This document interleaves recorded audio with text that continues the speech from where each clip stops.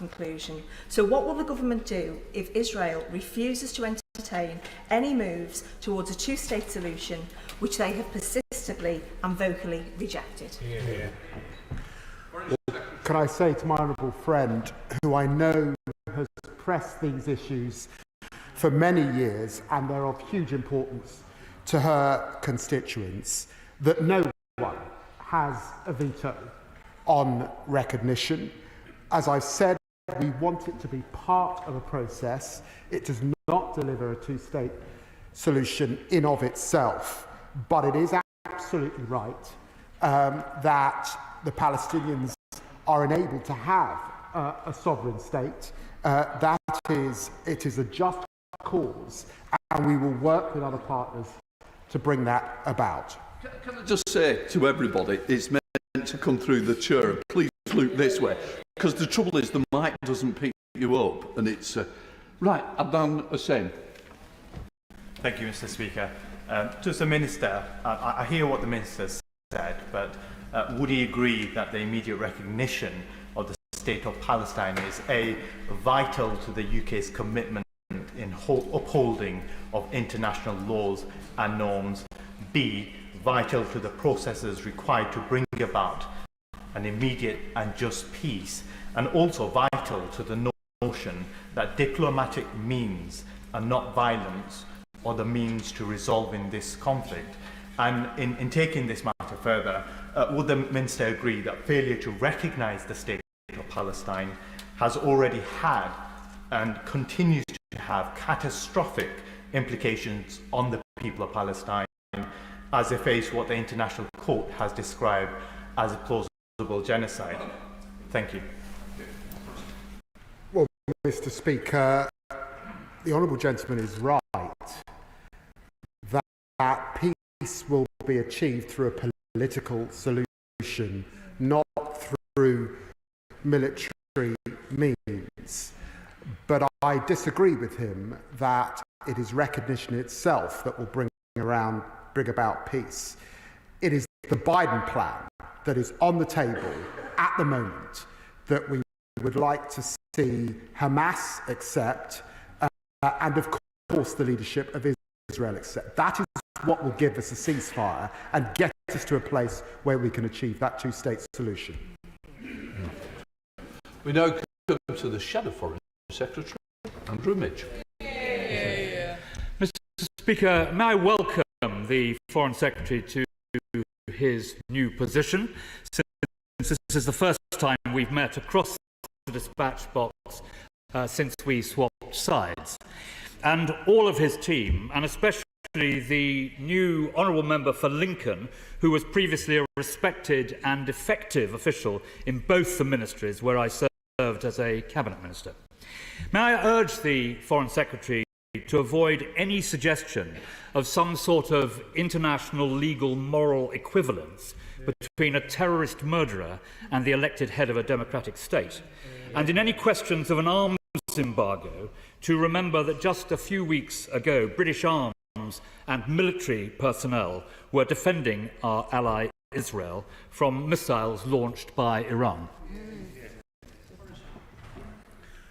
Well, Mr. Speaker, can I begin by welcoming the honourable gentleman to his position. It's great to see him where he is and not on this side.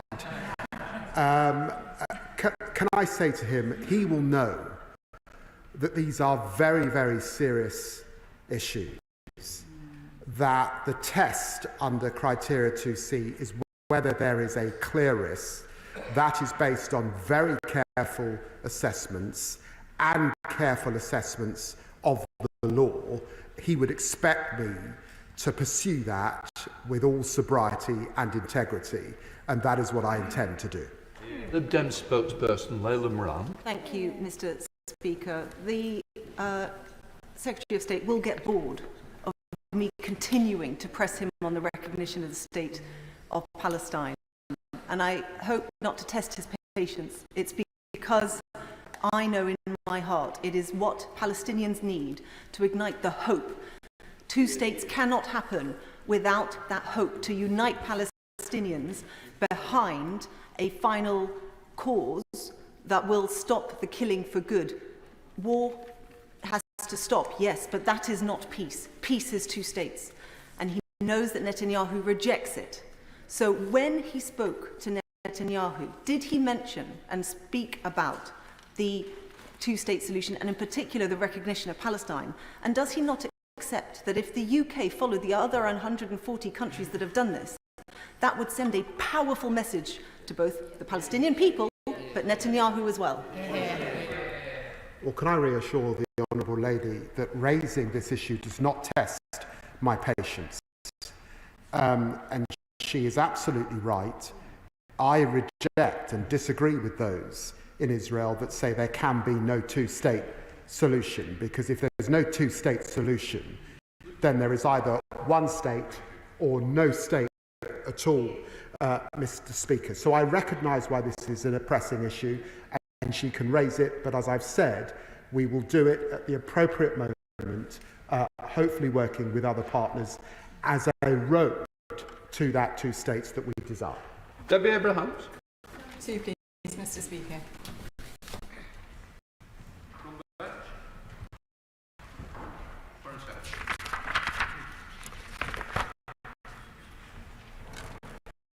In my second week in the role, I travelled to Israel and to the West Bank and called an immediate ceasefire, something none of my predecessors had done.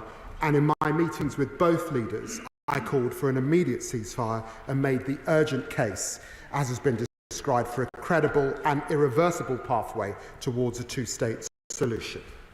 Debbie Abrahams. Thank you, Mr. Speaker.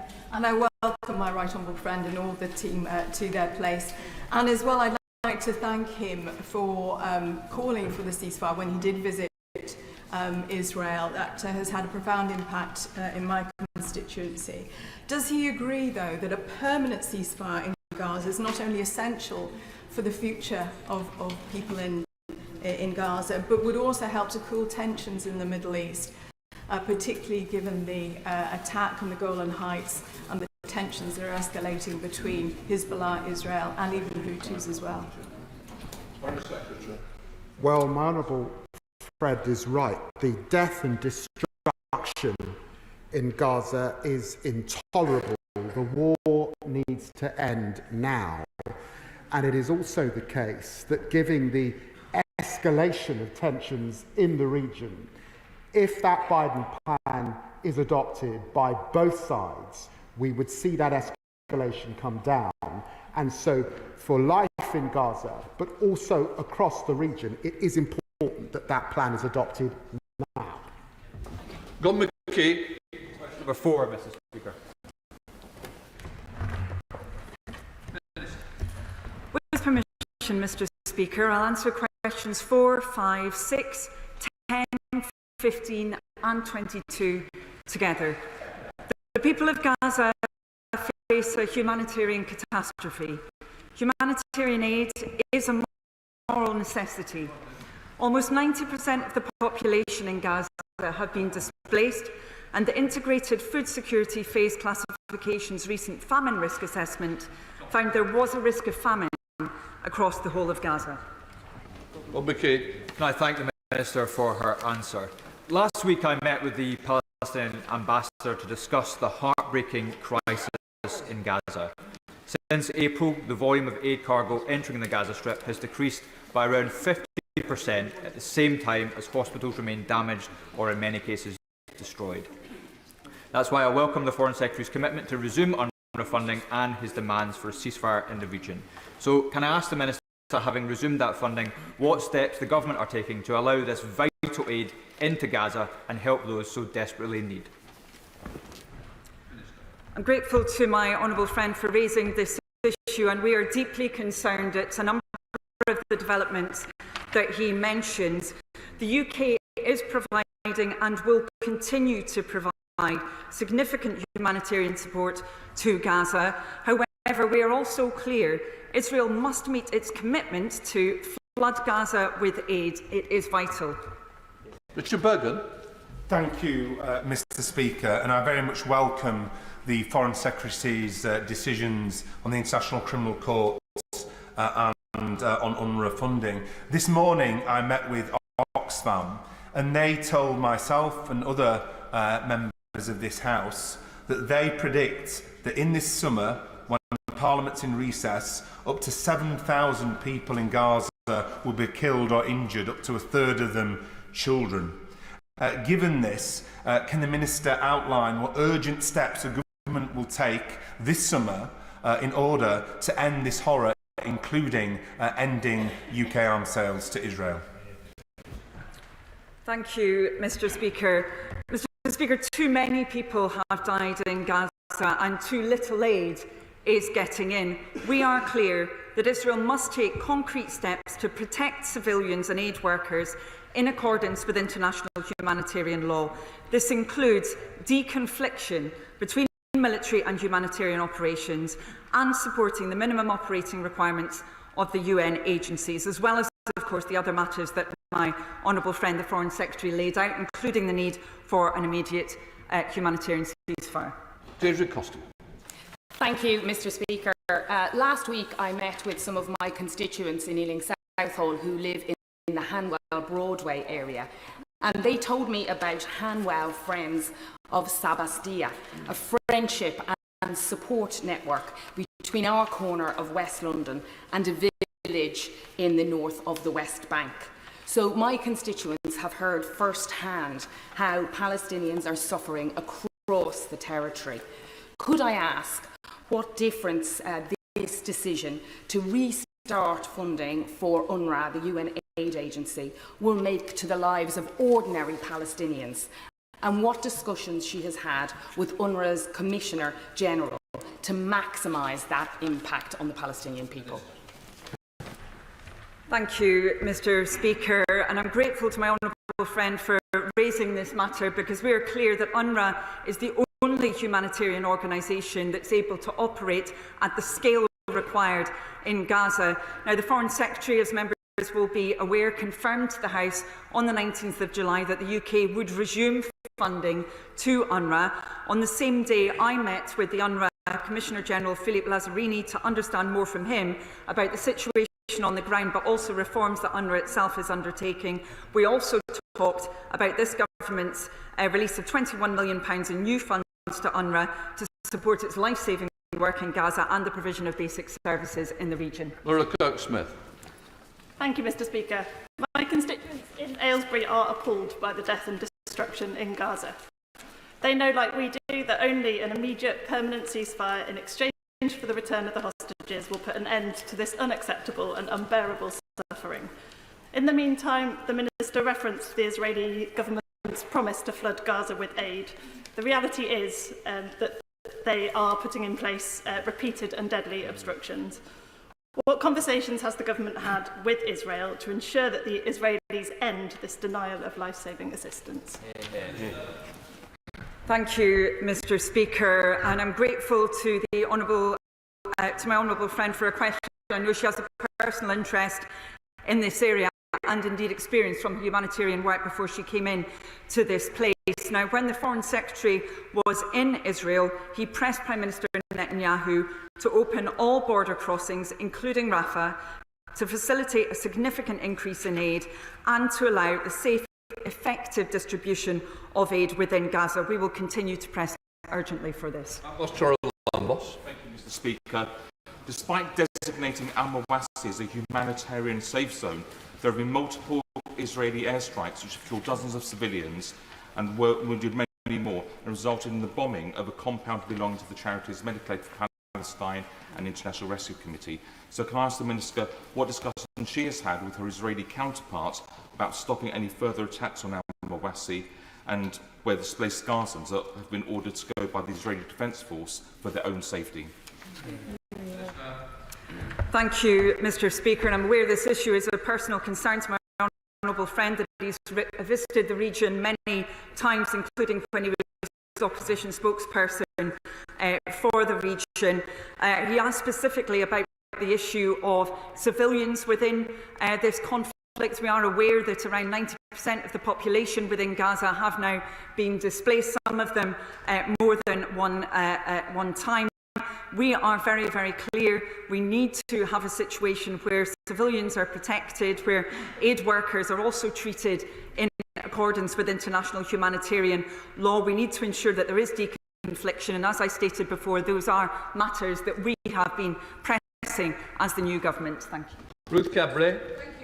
Speaker, the World Health Organization has warned that the lack of sanitation and clean water due to the humanitarian crisis in Gaza means there's a real risk of polio spreading undetected among the people of Gaza. Will the UK government consider supporting a mass vaccination programme in Gaza? I'm grateful to my honourable friend for raising this matter, and I discussed it as well as the Foreign Secretary directly with Dr. Tedros, the leader of the World Health Organization, yesterday. She is right about that severe concern around polio, also around the vaccination scheme that the World Health Organization is working on. But I would also point to the fact that when populations are not receiving the food and nutrition that they require, nor clean water, the potential for infectious disease obviously increases. The UK has provided significant support around food and nutrition, other forms of shelter as well, and essential materials. We will continue to do that, and indeed to work with the World Health Organization on these important matters. Thank you. Kit Malthouse. Thank you, Mr. Speaker. While the eyes of the world are rightly on the shocking situation, dystopian situation in Gaza, we should not forget the humanitarian situation in the West Bank, where a largely defenceless population is being ever more persecuted, exposed to violence, seeing their homes and land stolen.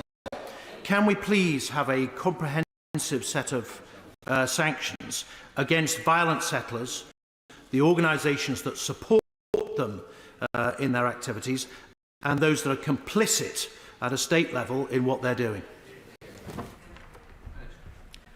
I'm grateful to the Right Honourable Member for raising this issue, and the health and well-being of those in the West Bank was again one of those issues that I discussed with General Lazzarini, obviously from UNRWA, because we are concerned about that situation.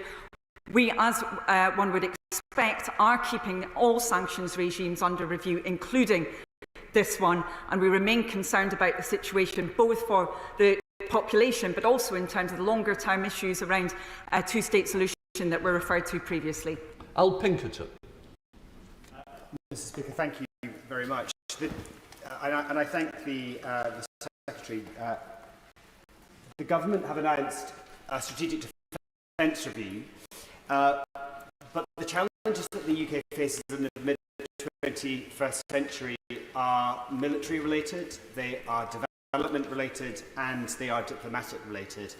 And I would just like assurance that the Foreign Office is going to have a distinct role to play in the strategic defence review, particularly given the light of the conversation that we've just had that shows the complexities of the UK's global posture in the 21st century.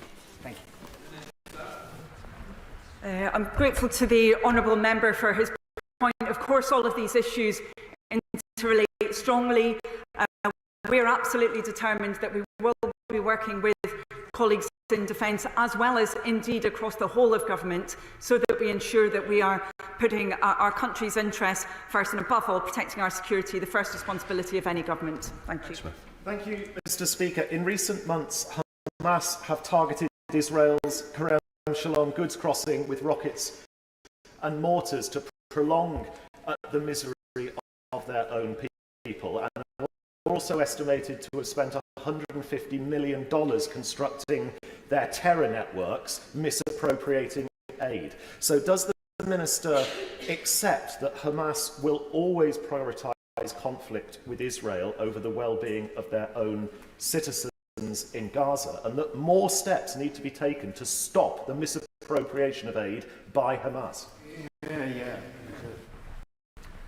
Thank you, Mr. Speaker. I'm grateful to the Honourable Member for his question. Of course, aid materials must always be provided directly to those who are in need, particularly particularly in a situation of humanitarian catastrophe, which is the case currently within Gaza. It is incredibly important that food and nutrition, clean water, other forms of sanitation, medicines and shelter are provided directly to those in need. They must not be misappropriated. That is absolutely fundamental. Of course, these are issues that we've discussed, for example, with UNRWA when we met with them, that we have discussed with other aid agencies as well that are involved in the region. Thank you. Brendan O'Hara.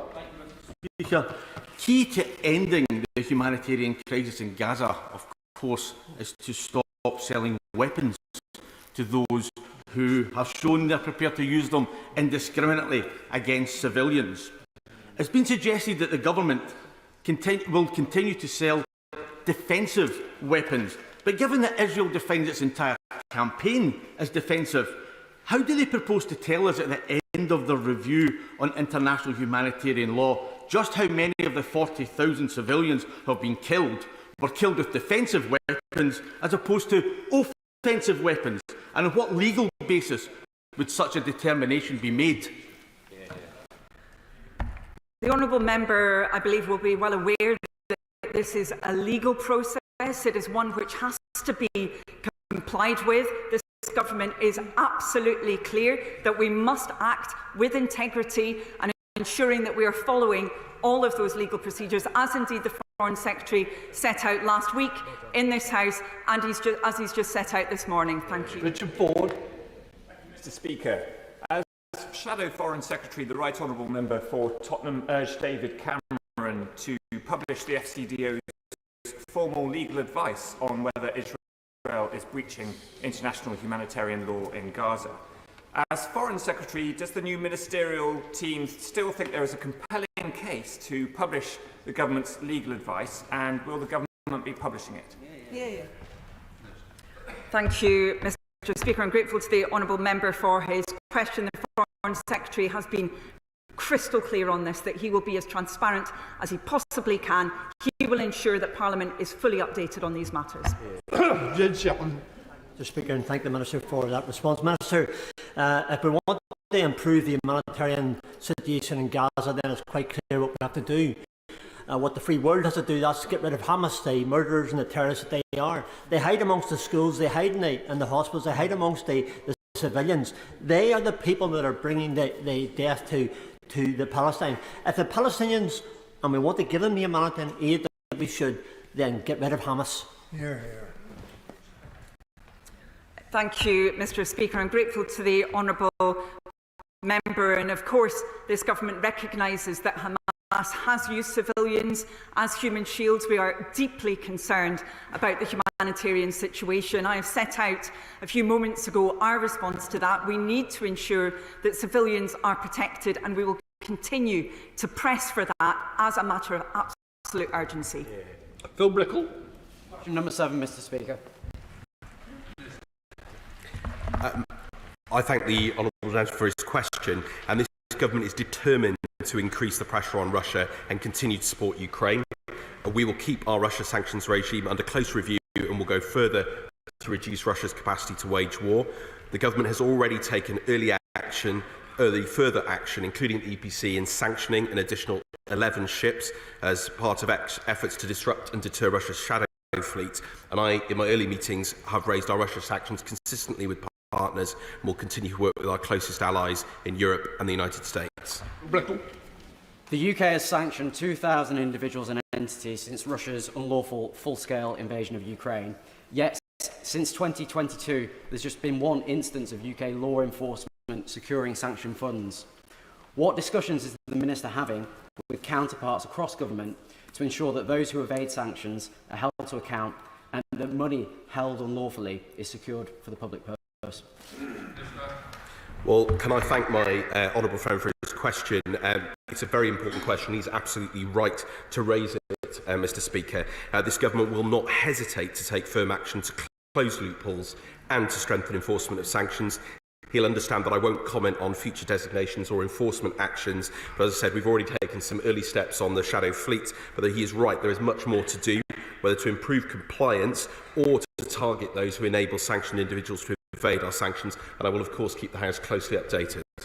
So John Whittingdale. I thank the Foreign Secretary for his early statement calling on the Russian government to release British citizen Vladimir Kara-Murza. Will he look at what further sanctions might be used to put pressure on the Russian government to release him and other political prisoners like the American journalist Evan Gershkovich? Well, I thank the right honourable gentleman for this very, very important question. He's absolutely right to raise it. We call for the release of all those detained in Russia on political grounds, including those imprisoned for their opposition to Russia's illegal war in Ukraine. And we've met with many of the families of those concerned, and we'll continue to take this very, very seriously. Shadow Minister Dame Harriet Baldwin. Thank you very much, Mr. Speaker. And can I start by congratulating the Minister on his appointment? I know how hard he worked on this brief in opposition. And he will know that the longer Russian sanctions are in place, the more creative Russia becomes at circumventing them. What steps do he and the Foreign Secretary plan to take to end the UK's indirect import of Russian crude oil via the 3 refineries at Jamnagar, Vadinar and New Mangalore? And did he discuss this issue, or did the Foreign Secretary discuss this issue when he travelled to see our Commonwealth friends in India last week? Well, I thank the honourable lady for her question, and it's a pleasure to see her in her position and to have worked with her many times on these issues in the past, across these benches, but also in other formats, Mr. Speaker. As I already outlined, and indeed as the Foreign Secretary outlined, we took robust action against Russia's shadow fleet alongside allies of the European political community. We will continue to explore further options to strengthen our sanctions, including in the energy sector. And indeed, the Foreign Secretary did raise this at his meetings in Mangalore. Gregor Ponton. Number 8, Mr. Speaker.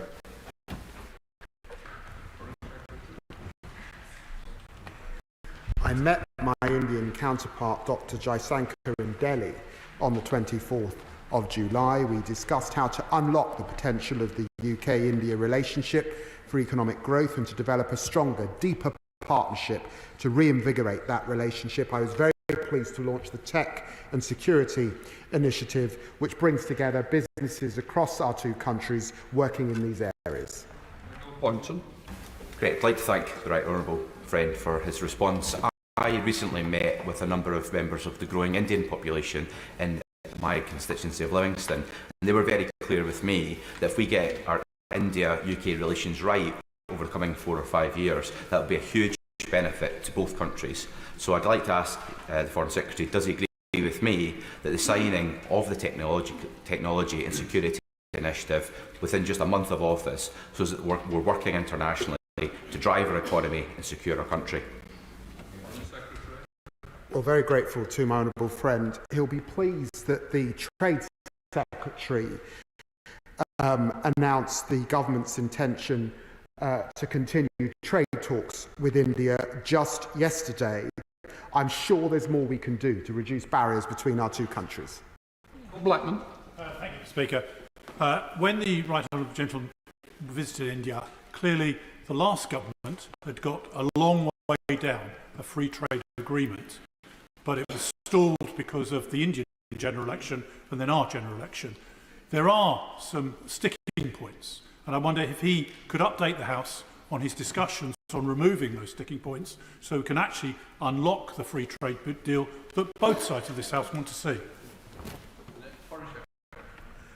Well, the honourable gentleman has great experience in these matters. I disagree with him slightly because he'll remember that the last government set a timetable and said we would have a trade agreement by Diwali. And I'm afraid the question is which one, because successive Diwalis passed and we didn't get one. But I was very pleased that the Trade Secretary set out that we are going to continue negotiations. And of course these issues came up with my counterpart in Delhi. We come to Shadows Minister Alicia Kearns. Well, thank you, Mr. Speaker. The Foreign Secretary rightly visited India to discuss a trade agreement between our countries. countries. His party regularly called for human rights to be part of that UK-India trade deal. So can he update the House on whether he secured said agreement during his visit? Now, on human rights, we on these benches welcome the Foreign Secretary raising with his counterparts the case of Jagtar Singh Johal, a British national who the UN has determined to be arbitrarily detained, and there were reports that he was subject to torture. Can the right honourable gentleman confirm today before the House that he still believes, as he did a month ago, that Jagtar is being arbitrarily detained, and will he today publicly call for Jagtar's release just as he urged from this dispatch box repeatedly the last Foreign Secretary? Will he meet with Jagtar's family as Lord Cameron did? And finally, having adopted the Foreign Affairs Committee's recommendation of a special envoy for Britain's wrongly detained abroad, when will he be announcing that somebody has been appointed? What can I say to the right honourable lady who has raised these issues over many years, that this is a very serious case, and I remain absolutely committed to pushing for a faster progress and to resolve it. I did, of course, raise the issue with the Minister for External Affairs in India last week. We continue to raise our concerns, particularly about allegations of torture and the right to a fair trial. And of course, I will meet with the family over the coming weeks. Tom Gordon. Question 9, Mr. Speaker.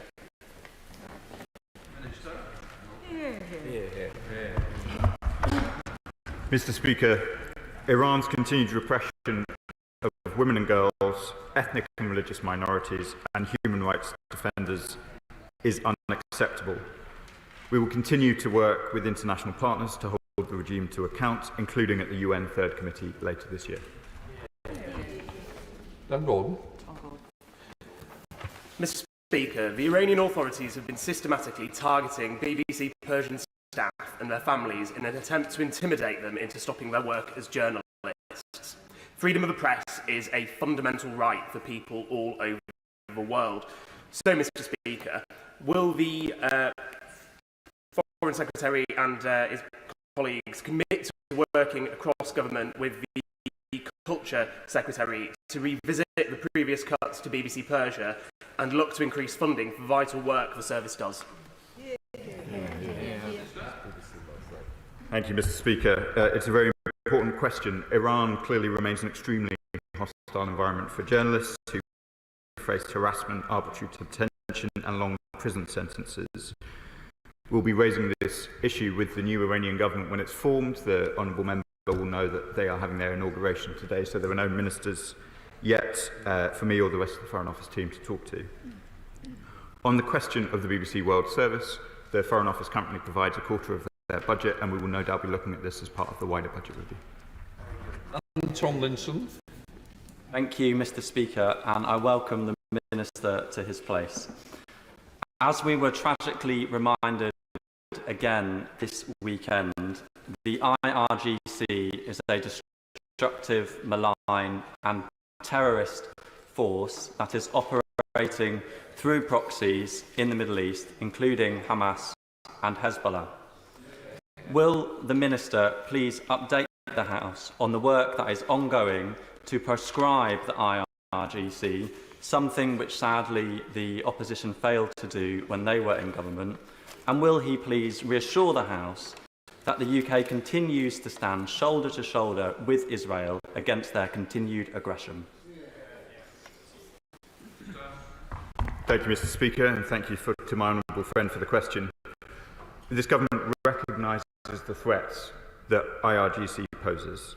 We will take the necessary measures to counter it at home and abroad. We'll keep the list of prescribed terrorist organisations under careful review, but it would not be appropriate to comment on whether or not an organisation is under consideration at this time. Iran continues to destabilise the Middle East through its support to its proxies and partners, and we will work with international partners to challenge this destabilising activity. Alistair Strathern. Number 11, please, Mr. Speaker.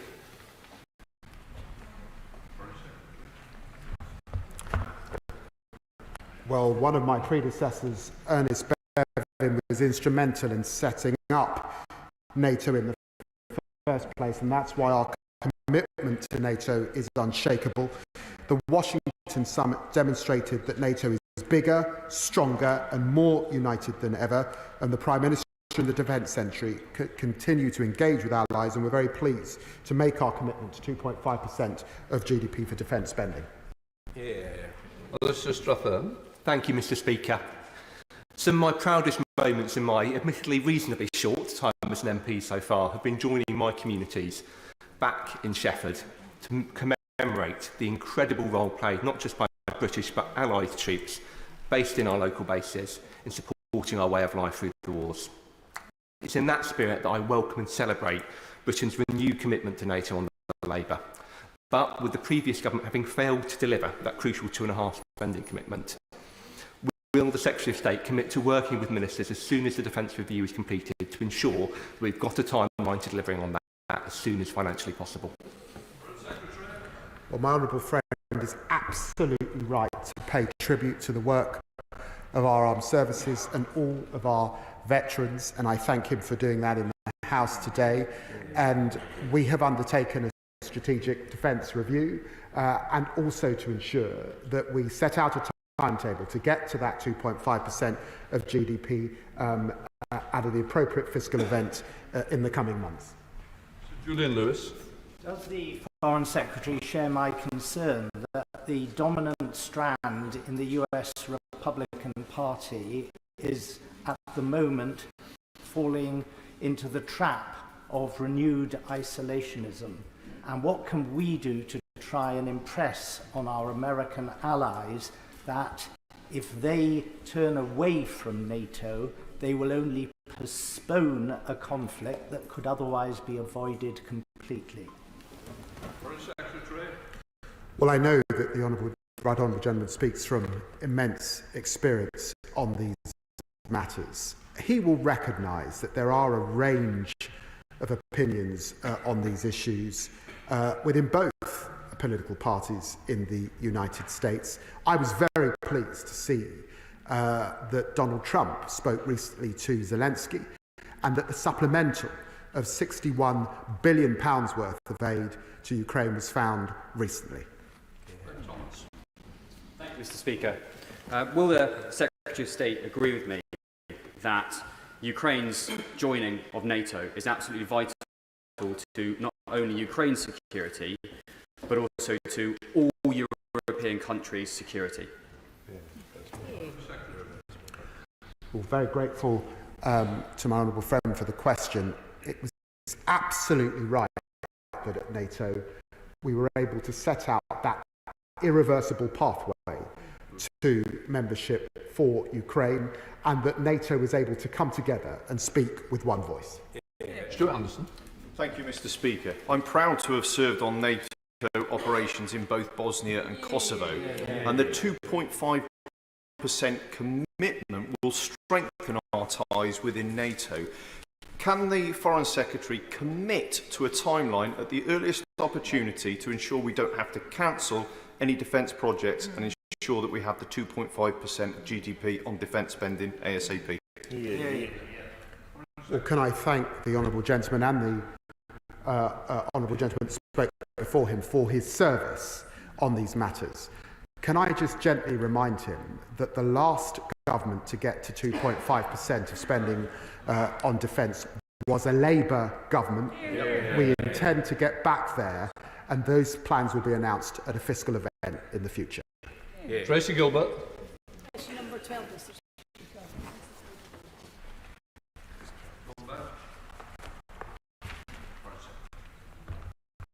As soon as I came into office, I commissioned new advice on Israel's compliance with international humanitarian law in the context of war in Gaza. We are obliged to look at that advice under criterion 2C for items exported. This is an ongoing process. I pledge to update the House as soon as I can on this very, very serious matter. Tracy Gilbert. Thank you, Mr. Speaker.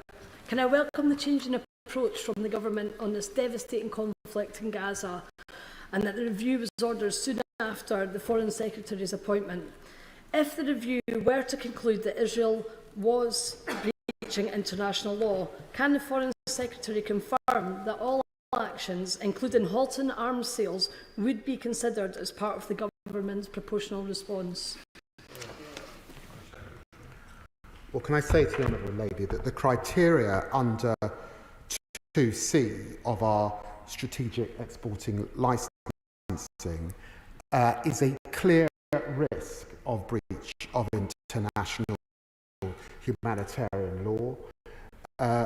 Careful assessments have to be made. There is then a legal process to enable me to meet that conclusion, and of course, with all sobriety and integrity, I intend to do that and update the House as soon as I can. Calm. 13, Mr. Speaker. With permission, Mr. Speaker, I'll answer questions 13 and 16 together. We've been clear that the government must uphold both our domestic and international legal obligations. The UK respects the independence of the ICJ. We received the advisory opinion in the question on the 19th of July and issued a statement which made clear that we will consider the advisory opinion carefully before responding. My colleagues on the front bench have already made clear our opposition to violence from settlers on the West Bank, and I'm happy to expand on that point if the questions would like. Mr. Speaker, I'd like to thank the Foreign Secretary for showing bold leadership and unequivocal support for international law by dropping the previous government's opposition to the arrest warrant against Netanyahu.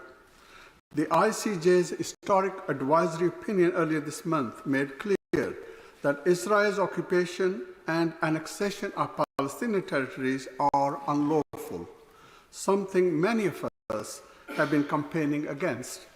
What steps is the Foreign Secretary taking to ensure Israel ends its unlawful occupation, particularly the recent expansion of Israeli settlements in the West Bank and the annexation of East Jerusalem? Thank you to my honourable friend for his question. I know he cares about these issues deeply. The Foreign Secretary visited the region within a week of taking office, and he has raised these precise issues with the Israeli authorities. I reiterate that we are strongly opposed to the expansion of illegal settlements and rising settler violence.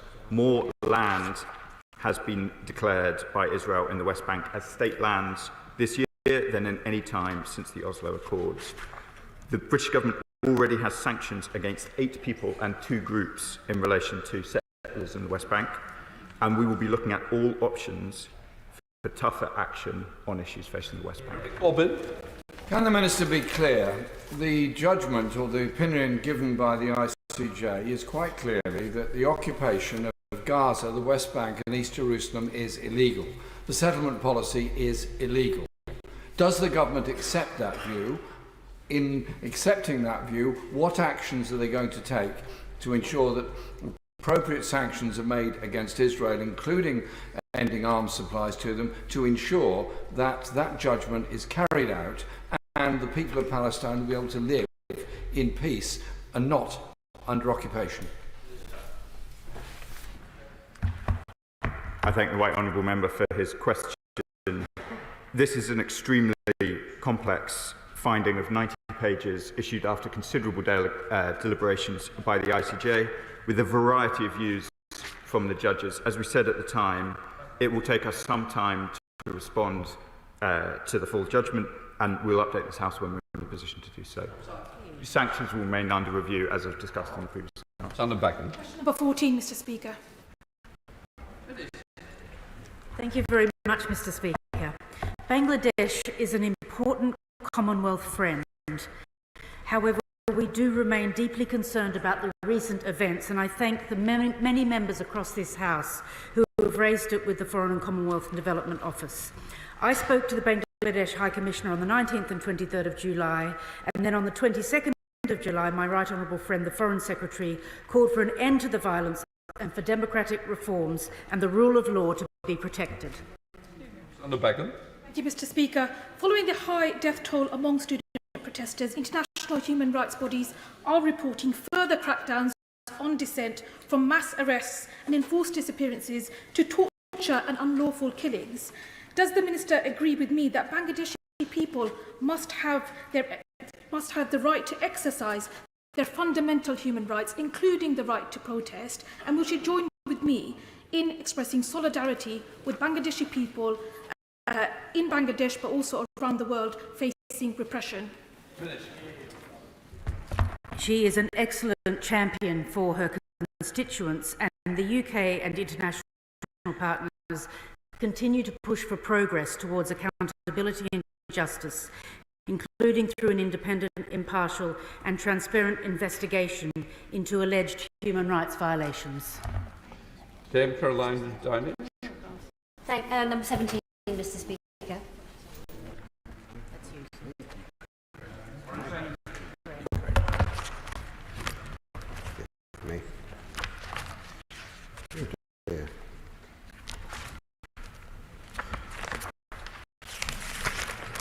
I was pleased that at the NATO conference we were able to come together as all nations and reaffirm our commitment to Ukraine, and that we took great heart from Zelensky speaking to the cabinet for the first time, and being united that we continue to stand with the people of Ukraine.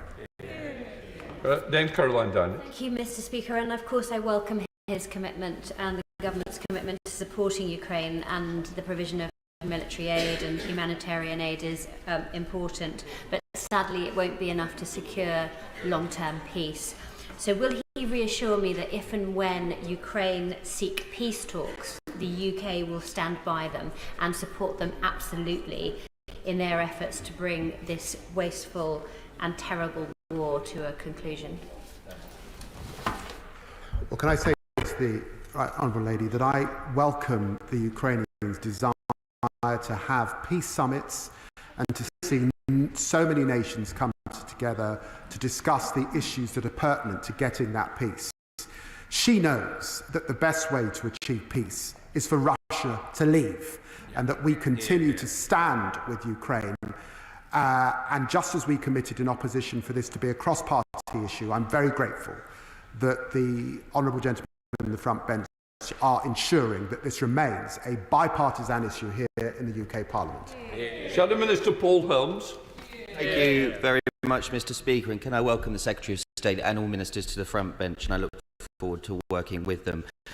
Can the Secretary of State reassure the House that he is working flat out, as was the last government, to make sure that the roughly £2 billion of funds generated from the sale of Chelsea Football Club gets distributed urgently and reaches those in desperate need of humanitarian assistance due to Russia's illegal invasion of Ukraine? And does the Minister agree that Chelsea FC is effectively now one of the largest charitable organisations in the country, and the sooner the funds are mobilised, the better? It's an ongoing and complex issue. We endeavour to do the best that we can at pace, unpicking much that happened previously under the previous government. We now come to topicals. Lloyd Hatton. Topical 1, please, Mr. Speaker.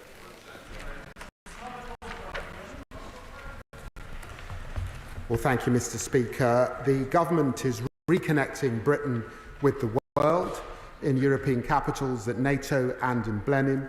I've been resetting relations with Europe and reinforcing support for Ukraine.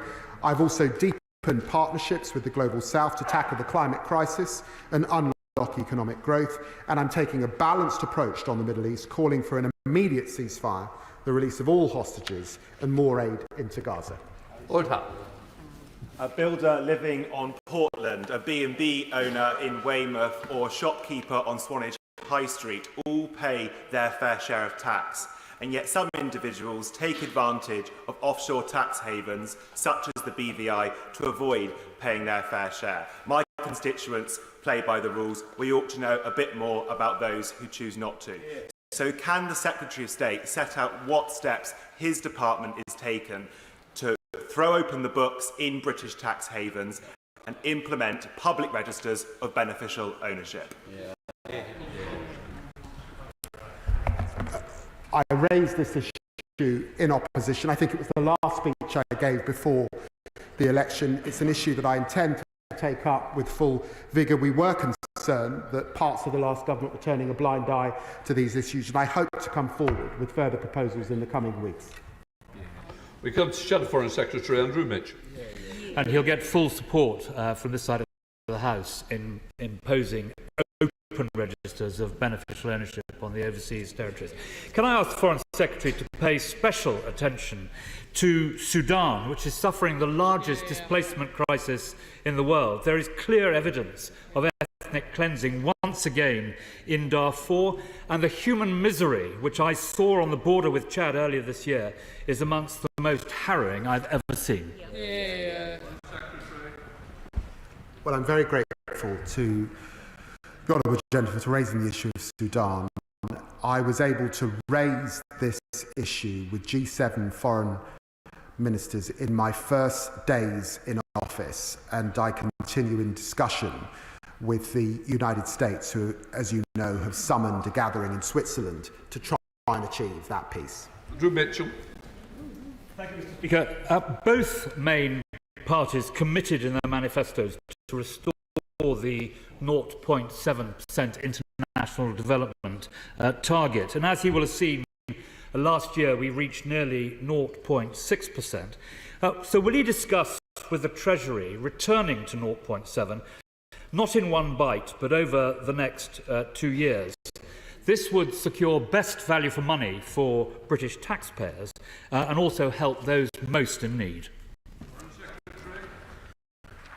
Well, I paid tribute to the Honourable Gentleman earlier, but this is one area that was left in a mess, because frankly 3.4 billion being spent on refugees in hotels is a lion's share of that amount. It's a lot for myself and my honourable friend, the Overseas Development Secretary, to deal with, but we will do all we can to get back to that 0.7% as soon as possible. Imran Hussain. Mr. Speaker, next week marks 5 years since the illegal revocation of Article 370 and 35A, taking away what little autonomy the Kashmiris had and paving the way for further persecution of the Kashmiris by the Indian Armed Forces. So will the Minister make clear she's committed to upholding international law and confirm that the UK will uphold UN Resolution 47 that demands the birthright of the Kashmiris to a free and fair plebiscite? Thank the Honourable Member for Bradford for his passionate defence of human rights in Kashmir, and he, of course, understands the UK government position that all countries should respect sovereignty, human rights, the rule of law, and we push all parties to work towards upholding United Nations resolutions. The Democrats spokesperson Leila Moran. Thank you, Mr. Speaker. This weekend we saw an escalation across the UN blue line when Hezbollah and Israel were exchanging rocket fire. 12 Druze children tragically lost their lives. One child dying in war is too many, no matter what nationality they may be. But this region is a tinderbox. What is the Foreign Secretary doing to calm the area now that we have seen an escalation? Because surely that would be a disaster for the region. Well, the Honourable Lady is right. The situation on the de facto border between Lebanon and Israel is very concerning. We urge all parties to act with caution. The UK condemns the strike in the Golan Heights that has tragically claimed the lives of 12 people. Hezbollah must cease their attacks and their destabilising activity. I was pleased to speak to the Prime Minister yesterday, and there will be more that I will say on Lebanon in the coming hours. Ian Byrne. On the 19th of July, the Foreign Secretary stated that 500,000 people in Gaza are a phase 5 of acute food insecurity. The classification definition that indicates starvation and famine. UNICEF had already reported 29 children have died from malnutrition. How does the government plan to change this reality as Palestinians face the harrowing reality of death by starvation because of a political choice? I'm grateful to my honourable friend for raising this issue. We discussed it obviously previously within this session. We're deeply concerned about the humanitarian situation within Gaza. We have obviously reflected that in our policy response, but also in our humanitarian response as well. That's included, for example, the statement that was made by the Foreign Secretary on his visit to the region, where he committed £5.5 million to UK Med. They're providing a field hospital on the ground, which is desperately needed. We've also ensured that there will be continued provision of the items of medicine and food and nutrition that's required, and play our part in that. Thank you. In room. Mr. Speaker, the united support for Ukraine is not shared in the United States, with worrying comments by the Republican vice presidential candidate. So, Mr. Speaker, I know the Foreign Secretary knows Mr. Vance. Can he tell the House what assurances he has from him regarding financial and military support for Ukraine should Trump win? Well, can I say to my honourable friend that the US has committed over £135 billion in support for Ukraine, including the £61 billion supplemental for Ukraine, and we thank them for that. I was very pleased to meet with JD Vance at the Munich conference and then subsequently in Washington, DC, and I continue to have a good conversation with him about these very important issues. All about. Thank you, Mr. Speaker.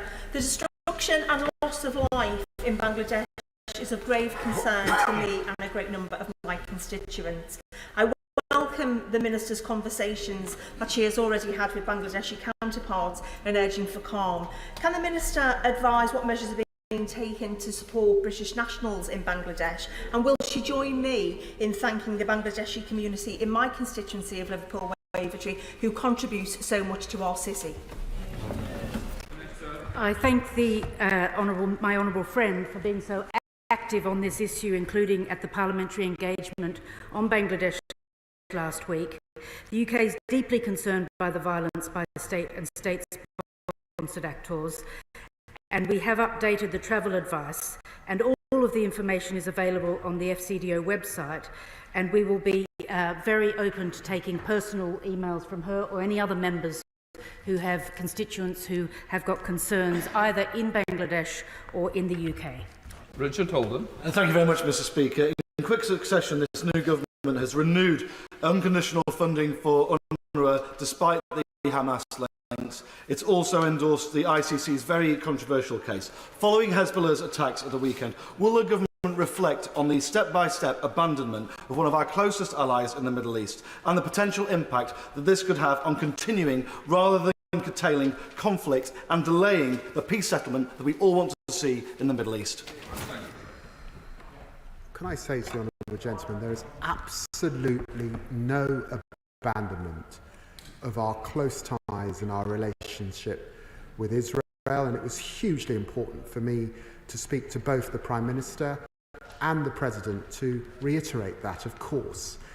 But it was also right in reflecting on the work of Madam Colonna and her report, and I urge him to read the report and read the recommendations, that like all of the rest of our international allies, that we do come forward with the funding. We did that with an extra 21 million. And can I remind him that $1 million of that is to ensure that those recommendations are implemented, to ensure the neutrality of UNRWA.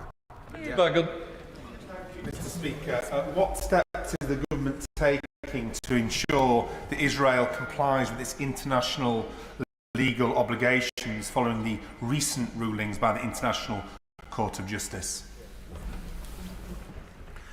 I know my honourable friend has taken up these issues time and time again from the dispatch box.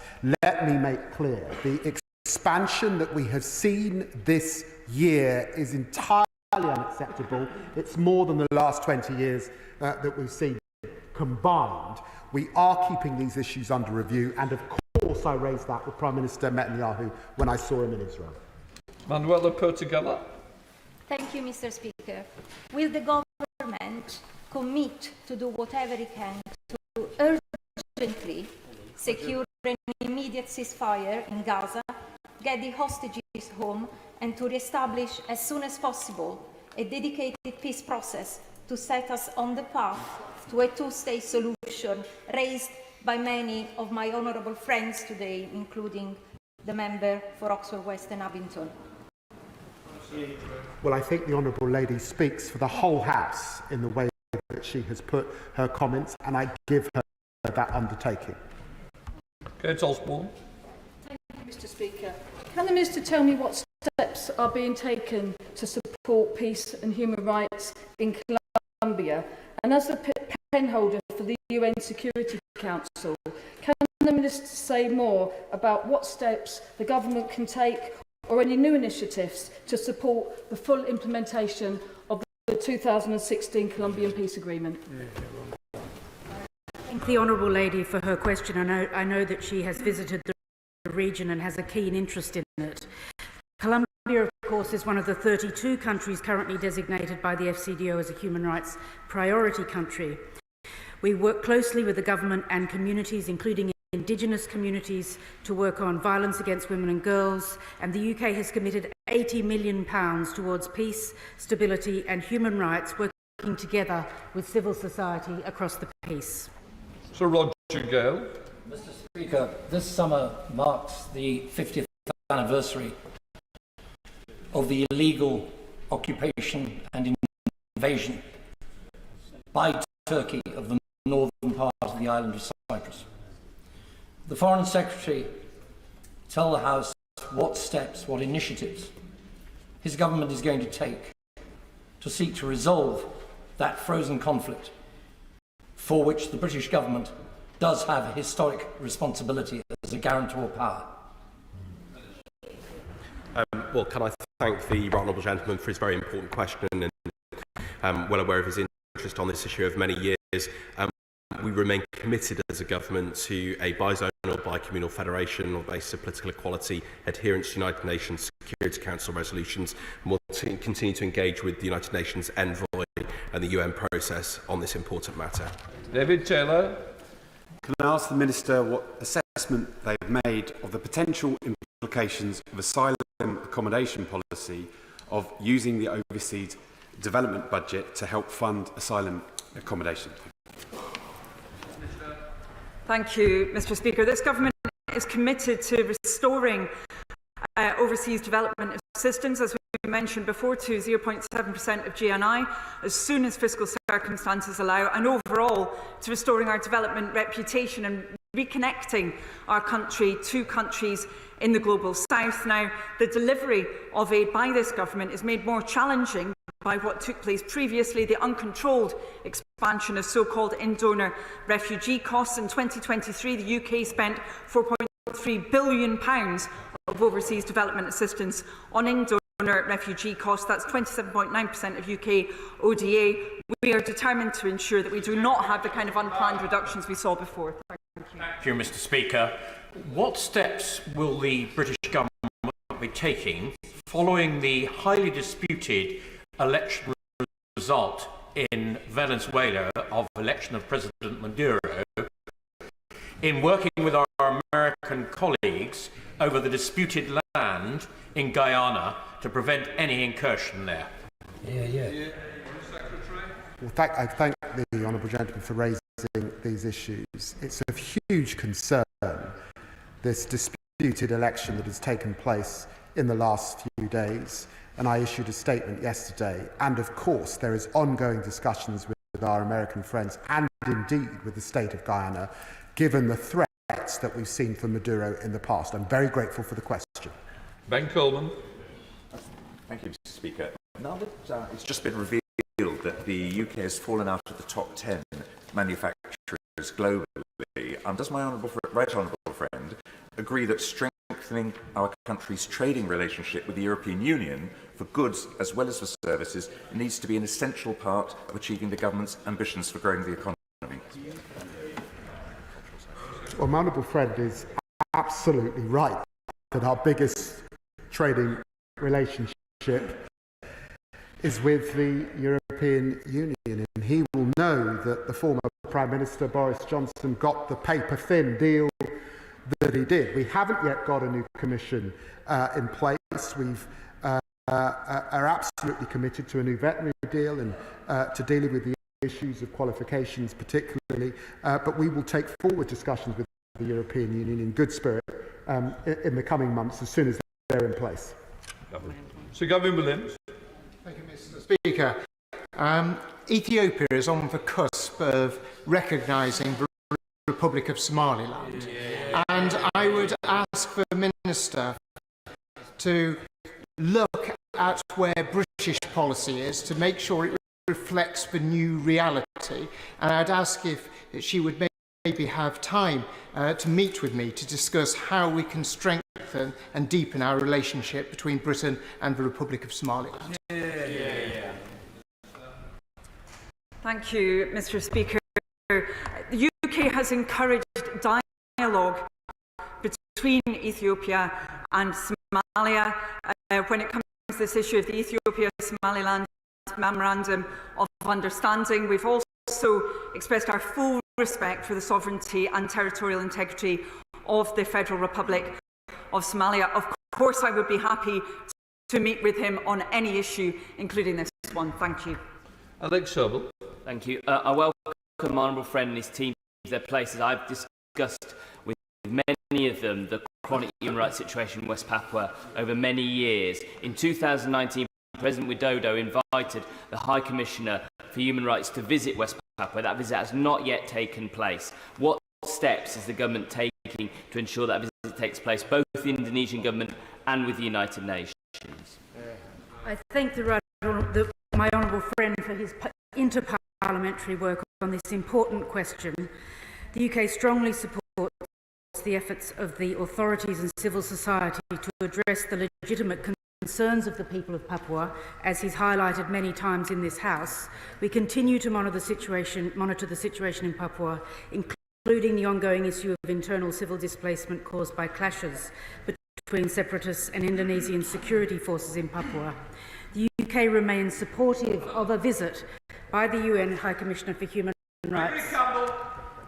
Mr. Speaker, has the Foreign Secretary had an opportunity to meet with his counterpart in the Irish Republic, given the ministerial statements there in recent months regarding the thousands of people that they believe to be there illegally, that they say have come from the United Kingdom, and what can be done to try and resolve that matter in a way that will satisfy both nations? Well, I was very pleased alongside the Prime Minister to meet with the Irish Taoiseach and to discuss these and other issues. Thank you, Mr. Speaker. You and I are both old enough to remember Tiananmen Square. The use of lethal force on student protesters in Bangladesh has rightly been condemned by our government. Can I urge that the Bangladeshi investigation, that they put pressure on that it has an international element? Because a country that can just turn off all communications with the outside world and controls all institutions right down to their stormtrooper-like police shouldn't just be allowed to mark its own homework. My right honourable friend, the Foreign Secretary, has been very clear that what has happened in the last couple of weeks in Bangladesh is not acceptable, and we've raised that on a number of occasions, including the nature of the judicial review which is currently being undertaken by the government of Bangladesh. Dance. A 25-year-old constituent of mine went missing on the evening of Saturday, the 13th of July in Sardinia. The Italian authorities called off the search on Friday. So, Mr. Speaker, will the Foreign Secretary meet with me to urge the Italian authorities to help find my constituent? Can I thank the Honourable Gentleman for representing the concerns of his constituents' family. I recognise this is a very, very distressing time for them. He will know that consular officials are providing support to the family and have remained in regular contact with the authorities in Italy. The Ambassador has raised this case with the Italian authorities. They've ended the active search, but the investigation is ongoing, and I'd be very happy to meet with him to discuss it further. Can I thank the Secretary? Can I thank the Foreign Secretary and his team for the £500,000 committed to the Caribbean after the devastation on Grenada and Carriacou? from Hurricane Beryl. But can I press him and the team the fact that the Caribbean is at the sharp end of the climate crisis? So can he tell the House what plans he has to advocate at COP29 for replacement to the £100 billion climate finance deal? Well, I'm very grateful to my honourable friend for taking up these issues from the backbenches. He will know that I was dealing with these issues on day one in office. Very sadly, this is the beginning of hurricane season across the region. So I keep in close touch with my Caribbean colleagues and expect to have further conversations later today. And of course, we will be taking up these issues as we head to COP. Shawkat Adam. Thank you, Mr. Speaker. I'm sure the House will agree with me that the situation in Gaza, and particularly for children, is absolutely horrific, with reports estimating that up to 50,000 children are requiring health-related treatment, and that's not even including conflict-related injuries. Will the Secretary of State agree with me that, along with international partners, we must secure a mechanism that allows these children to be treated here in the UK, especially as many hospital facilities have been erased in Gaza? Thank you, Mr. Speaker. The issue of medical treatment within Gaza is one that this government takes very seriously, including that, of course, for children. We have reflected that in our operations since coming in to office, particularly around supporting UK Med, which operates a field hospital that the member may be aware of. As I mentioned before, the Foreign Secretary announced £5.5 million going towards its operations. Now, that includes covering support for trauma, other forms of public health as well within Gaza. We will, of course, keep this under review. There's extreme need. Thank you. Egan. All of us here want to see an end to the conflict in Gaza and Israel, and that means and get into a lasting peace as soon as possible. Growing in concern that we're seeing rising hostilities on the north of Israel with Hezbollah, with a deadly increase attacks targeted against civilians. Hezbollah, of course, an Iranian-funded terror group which has entrenched itself in southern Lebanon. Can the Foreign Secretary give us reassurance that Britain will play a full part in working with Israel and other allies to counter this threat? Well, I'm very grateful to the honourable friend for the question. Further escalation is in nobody's interest. And can I reassure him, we understand who sits behind Hezbollah, and that is Iran. And they have been engaged in a lot of activity to drive escalation forward in the region. So, of course, I want to give him that reassurance. Final question, Bob Black. Thank you, Mr. Speaker. 111 hostages are unaccounted for in Gaza. Some are foreign nationals, but most are Israeli citizens. Recently, bodies were recovered from under Yunus Khan, the city, demonstrating that Hamas have complete contempt for humanitarian areas. What action is the Foreign Secretary taking to secure the release of the hostages? And will he guarantee that Hamas will play no further part in the governance of a state of Palestine? I can say to the honourable gentleman, it was very important for me to meet with hostage families when I was in Israel. I've spoken to hostage families since returning back to the country, and of course we are giving all assistance we can to the Israeli authorities to ensure that those hostages get out. And I really want him to understand that we have this as a number one concern. Those hostages need to be returned. That completes questions.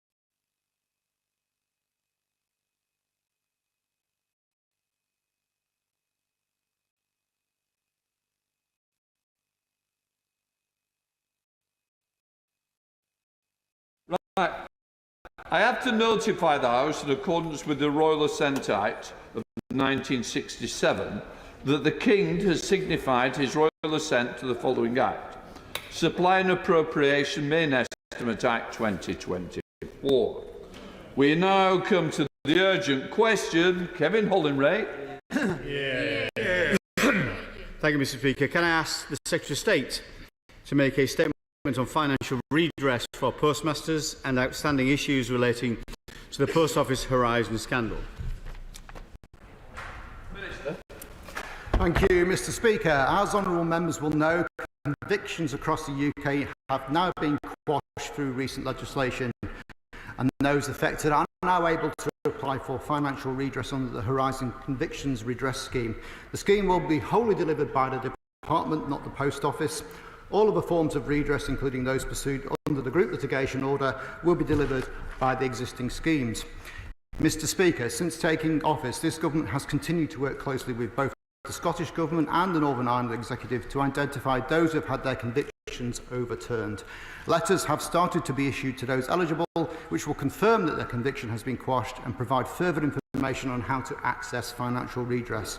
But I would encourage those who believe they are eligible not to wait for a letter. Please do come forward now and register for the Horizon Conviction Redress Scheme.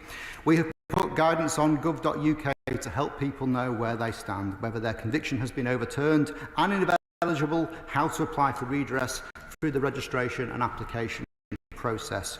Victims will be able to choose from two options. Firstly, they can either accept a fixed settlement of £600,000, or secondly, they can choose a full claim assessment if they believe their losses exceed £600,000 and wish to have their application fully examined by the government. No matter what route they choose to take, once an applicant's eligibility is confirmed, they will be paid a preliminary payment of £200,000. We're making sure that they can access historical data from both the Post Office and HMRC to support their decision and the application. We also recognise that with the best will and support in the world, in a few cases, some information may not be retrievable, but I can assure honourable members that even in those cases, we will do all we can so that a fair offer is made to sub-postmasters who have suffered this terrible injustice.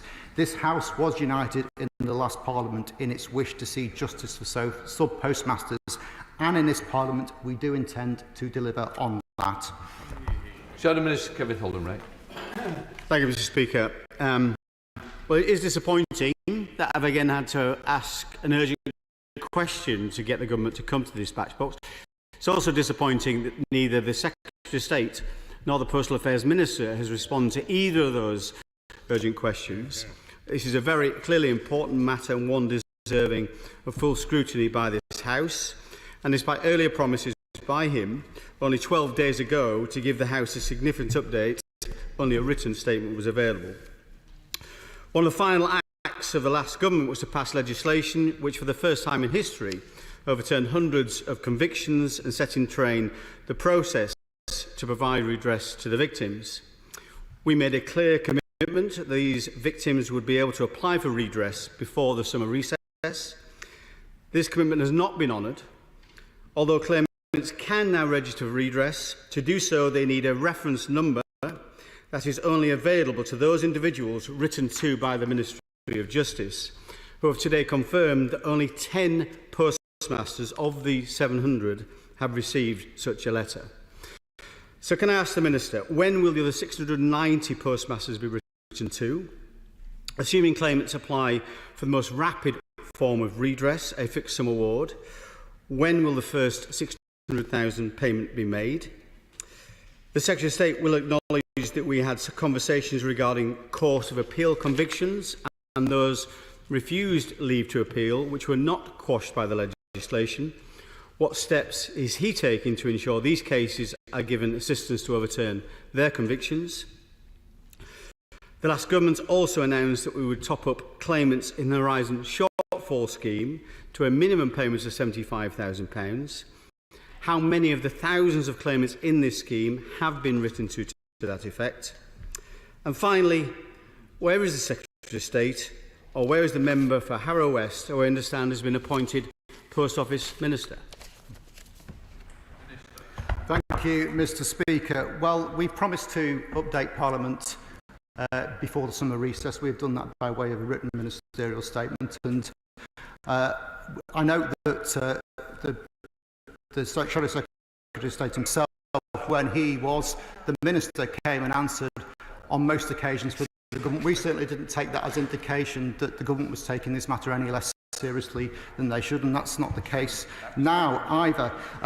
And I understand the frustration that the Shadow Secretary of State has about the number of letters that have gone out, but there have been difficulties in corroborating some of that data. I understand when the Shadow Secretary of State made that promise as a minister, he did so in good faith, but it has turned out that there have been additional physical checks that have been required. We have had to access court documents, sometimes stretching back decades, which have meant that there have been delays, but the Ministry of Justice have actually put more resource into that to ensure that that carries on at pace. As is noted, the website is now up and running. Applicants can register on that now. I'm pleased to report, as of this morning, already 89 people have done so. And we hope that once verification checks have been completed, that payments can be processed within 10 working days. In respect to the Court of Appeal question, we understand that that was discussed at length during the passage of the Act. It is a matter that is deserving of further consideration, and I understand that the the Minister for Postal Services has indeed had conversations in regard to what we can do in respect to that. Thank you, Mr. Speaker. Can I welcome the answer provided by my honourable friend? He will remember that when the Select Committee reported just 4 or 5 months ago, we noted that 80%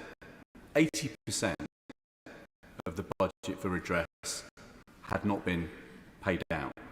And we suggested to the now Shadow Secretary of State a number of measures to put into the bill to speed up the process.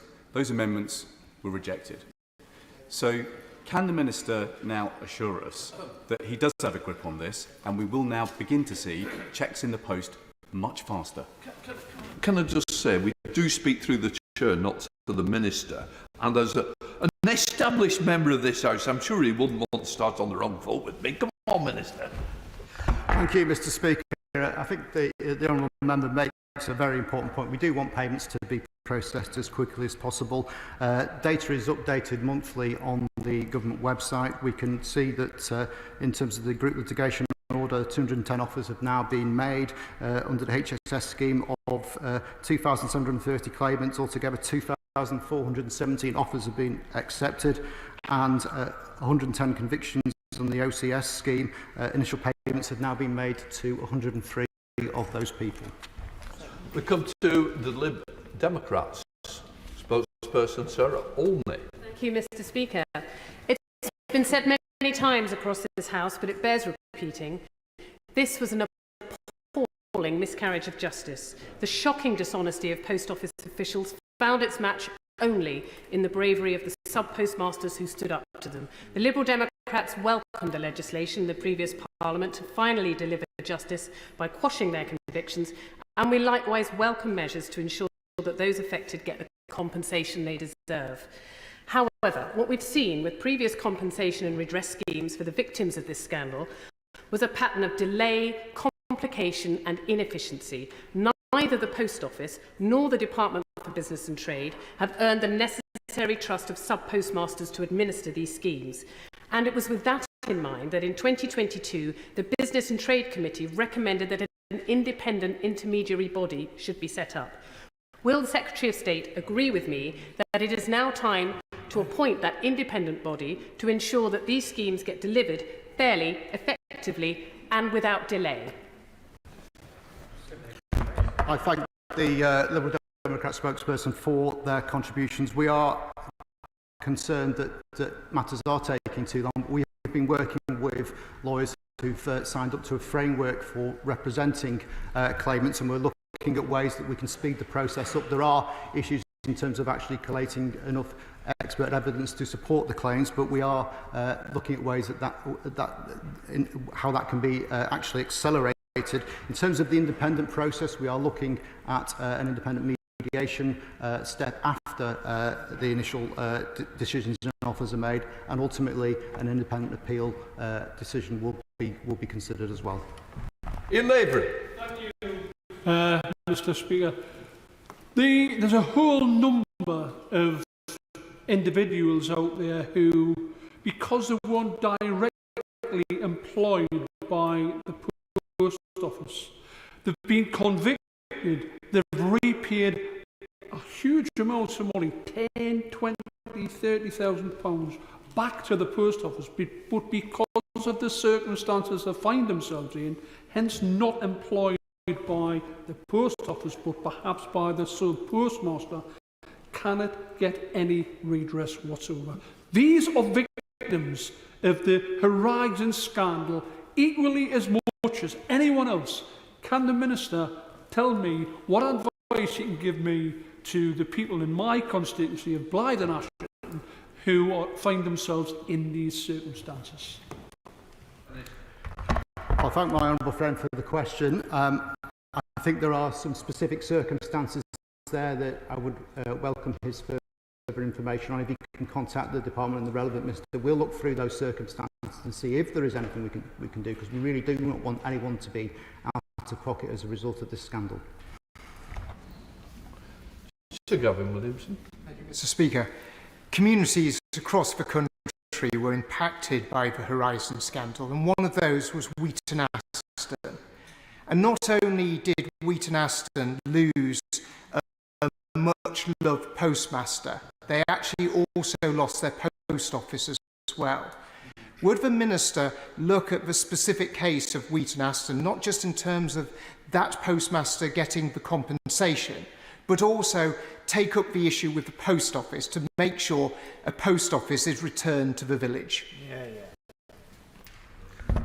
Thank the right honourable member for his question. I'll certainly relay that back to the department. We'll look in some detail on that. It is important that communities do have a post office that they can access. They are a vital part of our infrastructure in this country. They are a vital lifeline for many individuals, and we want to make sure that every community is served as much as possible. Thank you, Mr. Speaker. I'd just like to take a moment to pay tribute to my predecessor for the work that Marion Fellows did in this issue throughout her time in this House. I was delighted to hear from the Minister that there's been conversations with the Scottish Government regarding this issue and looking for justice and redress for sub-postmasters. Can I ask the Minister how confident he is that there will be no further obstacles put in the way of justice and redress in Scotland by the Scottish Government following those conversations? I thank the honourable, my honourable friend for her question, and would join her in paying tribute to her predecessor, who was tenacious in her pursuit of this matter. We have had a number of conversations with the Scottish Government, and we don't want to see any difference between the way this scheme is administered in any part of the country, and we're confident that that will be the case. Dame Caroline Downey. Thank you very much, Mr. Speaker. This is a national scandal, and it's almost impossible to quantify the lack of trust, the loss of trust that has resulted both with the government but also with the post office over this. I wonder if the Minister could just set out a little bit more what they intend to do to ensure that the information and the support to make these applications to the redress scheme for every single postmaster that had been affected, every single one that had a conviction quashed, is going to be taking place.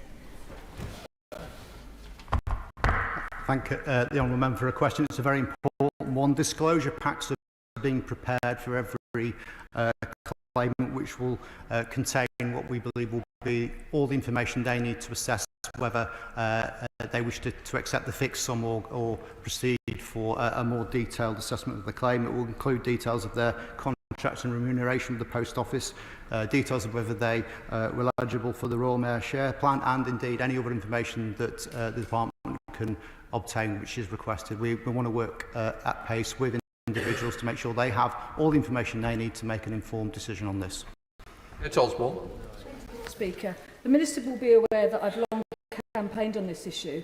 He might not yet be aware of a letter that I sent to his department highlighting issues with the current compensation schemes, as well as calling attention to issues with the original 555 sub-postmasters, of which my constituent Chris Head belongs. Chris was one of the thousands of Horizon scandal people impacted by the scandal, and he himself has still only been offered 17% of his verified claim. So will the Minister agree to meet with me and Chris to discuss these issues?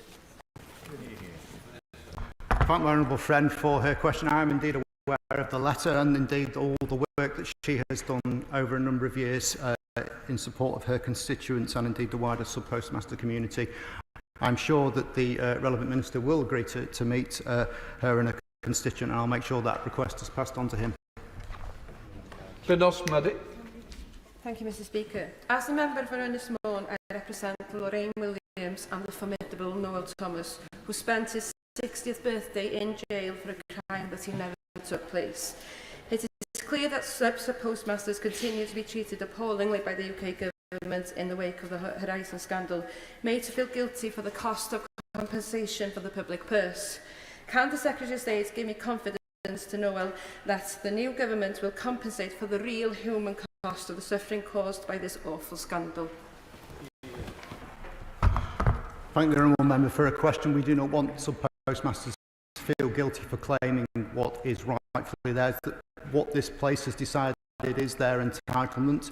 We've made measures to ensure that they won't have to foot any legal bills for taking advice in respect of their applications, and we want to make sure that every potential head of loss is covered and adequately compensated for. So we want to make this as easy and as swift as possible for those affected. Hello. Thank you, Mr Speaker.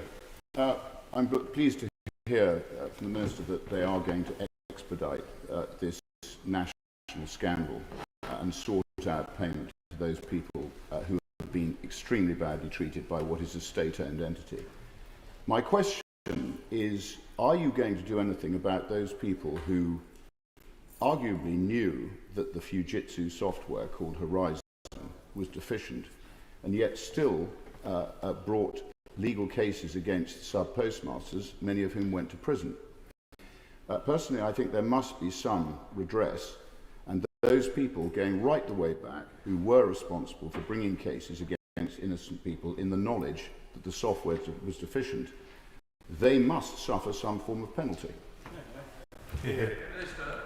Honourable member makes an important point which has been raised on a number of occasions previously. We believe that the correct approach to this is for the inquiry to assess those individuals' particular culpability, and then we will take forward their recommendations, because I think it's important that we see that individuals do take some responsibility and accountability for their actions. Thank you, Mr Speaker. The Horizon IT scandal is without doubt one of the greatest miscarriages of justice in our history, and whilst we cannot change what has happened, we must establish what went wrong. So can the Minister assure the House that he will carefully consider the findings of the Post Office Horizon IT inquiry? And does he agree with the Shadow Secretary of State's position that there should be prosecutions for those that are deemed responsible?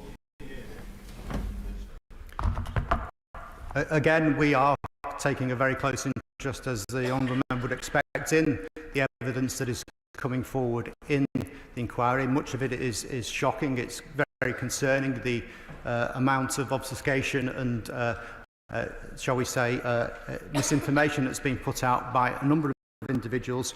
We think it's right to wait to see what the chair of the inquiry recommends in terms of future action, but we're certainly committed to looking very closely and making sure that individuals do take responsibility for their actions.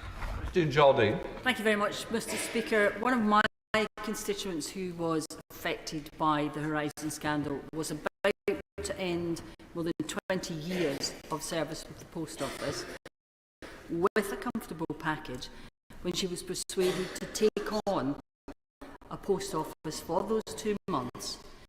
She did, and got caught up in the Horizon scandal. She then had months of trauma of trying to prove her innocence, arguing with the Post Office, and was sacked, lost the package and lost a lot of expense. I spoke to the previous minister about it, and she has applied for compensation, but she's now being told that she's not entitled because she didn't have a contract, which she says she did have.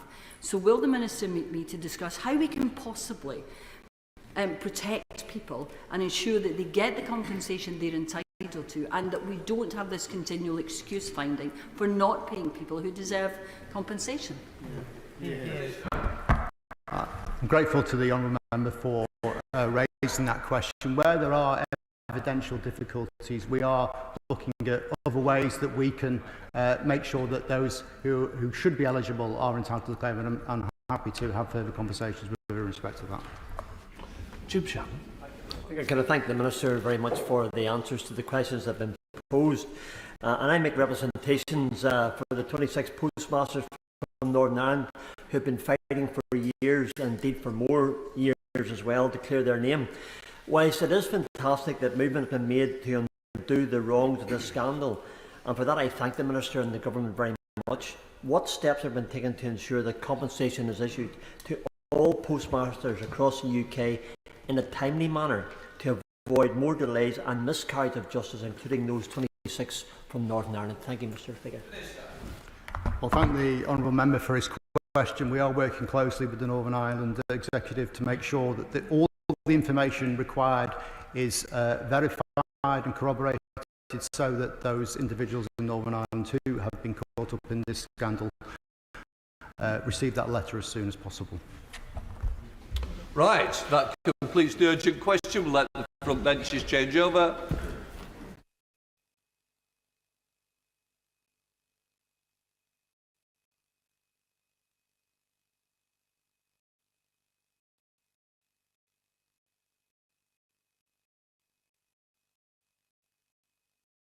I now call the Deputy Prime Minister to make a statement to the House.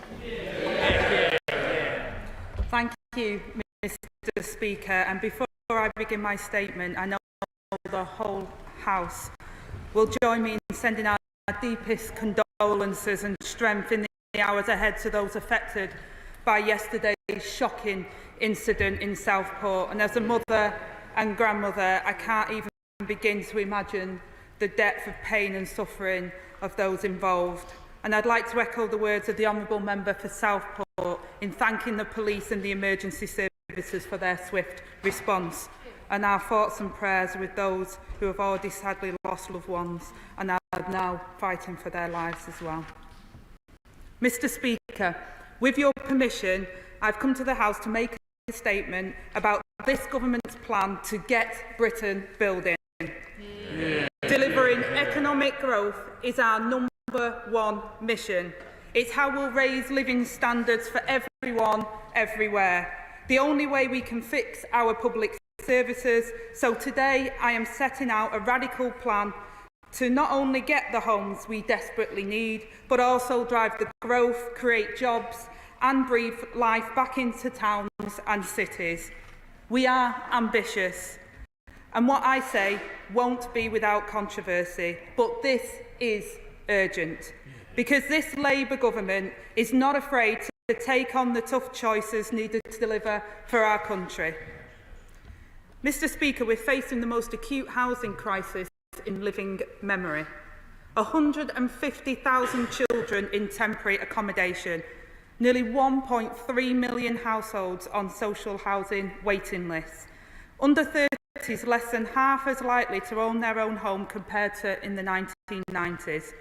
Rents are up 8.6% in the last year. Total homelessness at record levels. There are simply not enough homes. Those on the benches opposite knew this, but what did they do for 14 years? As my right honourable friend, the Chancellor, said yesterday, they ducked the difficult decisions. They put party before country. They pulled the wool over people's eyes by crowing about getting 1 million new homes in this last Parliament. But they failed to get anywhere near their target of 300,000 homes a year. And in a bid to appease their anti-housing backbenchers, they made housing targets only advisable. They knew that this would tank housing supply, but they still did it. And as I stand here today, I can now reveal the result, that the number of new homes is now likely to drop below 200,000 this year. Unforgivable. This legacy makes our job all the harder, but it also makes it so much more urgent. So today, I'll explain how Labour will deliver the change needed to turbocharge growth and build more homes. And I'll start with housing targets. Decisions about what to build should reflect local views, but that should be about how to deliver new homes, not whether to. Whilst the previous government watered down housing targets, caving into their anti-growth backbenchers, this Labour government is taking the tough choices, putting people and country first. For the first time, we'll make local housing targets mandatory, requiring local authorities to use the same method to work out how many homes to build. But, Mr. Speaker, that alone is insufficient to meet our ambition. So we're also changing the standard method used to calculate housing need, so it better reflects the urgency of supply for local areas. Rather than relying on outdated data, this new method will require local authorities to plan for homes proportionate to the size of existing communities. And it will incorporate an uplift where house prices are most out of step with local incomes. The collective total of these local targets will therefore rise from some 300,000 a year to just over 370,000 a year. Now, some will find this uncomfortable, and others will try and poke holes. So I'll tackle the four arguments head on. First, that we're demanding too much from some places. To this I say, we have a housing crisis and a mandate for real change, and we all must play our part. Second, that some areas might appear to get a surprising target. Well, Mr. Speaker, no method is perfect, and the old one produced all sorts of odd outcomes. Crucially, ours offers extra stability for local authorities. Third, that we are lowering our ambition for London. I'm clear we're doing no such thing. That London had a nominal target of almost 100,000 homes a year based on an arbitrary uplift was absolute nonsense. The adoption of the London plan has a target of around 52,000, and delivery in London last year was around 35,000. The target we're now setting for London, roughly 80,000, is still a huge ask.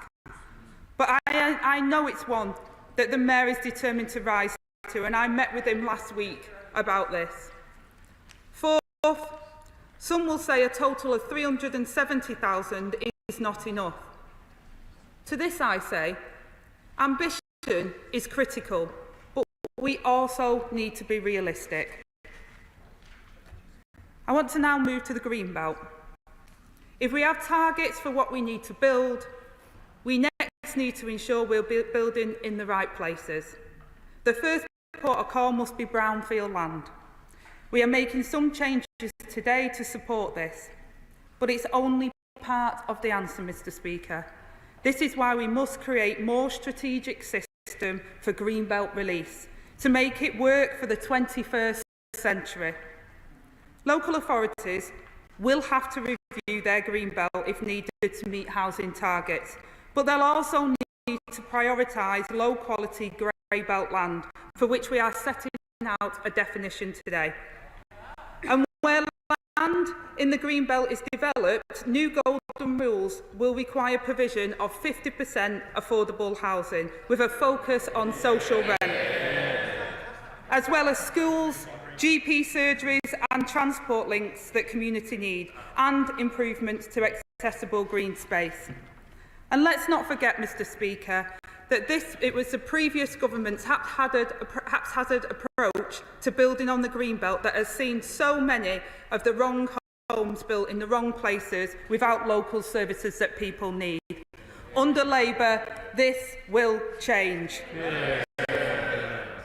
Now, Mr Speaker, increasing supply is of course essential to improving affordability, but we must also go further in building genuinely affordable homes, and part of this must come from developers. And the Housing Minister will be meeting with major developers later to ensure that they commit to matching our pace of reform. But an active mission-led government must also play its role. This is why today I'm calling on local authorities, housing associations and industry to work with me to deliver a council house revolution. Yeah. Mr Speaker, this isn't just a nice add-on. It is vital to getting the 1.5 million homes built, because we know that schemes with a large amount of affordable housing are likely to be completed faster. And injecting confidence and certainty into social housing is how we get Britain back to building. The previous government had to downgrade the number of new homes their affordable housing programme would deliver. And now today, I can unveil that not only between 110,000 and 130,000 affordable homes are due to be built under this programme, down from their original target of 180,000. In our worst case scenario, some 70,000 fewer families in need of a secure home will lose out, Mr Speaker. How have they let that happen? And once again, it's this government which will have to pick up the pieces. This is why today I'm announcing immediate steps for the biggest boost to social and affordable housing in a generation. Yeah. We will introduce more flexibilities in current affordable homes programme working with Homes England, and will bring forward details of future government investment at the spending review. I also recognise that councils and housing associations need support too. So my right honourable friend, the Chancellor, will set out plans at the next fiscal event to give them the rent stability that they need to borrow and invest. But, Mr Speaker, we must also maintain existing stock, which is why I'm announcing important changes to the right to buy. We have already started reviewing the increased right to buy discounts introduced in 2012, and will consult in the autumn on wider reforms to right to buy. And we are immediately increasing flexibilities for councils when using right to buy receipts. And in addition, to help councils provide homes for some of the most vulnerable in society, I can also confirm today that the £450 million of the Local Authority Housing Fund will flow to them to provide 2,000 new homes. This is what Labour does. Mr Speaker, these reforms are key to realising our wider growth ambitions. Part of that comes from new homes themselves, releasing untapped potential of our towns and cities that for too long have been throttled by the insufficient and unaffordable housing. But it also flows from making it easier to build the infrastructure on which we rely. So we're making it easier to build laboratories, gigafactories, data centres and electricity grid connections. And we must make it simpler and faster to build the clean energy sources needed to meet zero carbon energy generation by 2030. We've already ended the de facto ban on onshore wind, but we're also proposing to bring large onshore wind projects back to the nationally significant infrastructure projects regime, NSIP, change the threshold for solar development to reflect the developments in solar technology, and set a stronger expectation that authorities identify sites for renewable energy. To deliver all of this, we need every local authority to have a development plan in place. Up-to-date local plans are essential to ensuring that communities have a say in how development happens. Areas with a local plan are less vulnerable to speculative developments through appeals, and yet just a third of places have one that is under 5 years old. This must change. We will therefore fix this by ending constant changes and disruption to planning policy, setting clear expectations of universal local plan coverage and stepping in directly where local authorities let residents down. Local plans ensure local engagement and are critical to making development that have local people's needs met.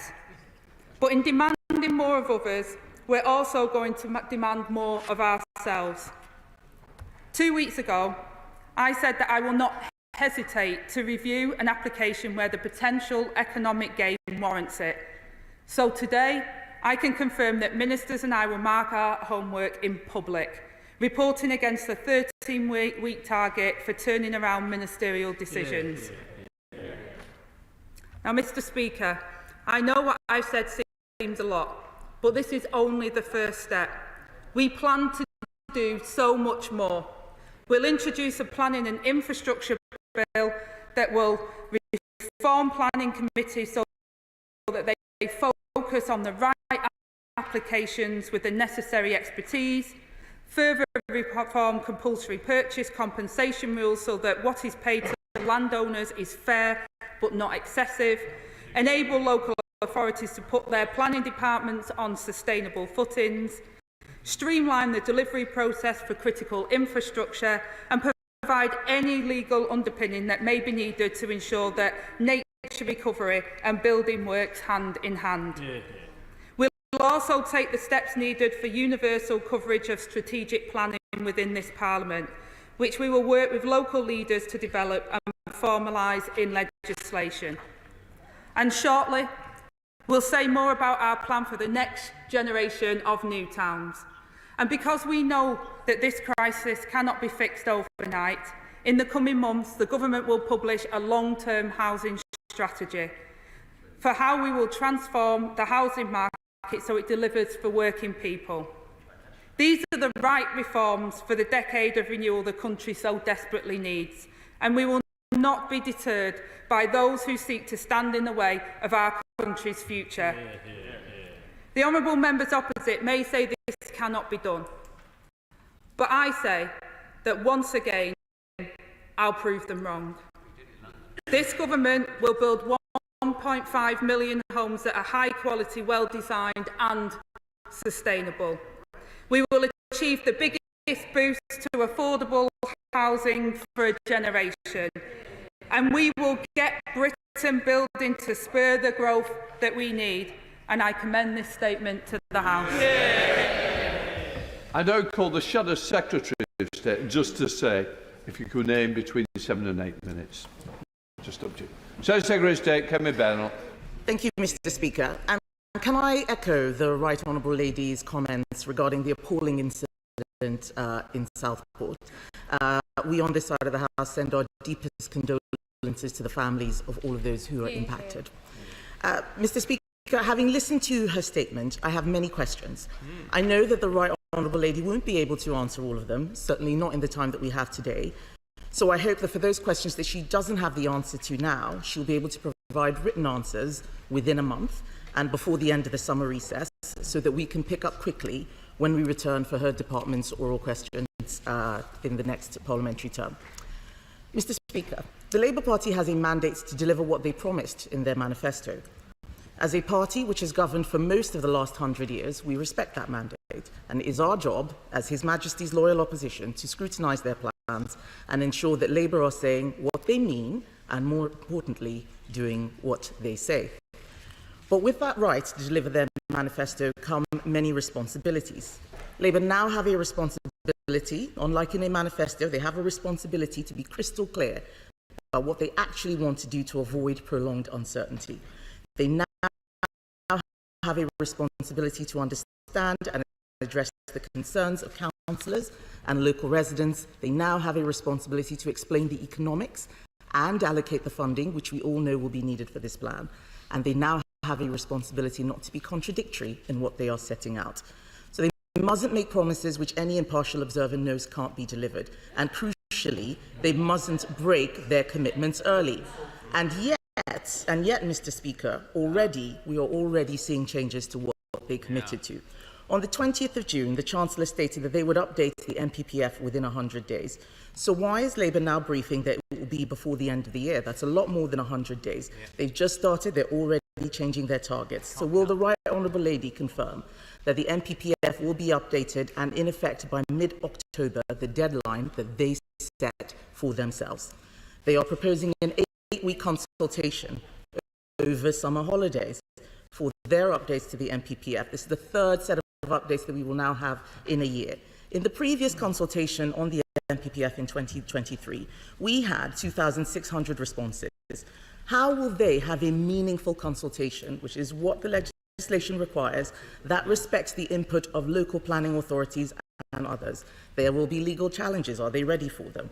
They are proposing multiple changes to planning, the MPPF update, new primary legislation, the Honourable Lady just described, changes to nutrient neutrality, which they've recently converted to, and the NSIP, just to name a few.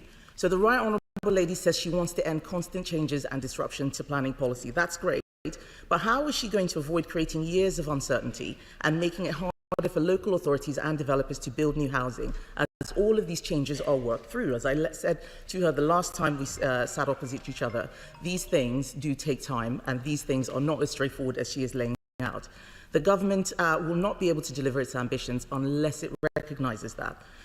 But what is most interesting in this statement, Mr. Speaker, is that she confirms that she is reducing the housing need calculation for London.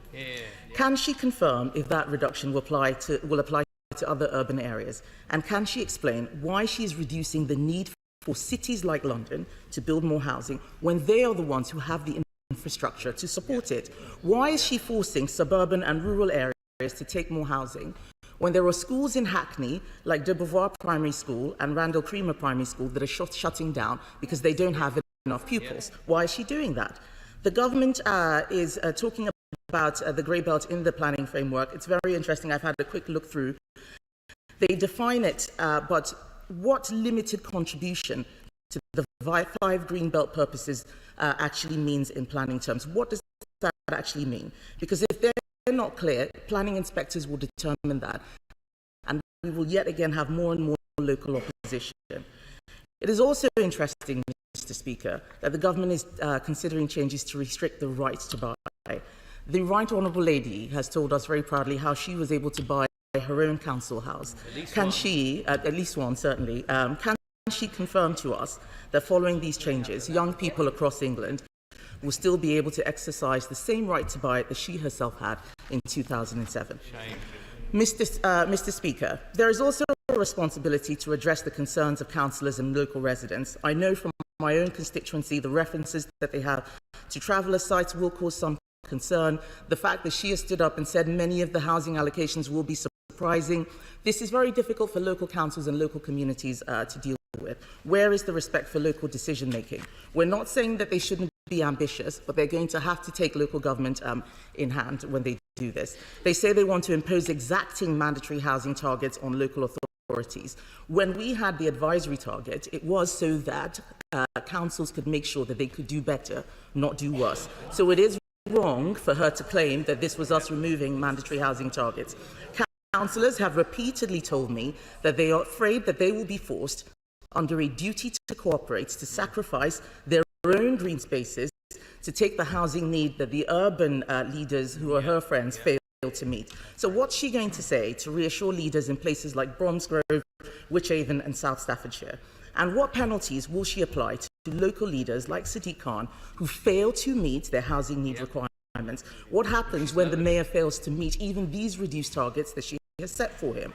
She's already let slip that she is ditching the requirement to ensure that beauty is a key part of housing, something that I was actually very proud that the previous Conservative government put at the heart of our planning reforms, because local people do want beautiful housings. So now she's telling us that she's going to be replacing what they want with a requirement to meet 1.5 million ugly houses instead. Why on earth would they take out something?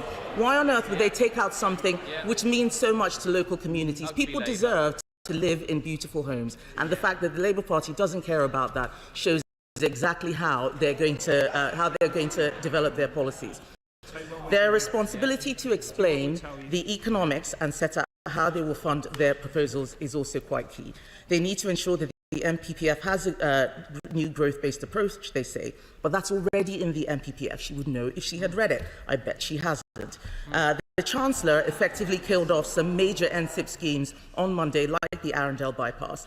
Is there all this talk of prioritising infrastructure, energy projects, just a way of dressing up cuts to other kinds of infrastructure? Where is the economic analysis that her department has undertaken on the housing market? Yesterday, we all saw the Chancellor come to the dispatch box, claim not to have understood the pressure on public finances and how it was also difficult. We warned repeatedly during the election. They say one thing and they do another. They said they weren't going to raise taxes. Now we can see what they're planning. But the Chancellor did not say anything about the impact on housing. So now I'm asking the Right Honourable Lady, on behalf of the British people and local authorities, what it means for them. Is she going to follow the same playbook, pretend she didn't know what it costs to build affordable housing, or to change the planning system and impose more costs for builders, home buyers and renters? These are just a few of the questions that the government will need to answer, and I'm sure colleagues across this House will have many more questions for them. But the government is in danger of choosing the worst of all worlds, not addressing basic economics of house building, centralising decision-making, and when you look at all that, it looks like the 1.5 million homes will be a distant aspiration rather than a meaningful target. Thank you. Well, let me start by welcoming the Right Honourable Lady to her place, and can I wish her luck for her leadership campaign now she's confirmed she's running. The best of luck. So it was her ambition all along to be leader of the opposition, not mine. I must say, the Honourable Lady seems to be taking to opposition very naturally. I think she'll find herself comfortable for a long, long time on those benches. I mean, the Right Honourable Lady had a lot to say in her response, and I'll come to the substance of it in a moment. And I know that the Right Honourable Lady's already put quite a few written questions in, and I look forward to many more from her once she's had a chance to read and digest her brief after the election. But it felt like there was a couple of things I'm not quite sure she understood. Firstly, and this is critical, the British people kicked them out of office in a landslide victory. And secondly, why was that? So let me just remind her. The government in which she served has left us to clear up the mess. They crashed the economy and trashed our public services. They bankrupt Britain and they covered it up. They knew that they threw the book at the doctors and then they doctored the books. She keeps speaking about the Tories' record on housing, but I'll remind her again. Year after year, the Tories failed to keep their housing targets. She speaks about the Mayor of London with their bizarre figures that they set for the Mayor. Every single year, the Conservative government failed to meet their own target, talking of promises that they can't keep. I'll come to the Right Honourable Lady's question on the MPPF consultation. It starts today, Madam Deputy Speaker, for 8 weeks, and we're asking people to engage. It's an incredibly detailed consultation because we mean business, and it wouldn't come to any surprise that the work needed to be done after the disaster of the last Tory government that ripped up the National Planning Policy Framework and made a right mess of it. The former Tory Secretary of State handed back 1.9 billion of vital funds. The Right Honourable Lady talked about the Affordable Homes grant. The last Secretary of State handed back 1.9 billion funds to the Treasury. So we will be making it more flexible, working with Homes England to get the homes that we need. The party opposite... Just read it. You're supposed to be answering the question. They are the questions. No, they're the bits I've written, actually, in regards to her questions. The party opposite is now talking to themselves and not the country. And they talk about, and the Right Honourable Lady mentioned chaos and uncertainty. I really don't know how they can say that with a straight face after the chaos and uncertainty we've had. Countless housing secretaries not knowing what was going on. And there is increases, Madam Deputy Speaker, in answer to the question. In every inner city area, there is increases in the targets. And can I remind honourable members that we inherited the most acute housing crisis in living memory. And I say to the right honourable lady, the Greenbelt definition is in the consultation. I suggest she reads it. And it also tackles beautiful homes, Madam Deputy Speaker, because we will build homes at scale. They will be beautiful. We'll protect the natural environment. We will make sure that people have the homes that they deserve and that they need. And I come to the point the right honourable lady made about councils and representing council leaders. I find that astonishing because the council leaders that I've spoke to were absolutely overjoyous with the fact that the Tories were kicked out, because the council leaders say to me that they have been left with a dire situation, an absolute dire situation. I know the members opposite like to think it's just Labour councils, but councils across the whole political spectrum have been left in a disaster situation because the party opposite did not build the homes that people need. We have a homelessness crisis in this country. We have a crisis where people under the age of 30 cannot get homes now. It is impossible for people to get on the housing ladder. That is the failure of the last Conservative government. That is what we're going to fix, Madam Deputy Speaker, and that's what we're going to get on and do. Clive Betts. Thank you, Madam Deputy Speaker, and welcome you to your place. Can I first of all really welcome both the ambition of my right honourable friend's statement and the details involved in it and those commitments. Let's get 2 points. In terms of the targets, and the Select Committee in the last Parliament said the targets had to be mandatory. If they aren't mandatory, many councils will simply choose to ignore them.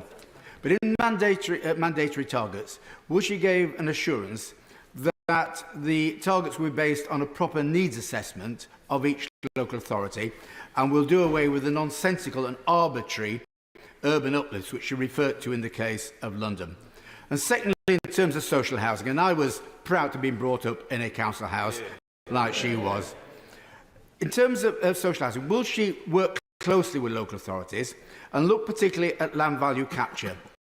Where the planning permission for a site uplifts the value of that site, will she ensure that the total increase in value does not go to the landowners alone, but actually is used to benefit the public purse and reduce the cost of building those homes? I thank my honourable friend for his question, and I can confirm that we are getting rid of the urban uplift, and the new method of housing targets is better than the previous one, because the previous one we believe was outdated, and figures the urban uplift the figures were plucked from thin air. So we believe that this will give our new method would give councils stability and certainty to plan for their homes and local services they need. In terms of land value capture, again, this will come forward with more. There's a little bit within this consultation, but there's more within the planning and infrastructure bill that will come forward, as we spoke about in the King's speech. Daisy Cooper. Thank you, Madam Deputy Speaker. May I welcome you to your place. May I thank the Deputy Prime Minister for giving advance sight of her statement, and to associate myself and my party with her remarks about the devastating and senseless attacks in Southport. Our thoughts and prayers are with all those affected. Now, for too long under the Conservatives, we had a planning system that put developer greed over community need, a system which did not deliver the homes that we needed to tackle the crisis, but did destroy swathes of our greenbelt. But this statement, Madam Deputy Speaker, raises a lot of questions. So here we go. First of all, for those local authorities which are at an advanced stage of their draft local plans, will they need to start again with the new standard method, or can they continue? Secondly, for those local authorities that have recently conducted a Greenbelt assessment. Do they need to do it again under the new system, or will the current one stand? There seemed to be a conspicuous absence, Madam Deputy Speaker, of a particular target on social homes, not affordable homes, but on social homes. Will the Deputy Prime Minister take up the Liberal Democrat target of building 150,000 social homes every single year? We welcome the proposals by the government to review the compulsory purchase compensation. Will she take up the Liberal Democrat plan to put an end to land banking by reforming the Land Compensation Act so that local authorities can acquire land at a fair values? We welcome the review of the right to buy. Will the government allow local authorities to use that money to replace lost stock?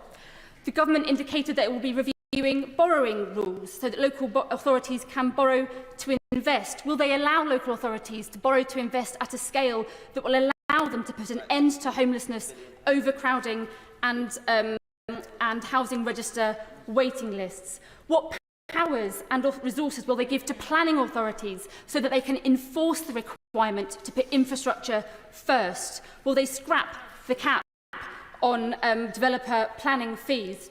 And finally, Madam Deputy Speaker, on the Greenbelt, there are some local authorities in the London Metropolitan Greenbelt area who, even when they have accounted for all of their brownfield sites and all of their grey belt sites, they still have to build thousands and thousands of homes on the Greenbelt, land which is supposed to be designed specifically to stop urban sprawl. Will the government put anything in the MPPF that will give any protection to the concept of Greenbelt at all? Thank you, Madam Deputy Speaker. Thank you for those questions. In terms of local plans, it depends on where they're up to in terms of the direct question you asked, and there will be a transition, and we outline that within this consultation because we recognise areas have got quite far on. And in terms of where that's up to, it very much depends on what the difference is between what their local plan says and what we've asked, and we outline all of that in the consultation as well. We've been fair to those that have already done the work, so where that work has already been done, it's just about updating it and not disregarding where people already have local plans. But I say to the Honourable Lady that a third of areas have up-to-date local plans, so I would impress on all members of this House to speak to their local authorities to ensure that they have a local plan, because that is how we critically make sure that people feel engaged as part of that process, and we protect areas of Greenbelt and other areas by ending the speculative developments that we see. In terms of social homes numbers, again, I talked about the flexibility in the Affordable Homes Grant. There's stuff within the consultation here about the right to buy, which I recognise, and how the council and also housing associations can borrow to bring up their stock. I recognise the problem we face with the homelessness crisis, and it's something that I'm particularly keen to tackle. We also talk about the compulsory purchase orders, and again we're doing a consultation on that because we think that that needs to be dealt with. We will also bring forward some of the other issues within our planning infrastructure bill. Planning will be strengthened. We've already announced 300 extra planners, local planners. We'll strengthen 106. We'll have an accelerator task force for those stalled plans, stalled sites that we have. And again, where there is a release of grey belt, they will be the golden rules that I outlined. So therefore, we will expect a lot from developers when they're in use of that. And also, we consult on fees as well within this consultation period. There is a lot within this consultation, but I believe that it will make a significant difference with engagement with local areas and to make sure that we meet the housing target that we need and that the country desperately deserves. Yeah. Rachel Hopkins. Deputy Speaker, too many families are housed in substandard, overcrowded flats created through permitted development rights, such as former office block conversions.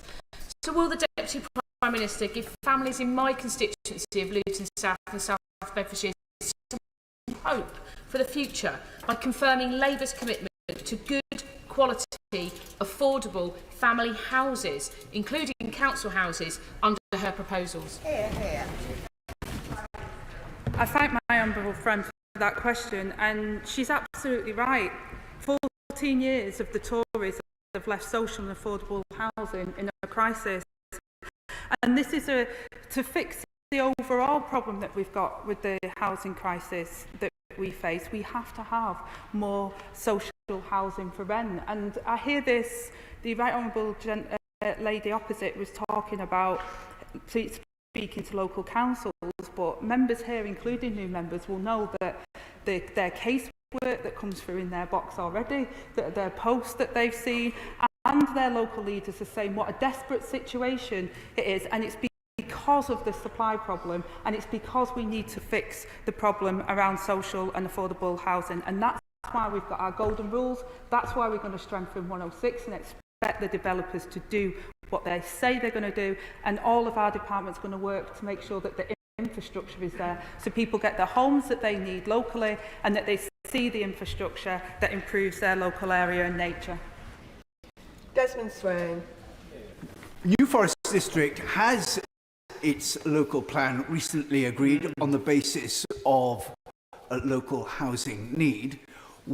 When will it be required to reopen that assessment on the basis of her new algorithm, and that target become mandatory?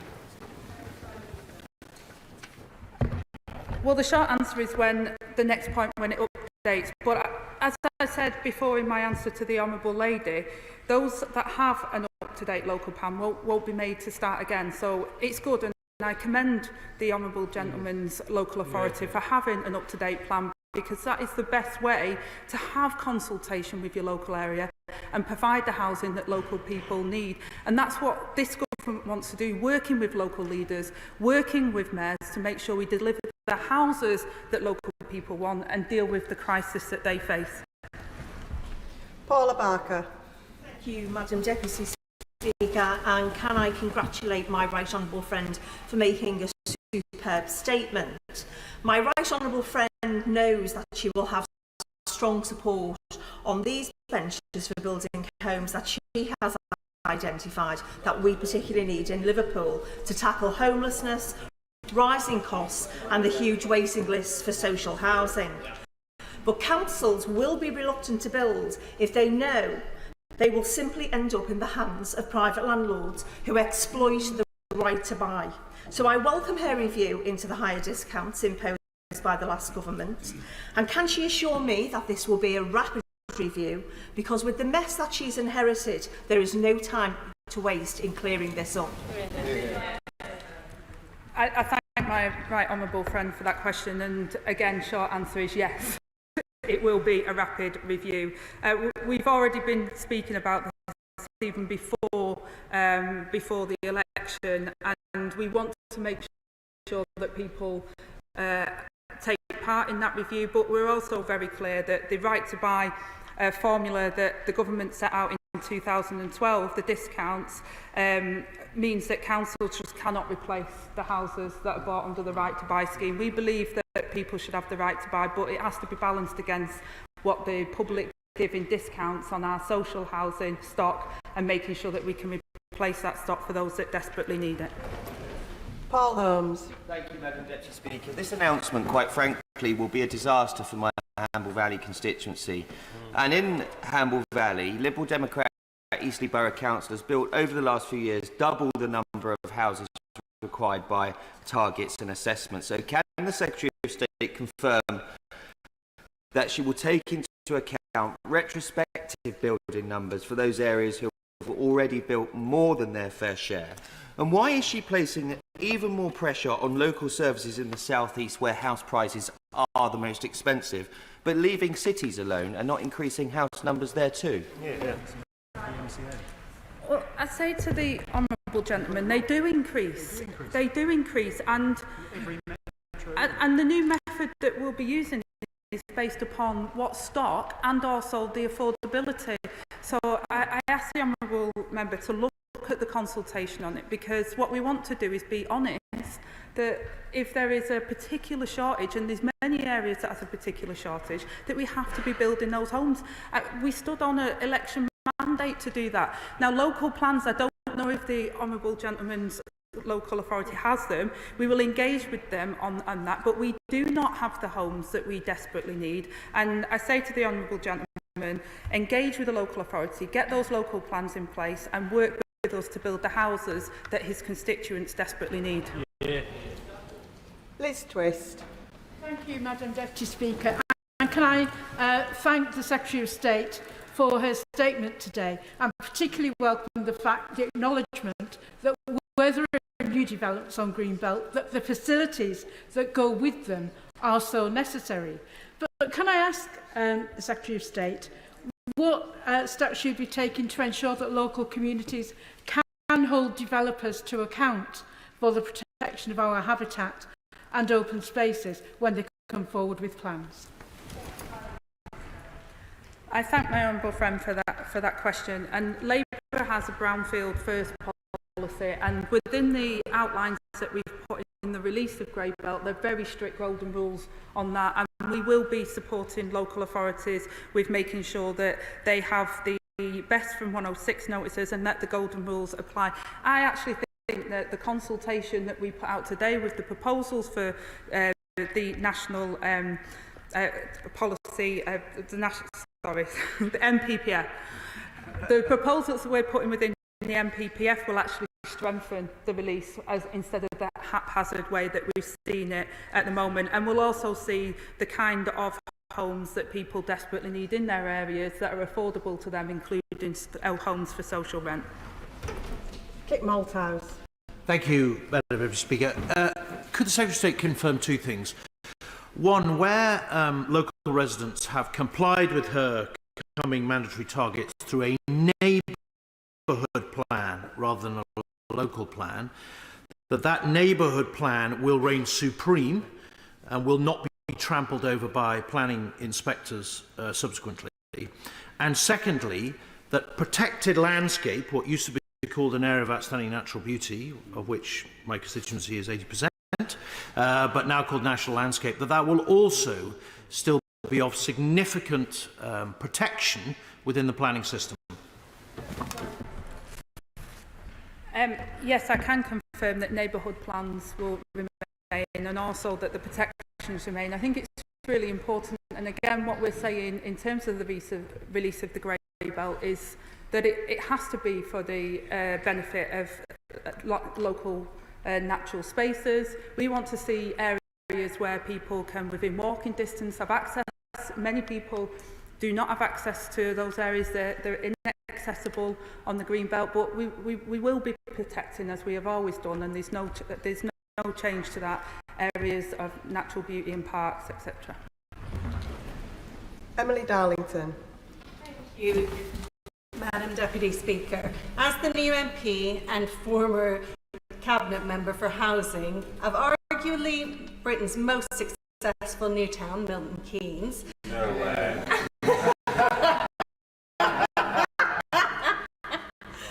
I welcome today's statement. It is exactly what we've needed to hear. The struggles and the conflicts that we've had trying to deliver the housing that people in Milton Keynes need has been enormous and a real waste of resource, to be quite frank. But we need not to only build new houses, but to build new communities. Will she meet with me and Milton Keynes City Council so we can discuss how we can help deliver this essential mission so that everyone has a place to call home? Well, can I welcome the member for Milton Keynes to her place? I've visited Milton Keynes quite a number of times, and what a fantastic example of a Labour new town. And I think the honourable member has already been quite pithy in getting a meeting arranged with my housing minister, and I look forward to hearing more about how we can learn from Milton Keynes and have the next generation of new towns coming forward. Richard Ford. Thank you, Madam Deputy Speaker, and I'd like to welcome the consultation on the National Planning Policy Framework. One of the documents that was circulated to colleagues today was an MPPF with track changes. And buried on page 55, there's a footnote that says that this following sentence is proposed for deletion. The availability of agricultural land used for food production should be considered when deciding what sites are most appropriate for development.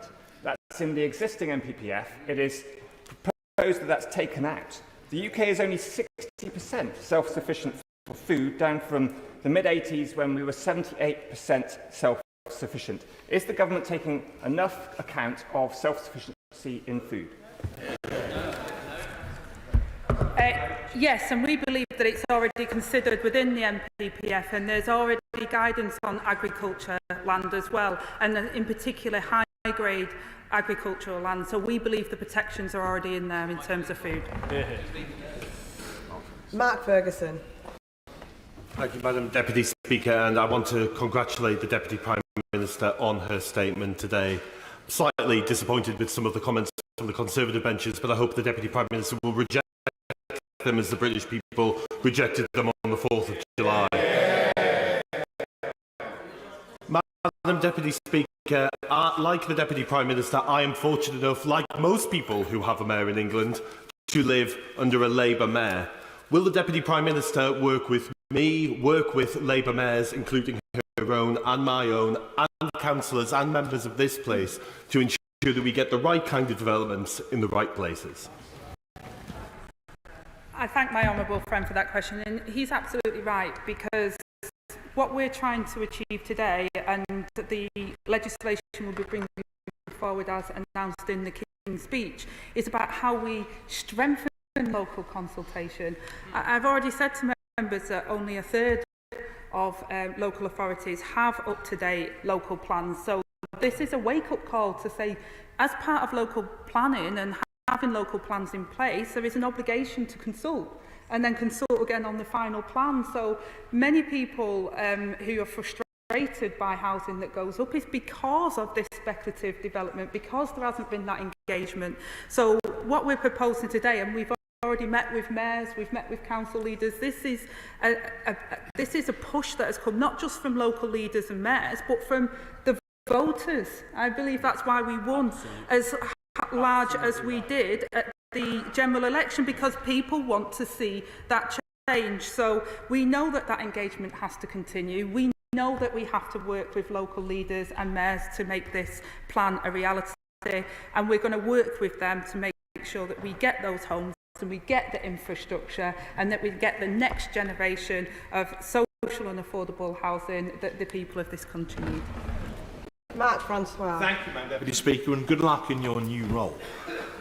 It is possible to have successful development, but from experience, it has to be something that you do with people and not to people. This is the latter. These pernicious top-down targets have the practical effect at ground level of setting one town against another, one village against another, and one local community against another. And given the Chancellor's statement on public spending yesterday, who will pay for the tens of billions of pounds of infrastructure that would be required to make all of this work? All experience shows that on development and house building, the man or the woman in Whitehall really does not know best. Yeah. Why then are you going back to the old, failed way of doing it, which will not work? Yeah. Prime Minister. I mean, I'm shocked that to tell the honourable member, but that the MPPF was an MPPF before we took government as well. So national targets have always been there. It's not something that I've dreamt up. But the important thing is our new method is clearly based upon what the housing stock and the affordability and the need in their area. This is a need that has created a housing crisis in this country, and that is why the electorate elected the Labour government on the mandate that we did, because we said we are going to fix the housing crisis that we've inherited. And I would say that this is again about local plans.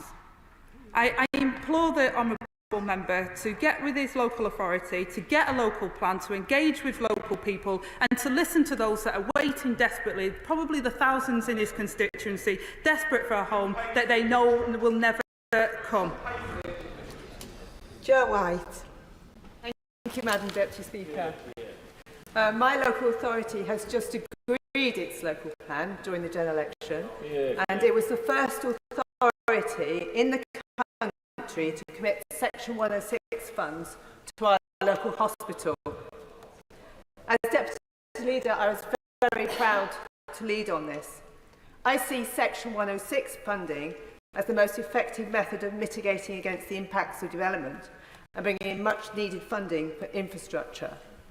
How does the Deputy Prime Minister envision how Section 106 funding can be reformed to make it a far more effective method of bringing in the infrastructure spending? Deputy Prime Minister.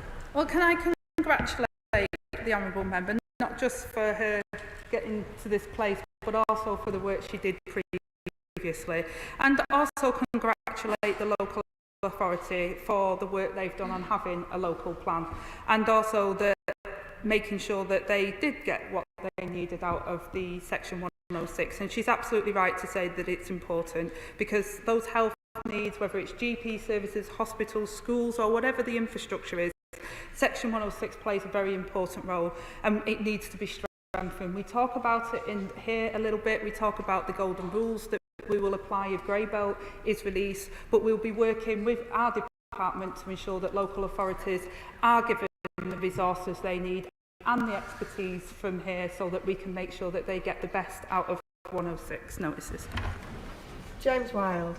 Thank you very much, Madam Deputy Speaker. Thousands of new homes are planned in Kings Lynn in my constituency, but that development requires transport and other infrastructure. So will the Secretary of State work with the Transport Secretary and the Chancellor to unlock the funding for the A10 West Winch Housing Access Road so that development can proceed? Deputy Prime Minister. Well, again, there is a challenge that we have inherited, and I hope that the honourable member's area has got a local plan when it comes to what they're requiring, and therefore they can push for part of their infrastructure as part of their Section 106. So I'll happily engage through the Minister on that particular issue, but I'm wondering whether the honourable member was in the chamber yesterday and realised what the mess his government left us in.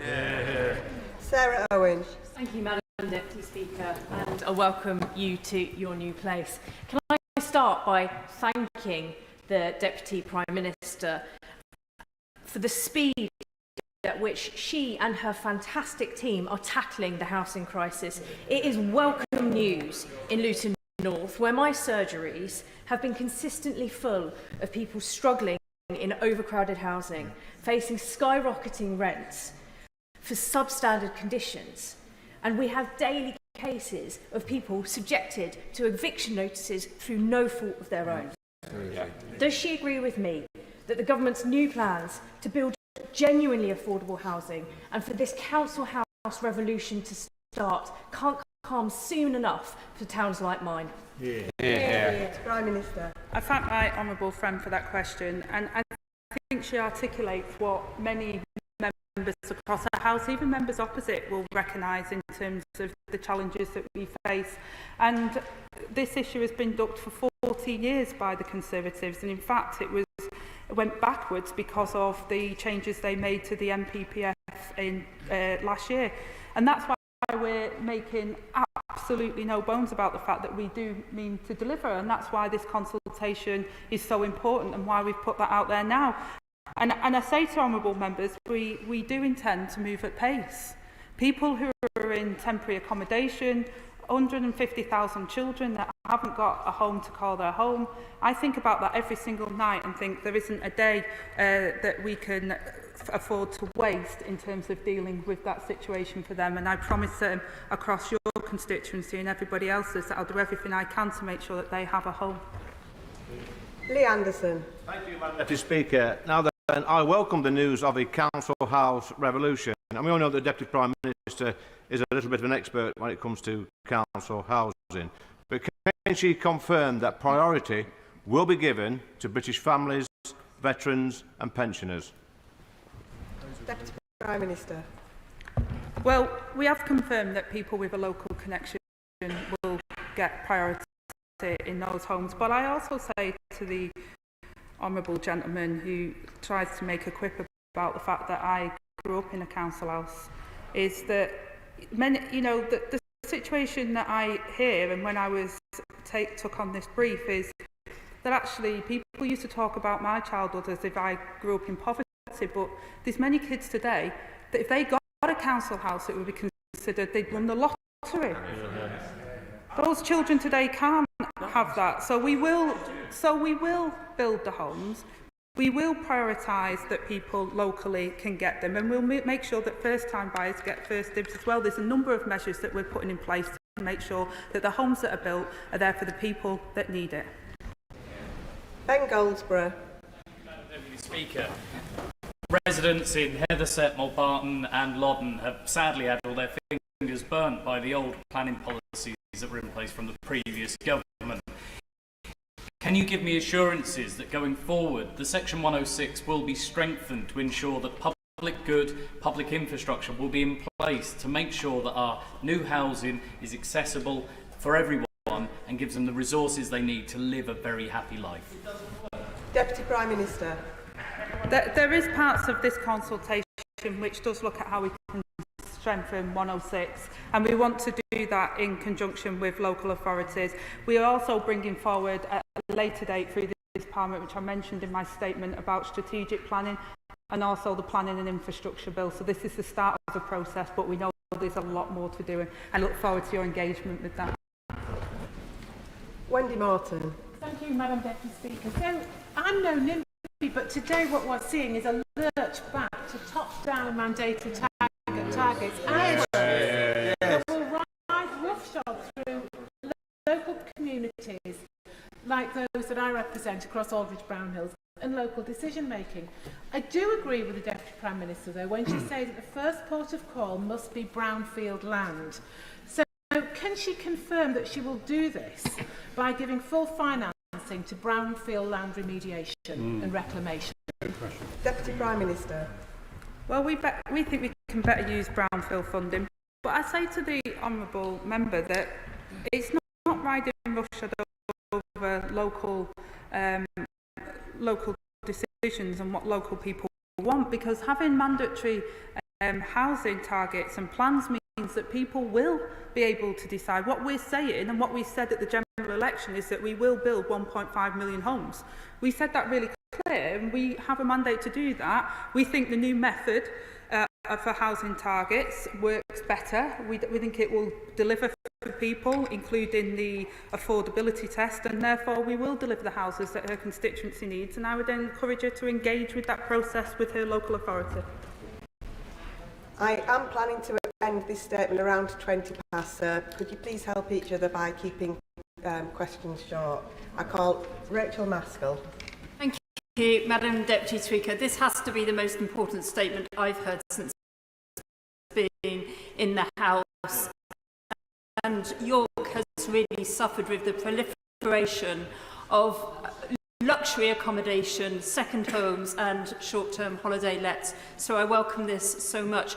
Could she say what steps can be taken for plans, current developers currently with plans in the system, so that we can pivot to ensure that we hit the targets that we need for having the affordable and social housing we desperately need right now? Deputy Prime Minister. Well, I absolutely agree with the honourable lady that we do need to have these affordable homes that we desperately need, and that's why, depending on where her local authority is in the process, we'll be setting out those targets which are likely to be increased for her local area, and for them to engage in that process. The golden rules are there, which will again allow more affordability where there is a restrictive release of grey belt, and also that we will ensure that we help and support on the affordability and making sure there isn't a gaming of the system so that we get the best that we can out of Section 106. Andrew George. Thank you, Deputy Speaker. I strongly endorse the sentiment and purpose of the Deputy Prime Minister's statement and policy statement today. She's aware that the planning system is, as others have said, fueled by greed rather than the need.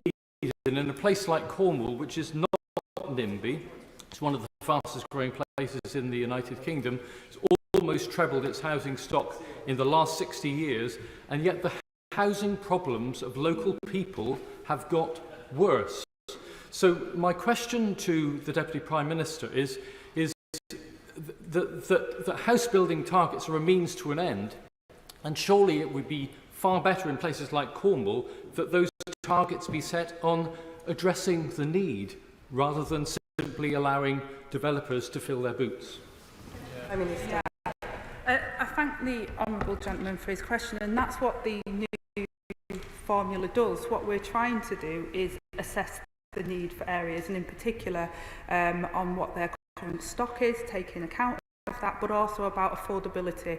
And I suspect Cornwall has a particular challenge with that as well. But what we're hoping to do as part of this as well is strengthen the plans on Section 106, the new Homes Accelerator Task Force, which will help get those sites that have already got planning permission moving forward. And by working across Whitehall, we'll go about to deliver the infrastructure that people want as well, because that is the other big issue that keeps coming back, is where we have speculative sites or release of greenbelt, or where there is big housing in an area, that the infrastructure is incredibly critical to that point, and that's what we need to overcome, and that's what we're clear that we need to do as a government. Helena Dollymore. Thank you, Madam Deputy Speaker. In my constituency of Hastings and Rye, we are at the sharp end of the housing crisis, and we desperately need more affordable and more council homes. So I really welcome today's statement. The party opposite may behave like this is a zero-sum game between building more desperately needed homes and protecting the environment, but we on this side know that is not the case. So can I ask my right honourable friend what this new government's approach will be to ensure we have sustainable development, protecting our environment and making sure we have the infrastructure, including sewage pipes, and preventing flooding while building the homes that my constituents so desperately need? Deputy Prime Minister. I thank the honourable member for her question and also welcome her to her place. And she's absolutely right, and it builds on the question that I answered previously, that we have to protect our green belt, and we think the proposals that we're putting forward does that. But it also means that we have the right type of homes and we have the infrastructure, and that also that as part of this process that there will be nature considerations and the rules around that, that there is the infrastructure that people need, and that there is access to the countryside and healthy living. There's a number of factors within the consultation that the Honourable Lady can look at, that will talk about how we're delivering better, greener areas for people, which hopefully her constituents will be able to get behind. Sir Roger Gale. Thank you, Madam Deputy Speaker. It's good to see you in that chair. I'm not sure whether the Secretary of State has discussed her proposals with the Secretary of State for Agriculture or the National Farmers Union. But the answer that she gave earlier in relation to food production was risible.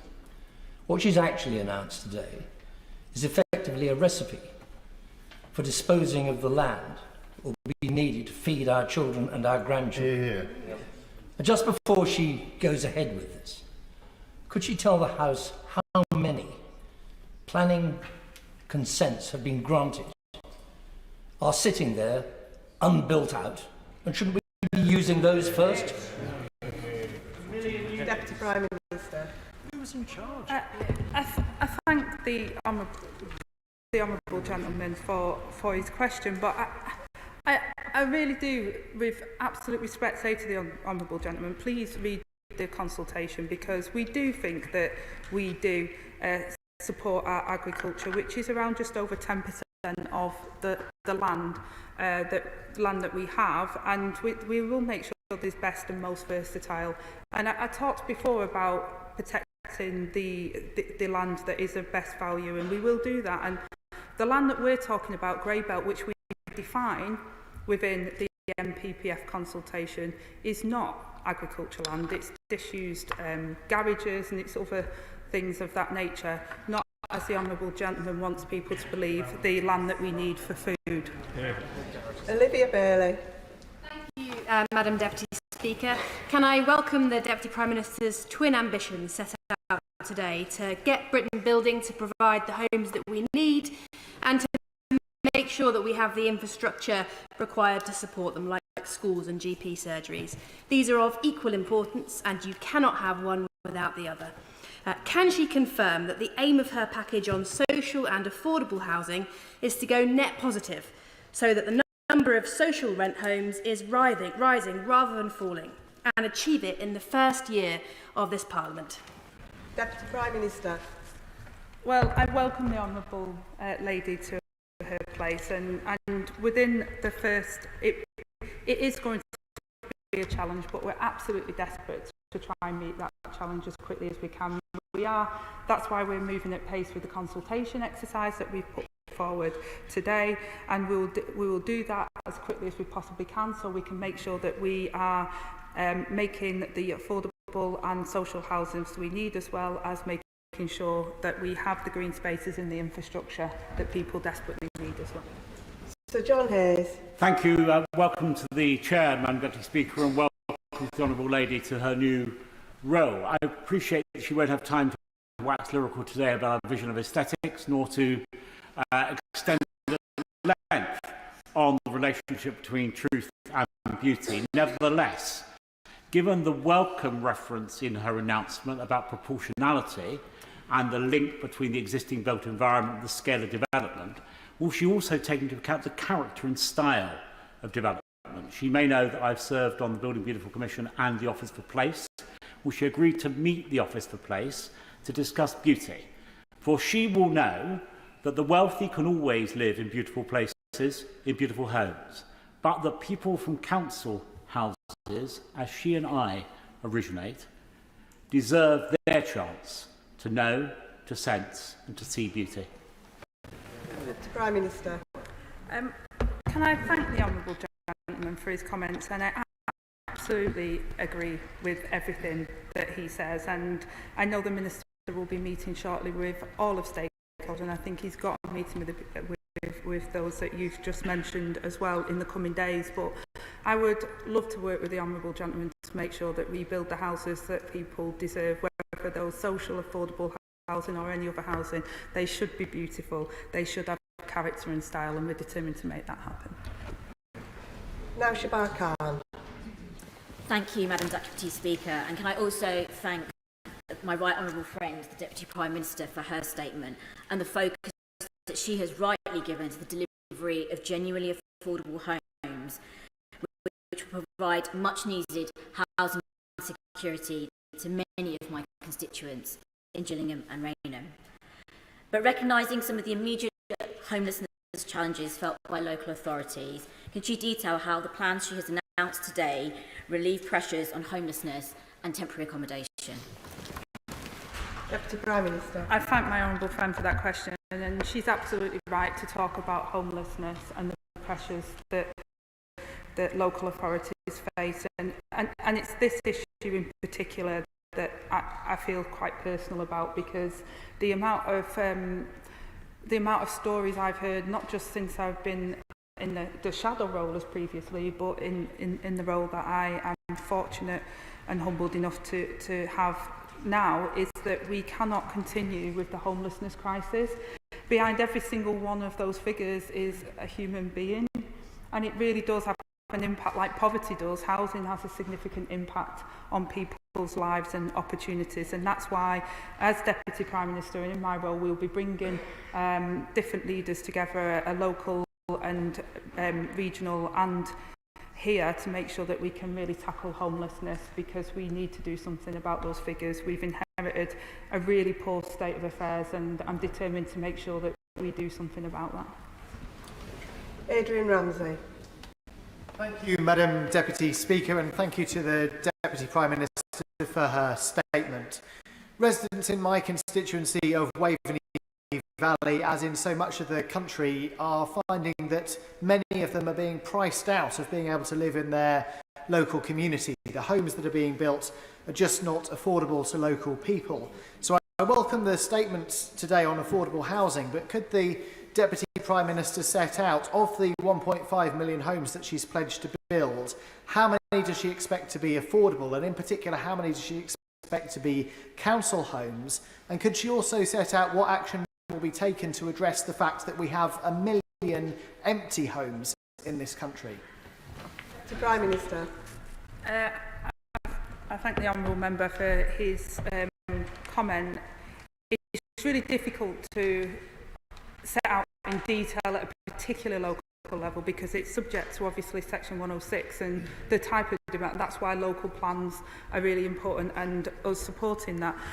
But I would refer him to the consultation document on, for example, the release of Grey Belt, which talks about a minimum of 50% of affordable. And again, that depends upon what local need is. You have to try and get the balance right, because if local areas are saying we need X, and then I say, well, you're going to have Y, then that's a challenge. But what we have said is that if the Grey Belt is released, that 50% must be affordable. That can be chosen by the local area. If they say, I want a particular amount of social rents, that they can put that in there. And I would say that, again, looking at the document, looking at the methodology that we're using, I think, and looking at the affordability test, I think that makes things much better in terms of giving a number and a figure that reflects the realities of people in the local area. Alistair Strathern. Thank you, Madam Deputy Speaker. May I too welcome you to your place. The Deputy Prime Minister will be all too aware the extent to which the current planning system is failing communities like mine. Not building the affordable homes people are crying out for, not delivering the infrastructure my growing communities need, and not even protecting some of the most nature-rich parts of our countryside. But while the opposition benches might not like to hear this, under the last government, Greenbelt approvals, often haphazard, increased tenfold, while brownfield approvals halved. Yeah. Will the Deputy Prime Minister reassure my constituents that her golden rules will ensure brownfield and greyfield sites are truly prioritised and infrastructure and affordability is prioritised too, to finally deliver growth that works for communities like mine? Yeah. Deputy Prime Minister. My honourable friend is absolutely right to mention the haphazard way in which the Green Belt has been built upon under the last government. You'd think that it never happened in some of the responses I've had back from the opposite side of the chamber. But I'm clear that brownfield should always be the first port of call, and that's why we've been making brownfield development easier within the MPPF, and that we'll also be taking firm action to limit the scope of gaming and consulting on how to stop developments who have paid over the odds for land, using that as an excuse for negotiating their Section 106 contributions down. So there's a number of measures, including our golden rules, that will make sure, hopefully, we push towards brownfield, and that the release of Grey Belt has to be within our golden rules. Ben Opsy-Jecty. Thank you, Madam Deputy Speaker. Yesterday, the Secretary of State and Minister made the decision to approve the appeal made by Envar Composting in relation to the proposed medical waste incinerator on the edge of St Ives, despite the rejection of the initial application by the Conservatives and Labour on Cambridgeshire County Council.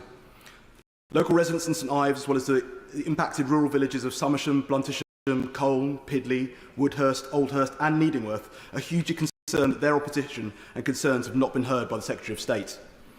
So given NHS England's 2023 clinical waste strategy states a need to reduce the use of incineration and details a strategic priority that requires in-house waste processing capability to be developed, why has the Secretary of State approved a medical waste incinerator against local wishes, and will she meet with local residents to hear their concerns?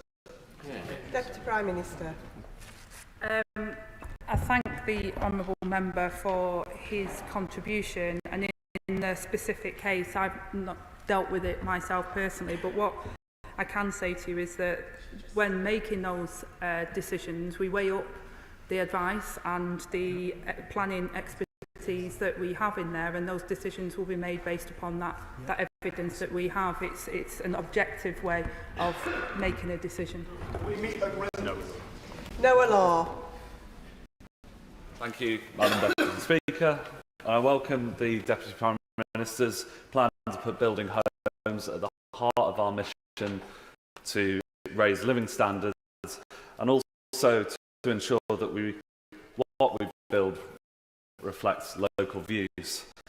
Will she give an update on our plans to give councils greater powers to tackle the scourge of second homes that, particularly in Cornwall, put a drag not just on our community but our economy as well, so that we can unlock supply through this channel? Deputy Prime Minister. Well, I thank my honourable friend for that contribution, and like I said in the opening statement today, this is the first steps. We know there's so much more that we need to do. We've got a significant amount of legislation coming forward, which the Housing Minister will be able to update the House on going forward.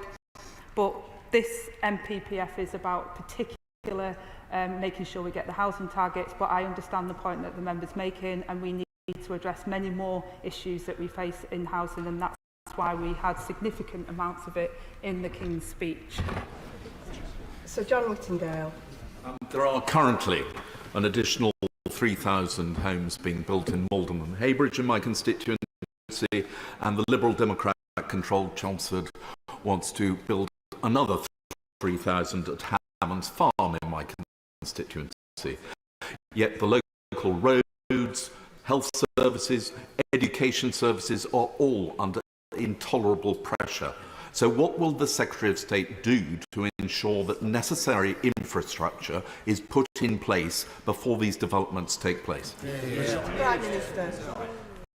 Well, I mean, the honourable gentleman will know that his government was in government for 14 years and could have resolved this, and this is part of the reason why we're consulting on the revised MPPF, because we recognise, and I've said to many honourable members in the chamber today, that infrastructure is critical, that people often reject the housing proposals because they don't see sufficient infrastructure. That's why we have the golden rules. That's why I've asked all of the departments to look at what we can do to make sure that that infrastructure is there, and that's why we will support strengthening of Section 106 to make sure that developers don't try and squeeze out of what they were promised as part of that development.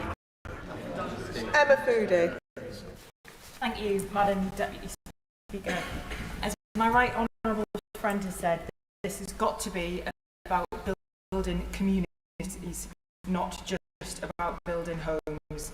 But on too many occasions in my constituency, residents have been left for too long on incomplete and unadopted estates. So does the Deputy Prime Minister agree that both the social and physical infrastructure must be delivered at the earliest opportunity in developments, and that developers must be held to account for the delivery of this? Deputy Prime Minister. I absolutely agree, and it goes back again to the point that far too often is the objections to development is because people don't see the infrastructure, and people see that in some cases developers try and wriggle out of their obligations. As I said and set out in the consultation document we're putting forward today, is that we believe that it will strengthen local authorities' hands, and that we'll be able to make sure that we get that infrastructure that we desperately need alongside those houses. Jim Shannon. Thank you, Madam Deputy Speaker. The Deputy Prime Minister has outlined the need for house building and the dire need that there is across the great United Kingdom, and set out a system to try and achieve that. However, one of the things that's really important is those people who are trying to get mortgages. For instance, here in the mainland here, those who earn £75,000 a year are having difficulty getting a mortgage. Those back home in Northern Ireland who probably are earning much less, say 40, 45,000, have no chance of getting a mortgage. So can I ask the Deputy Prime Minister this question: what can be done to help people get mortgages and thereby be able to buy a home and move forward? Thank you. I thank my honourable friend, I'll say, for his contribution today. And he's absolutely right that we've got to fix the situation, not just on affordability so those houses come forward. We spoke in the general election, and we'll be bringing proposals forward for a mortgage guarantee scheme, but hopefully the new deal for working people, which is coming forward with the legislation, in October time to make sure that we make work pay, and the Chancellor announced again for public sector workers pay rise, and we recently wrote to the Low Pay Commission to expand their remit, so we'll make sure that over 1 million people will get a pay rise, because jobs that pay will also mean that people can then afford to have their own home. We now come to the statement from the Foreign Secretary.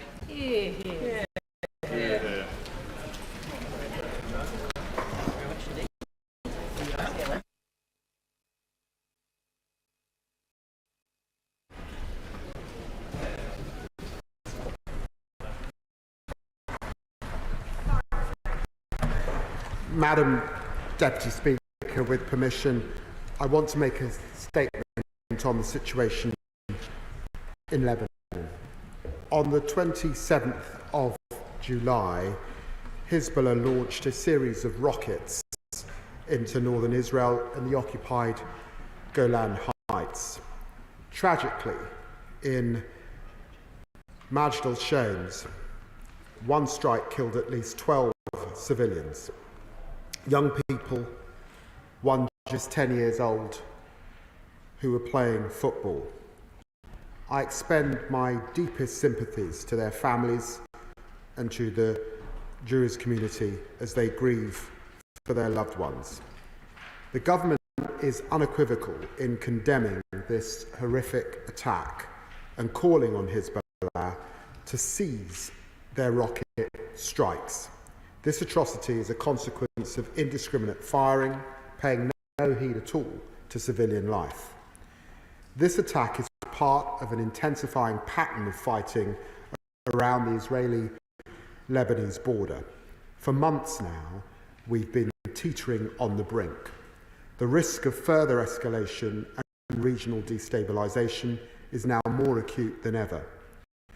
At the end of my first week in office, I spoke to Lebanese Prime Minister McCarthy, and yesterday I called him again to express my concern at this latest incident. I've also visited Israel and discussed the situation with Prime Minister Netanyahu and Foreign Minister Katz. And I will visit Lebanon as soon as the circumstances allow. We support Israel's right to defend itself in line with international humanitarian law. And as I said before, they are in a tough neighbourhood, threatened by those who want to see their annihilation. Over 40, including 24 civilians, have now been killed by Hezbollah strikes in northern Israel and the Golan Heights.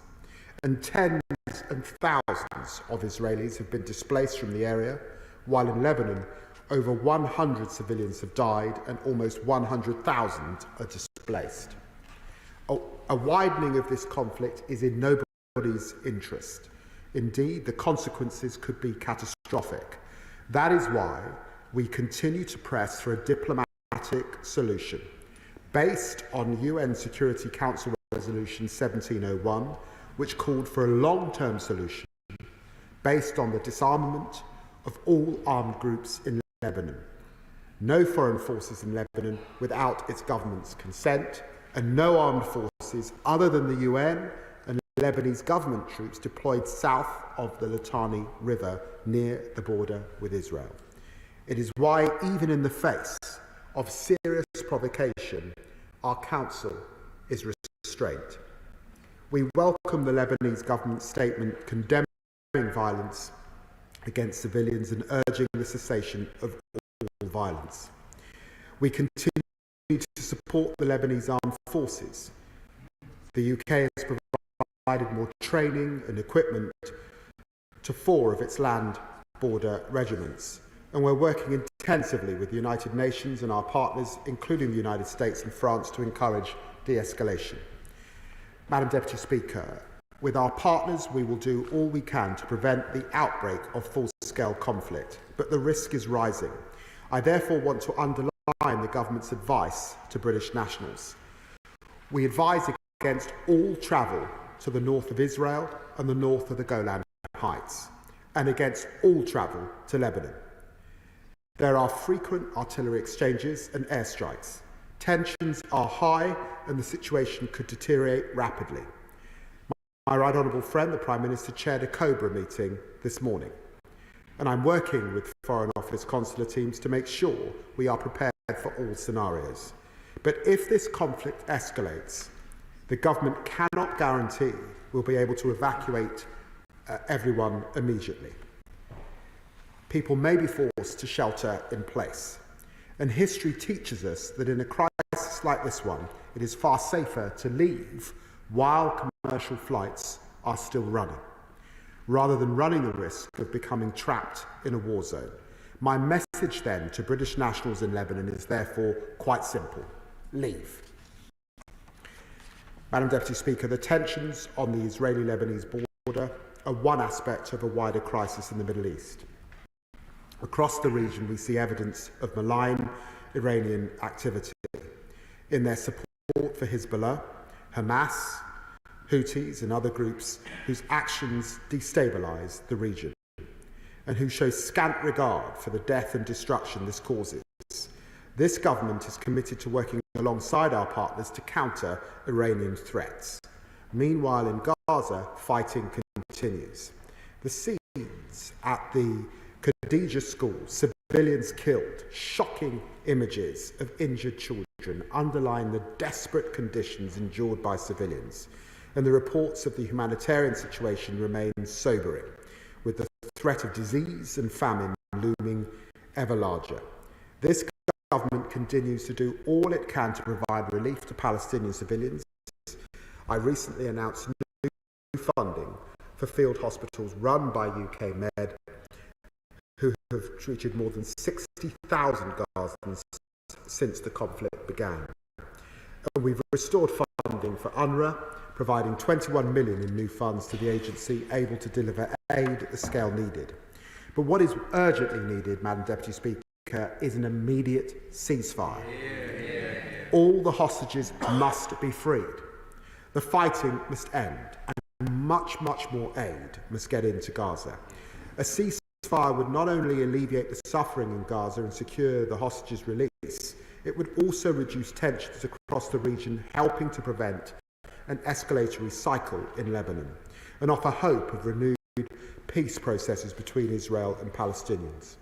As I said in the House in my first appearance as Foreign Secretary before this dispatch box, we are committed to playing a full diplomatic role in efforts to secure a just and lasting peace. Our overarching goal is clear: a viable sovereign Palestinian state alongside a safe and secure Israel. Madam Deputy Speaker, we do not want to see more civilians killed, more innocent lives cut short, but the risks are clear. We are urging de-escalation of the current crisis while ensuring we are prepared if diplomatic efforts do not succeed, with a clear call today for all British nationals in Lebanon to leave immediately. I commend the statement to the House. Yeah. Sharon Foreign Secretary Andrew Mitchell. Madam Deputy Speaker, I would like to thank the Foreign Secretary for advanced sight of his statement. This is indeed a matter of profound concern and gravity for us all. The tragic and senseless attack in the Golan Heights over the weekend must be met with full, unequivocal condemnation. Children and young people innocently playing football with bright futures and the rich tapestry of life ahead of them had their lives cruelly snatched away. My thoughts, and I'm sure the thoughts of the whole House, will be with their parents, siblings, friends and all those affected by this monstrous act. Madam Deputy Speaker, the risk of further escalation across the blue line is real, and the government is right to take it seriously. We do not want to see a widening of this painful conflict, and the opening of a new front would be in nobody's interest. If we are to avoid it, all involved need to show restraint. We should be crystal clear that includes Hezbollah. Let nobody forget this is a proscribed terrorist organisation which has no regard for human life, human dignity, or human rights, and nobody should be in any doubt about Hezbollah's intention towards the world's only Jewish state. And Hezbollah supports Hamas, another prescribed terrorist organisation, which has also inflicted appalling suffering, with the worst atrocity committed against Jewish people since the Holocaust and the Second World War. Hezbollah must cease its attacks right now. That message must be aimed at Tehran too. The government must use the communication channels that we have with Iran to be extremely firm with the regime. Iran must use its influence to rein in its proxies and stop destabilising the Middle East. But beyond stern words, we must use all the tools at our disposal to disrupt malign behaviour by Iran and its proxies like Hezbollah, including tough sanctions to crack down on finance sources and flows of weapons. Sanctions must also demonstrate that terror group leaders cannot escape the consequences of their action. The government must also rally the international community to collectively reaffirm its commitment to implementation of UN Security Council Resolution 1701, because that is critical for a long-term peace. If I may, I'd like to press the Foreign Secretary on three specific points. First, what steps is he taking to amplify the advice that he has already and rightly given so clearly, that British nationals in Lebanon should leave now? What is he doing in country to get the message across and make information on how to leave quickly and easily accessible? What steps is he taking to look after the interests of the Foreign Office and other dependents in Lebanon? Secondly, does he have an estimate of how many Brits are actually in Lebanon? And thirdly, what discussions has he had with key partners in the region who, like us, wish to see a destabilising escalation averted? Madam Deputy Speaker, I would like to conclude by making a broader point. We are clearly at a critical point in this conflict. We could see Hamas accept the deal on the table, which would see a pause in the fighting, a return of the hostages, a flood of aid, and the space created to bring about the conditions for a sustainable peace. Or we could see the suffering in Gaza grind on and a dangerous escalation along the blue line. This is the time to be putting maximum pressure on Hamas, as we have been discussing today, and on Hezbollah. It is also the time to remain in close dialogue with Israel and maintain our position as a trusted partner, because that is critical, whether for getting more aid into Gaza or for urging restraint by Israel. The Foreign Secretary will have heard concerns in recent days about what many of us perceive as a shift in the government's approach to our close ally Israel, including in relation to the International Criminal Court. The Foreign Secretary gave me an answer on that point in oral questions earlier today. We should make clear, Madam Deputy Speaker, that while recognition of Palestine is important and does not need to be at the end of the process, it equally cannot be at the start of the process, where it could be seen as a reward for violence and for terror. I do hope that going forward the government will not only continue to work to avoid an escalation along the blue line, but also maintain this close relationship with Israel. The trust and friendship that exists between the UK and Israel matters because it allows us candidly to discuss all aspects of the current conflict with Israeli counterparts at the very highest levels, in addition to using our influence as a member of the United Nations Security Council. Thank you, Madam Deputy Speaker. Foreign Secretary. Well, Madam Deputy Speaker, I'm grateful to the Right Honourable Gentleman for the tone and the cross-party nature in which he made his remarks.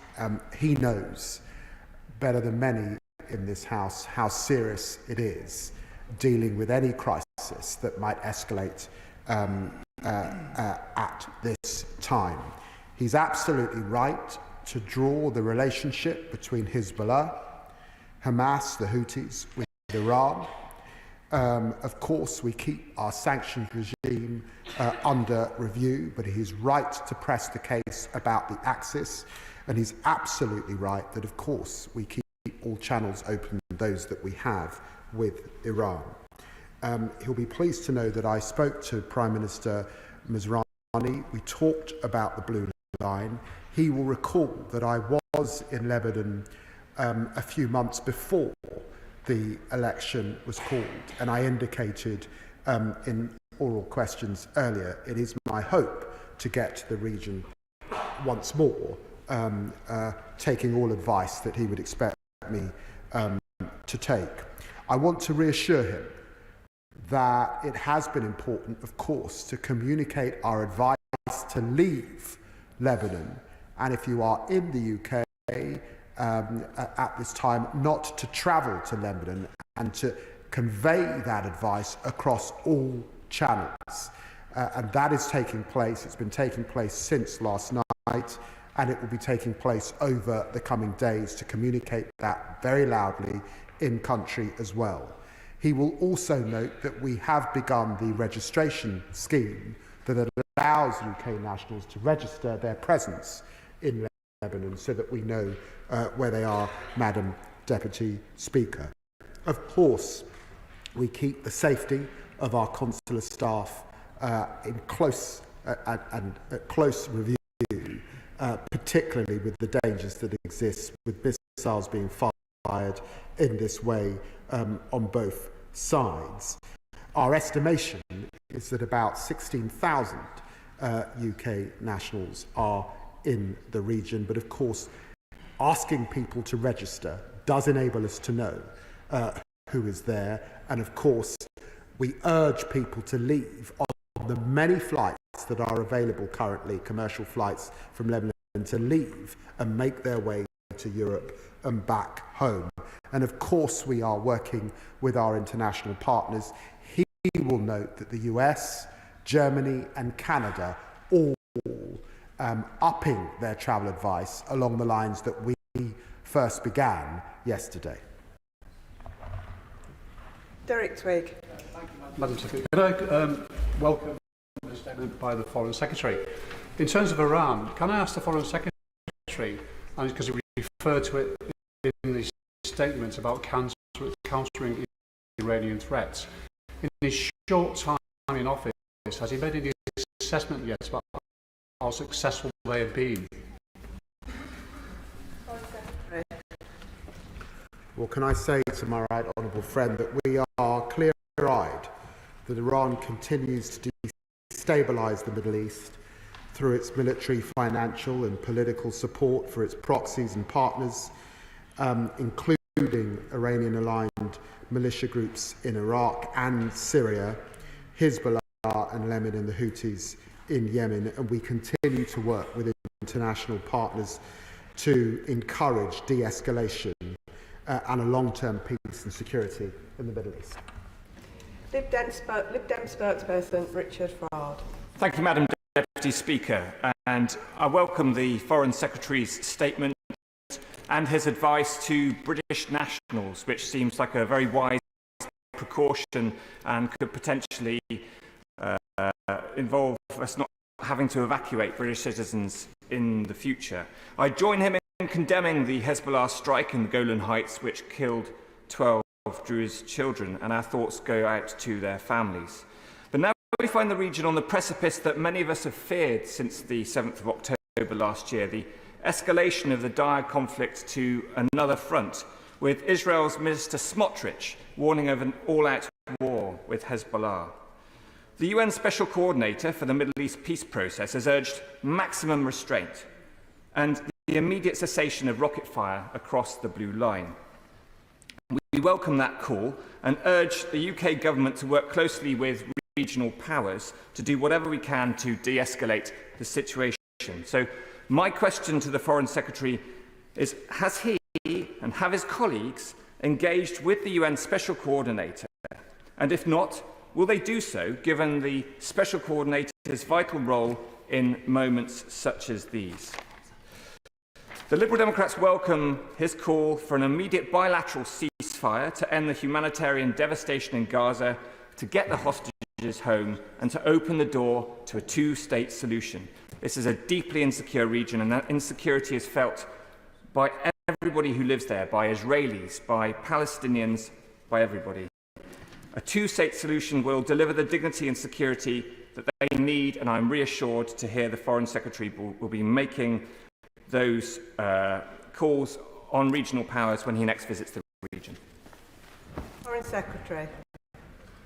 Well, I'm very grateful to the Lib Dem spokesman for the tone and manner of his remarks. Can I reassure him that I have been in touch with the UN Special Envoy Amos Hochstein? I've spoken to him several times over the past. I intend to speak to him again over the coming days. And as I indicated, it is my hope to get to the region if the security situation allows. And he's absolutely right. An immediate ceasefire is what we need.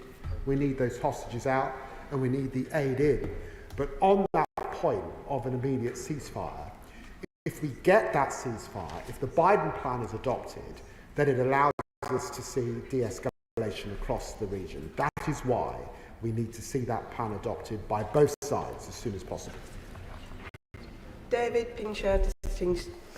Thank you, Madam Deputy Speaker. And may I take this opportunity to welcome you to the Chair. I welcome the Foreign Secretary's statement on Hezbollah's horrific attack and his condemnation of the awful strike in Majd al-Shams. What steps will the Foreign Secretary take to put maximum pressure on Hezbollah to cease its rocket attacks for good? Foreign Secretary. Well, I'm grateful to the honourable gentleman. We've got a long-standing no-contact policy with Hezbollah. However, we of course continue to speak to the government in Lebanon as fragile as that government is. We condemn Hezbollah's destabilising activity, and we do obviously coordinate very closely with regional partners, some of whom are in contact with Hezbollah. Sir John Hayes. Thank you, Madam Deputy Speaker. Welcoming the Right Honourable Gentleman to his place. He's not technically speaking a Right Honourable friend, but he's a personal friend of mine since my original attempt to stop him being elected in Tottenham many years ago. Thank him for his statement today, Madam Deputy Speaker. He knows well there are many moderate and measured voices in Lebanon and in the Lebanese diaspora too, and I'm glad that he's emphasised the close relationship between our government and our armed forces and the Lebanese army. Will he agree to meet a small group of people who have been associated with the all-party group, of which I've chaired? As you know, Madam Deputy Speaker, all-party groups are reforming as we speak.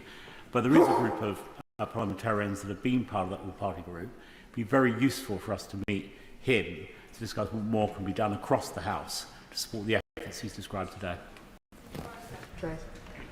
Well, Madam Deputy Speaker, over my 24 years in this place, the strangest of friendships are struck up across party lines. And so, of course, I will meet with the honourable gentleman and the group, because this is a very serious issue, and I know that this is a cross-party issue that all members of this House will want to see de-escalated.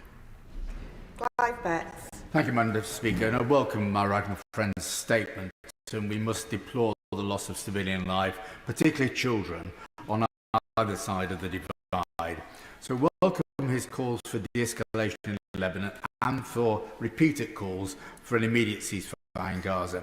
But looking ahead to the long-term peace, to a two-state solution, how does my right honourable friend deal with the comments of the Israeli Prime Minister the other day, who said that Samaria and Judea are an integral part of Israel and they're not occupying the West Bank?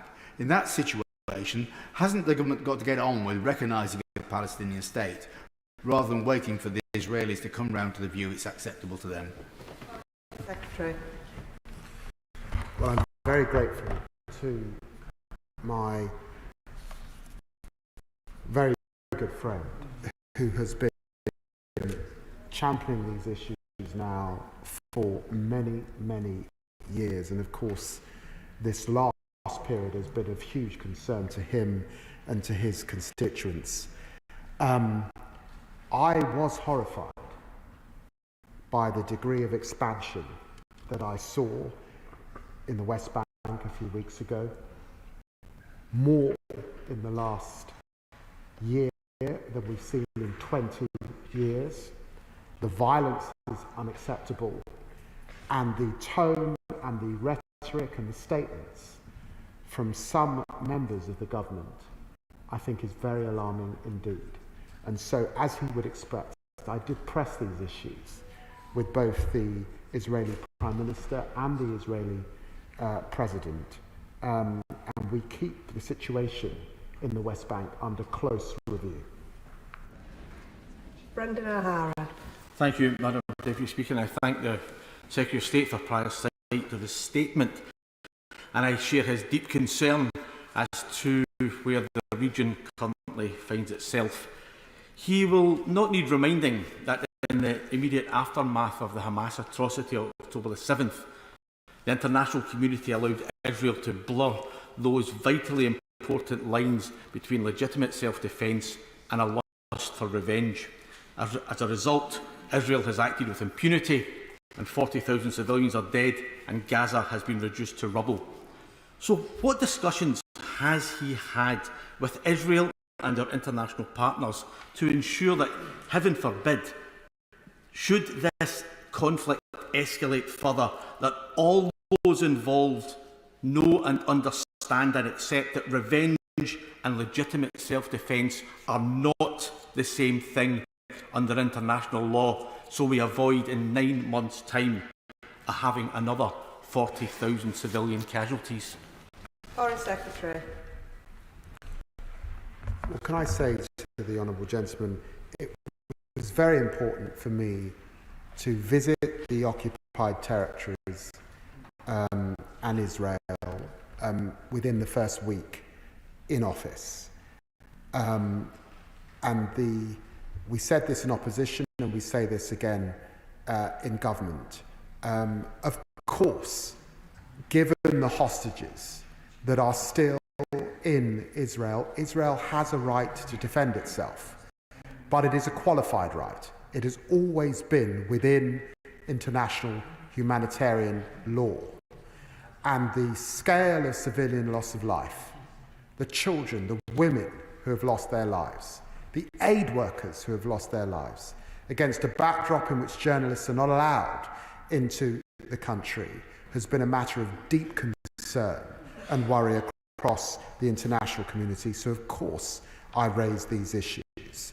It was also important to meet with hostage families and to be absolutely clear, we want to see those hostages returned. Kim Johnson. Thank you, Madam Deputy Speaker, and congratulations on your new appointment. I'm sure my right honourable friend will agree with me that the escalation of violence can be reduced if we look at ending the suffering in Gaza. At a briefing I attended today with Oxfam and Medical Aid Palestine, they talked about how Israel were using water as a weapon of war. People have 4.7 litres of water per day to wash, clean and cook, and that is less than a toilet flush. So I welcome the position that we've taken. We've moved, greatly, but does my honourable friend agree with me that we need to go much further and much faster? Secretary. Well, my honourable friend is right. The issue of water, waterborne disease, we now have polio setting in, and of course we've had the famine because the lack of desalination is a very, very serious issue.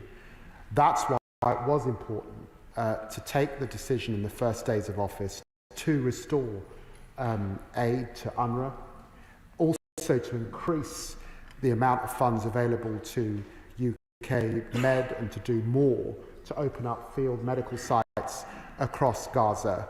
We will continue to press the aid issue in Gaza. I think it is important that the Rafah crossing is opened also, which would alleviate a lot of suffering.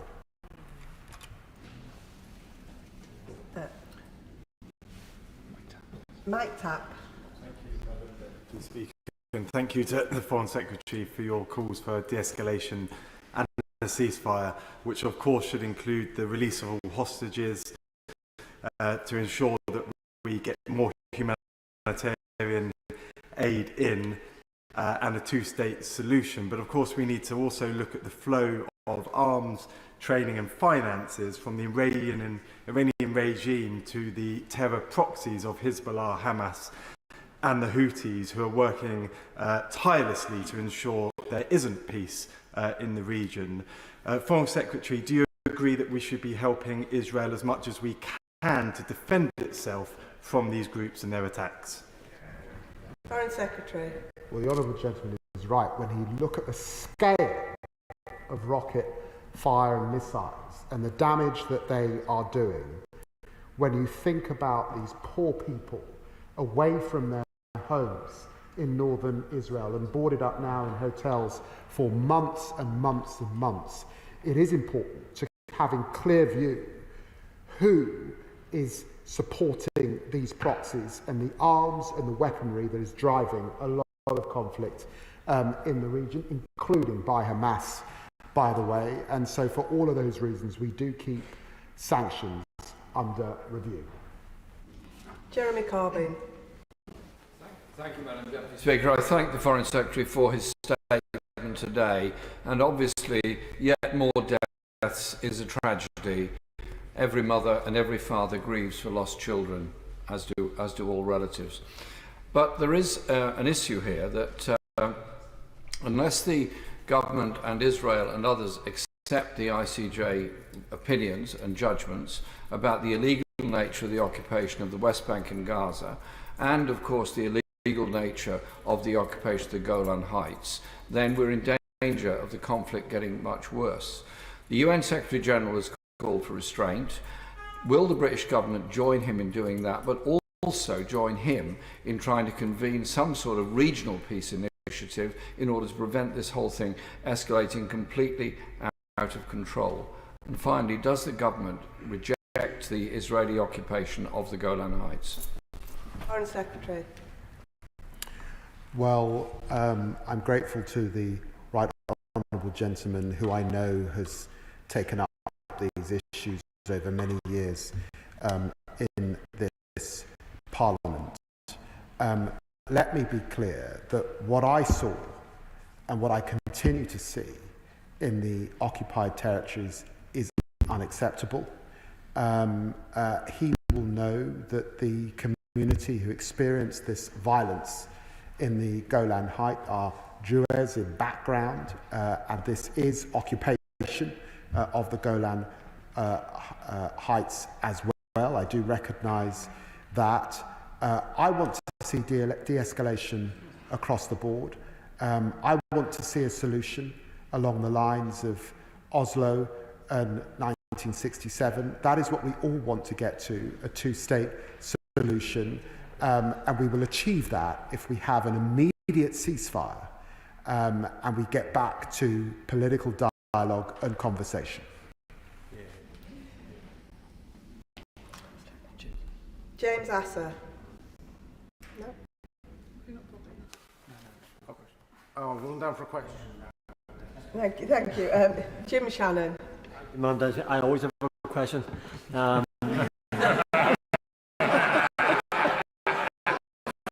Sorry, I'm not. Humour's not what this is about, and I apologise for that. I shouldn't have said that. Can I just say that I can thank the Secretary of State very much for his calm and measured statement. It encapsulates, I believe, the temperament and the concern of all of us chamber from both sides, and I thank him for that. The attack at the football pitch in Majal Shams is deadly and full of complete evil. 12 children and young adults were slaughtered. Can the Secretary of State outline what steps have been taken to find the perpetrators, make them accountable, and ensure that the message is sent that these attacks will not bring peace but instead bring further division? And what steps will be taken to assist Israel, whose very existence by Hezbollah is under threat? That Hezbollah, of course, the terrorist murderers of innocents that they are, and that they must be neutralised. Thank you. Foreign Secretary. I'm very grateful to the honourable gentleman, and he knows a lot about the issue of terrorism, and it's for that reason that he's used his position on the backbenches always to raise these issues. And he's absolutely right. There will be many people in our Jewish diaspora in this country looking with real fear about the prospect of escalation, worrying about their loved ones. We have updated the travel advice in relation to Israel, and particularly northern Israel as well at this time. And of course, we continue to work with our close ally in partnership in what is a very, very challenging moment. And finally, Mike Martin. Thank you, Madam Deputy Speaker. Illegal Israeli settlements are imperiling the future viability of a Palestinian state, so they undermine the two-state solution. Would the Secretary of State consider issuing a statement that says that if Israel continues to expand illegal settlements, then the UK will immediately recognise the Palestinian state? Foreign Secretary. I recognise the huge concern that there is in this House and across the world with the nature both of the expansion and the violence. I've also said that recognition is important as a pathway to peace, and no country has a veto on when and how we do that working with partners. I don't think, however, that the proximity of the two is the right way to go about things diplomatically, and I suspect we would struggle to find other partners that would support us if we did that. I'll now allow some time for the benches to clear before we start our next business. Point of order, Madam Deputy Speaker. Thank you. May I seek your guidance, Madam Deputy Speaker? I wish to place on record my severe concerns about the government's failure to come formally before the House on their decision to impose VAT on independent schools. Not only have they imposed this policy through a written ministerial statement, but they have now also said that they will charge VAT on any fees that are paid in advance. And WMS is insufficient and purposely prevents the House from debating a policy that affects rural economies. I have 10 independent schools in my own constituency, but also military and SEN families, and both comprehensive and independent schools. How can she help us resolve this incredibly important issue for so many in the House? The Honourable Lady has placed her concerns on the record, and I'm sure the Treasury bench will have heard them.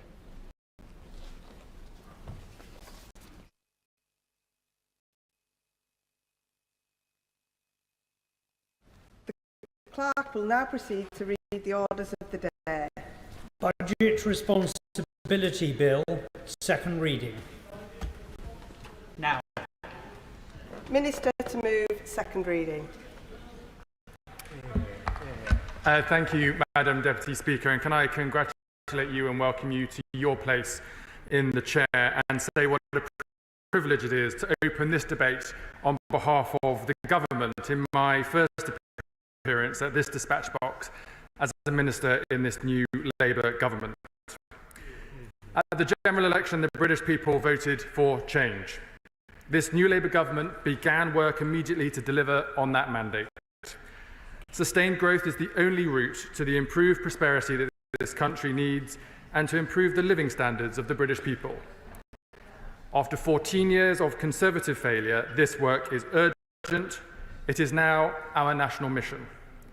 To deliver on our mission, as my right honourable friend, the Chancellor, has set out days after taking office, we must fix the foundations of the economy and restore economic stability. The Chancellor emphasised this commitment to deliver economic stability by meeting with the Office for Budget Responsibility, the OBR, soon after becoming Chancellor.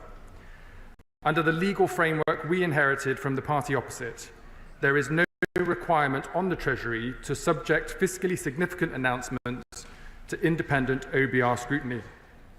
We all experienced what happens without this, when huge unfunded fiscal commitments are made without proper scrutiny and when key economic institutions like the OBR are sidelined.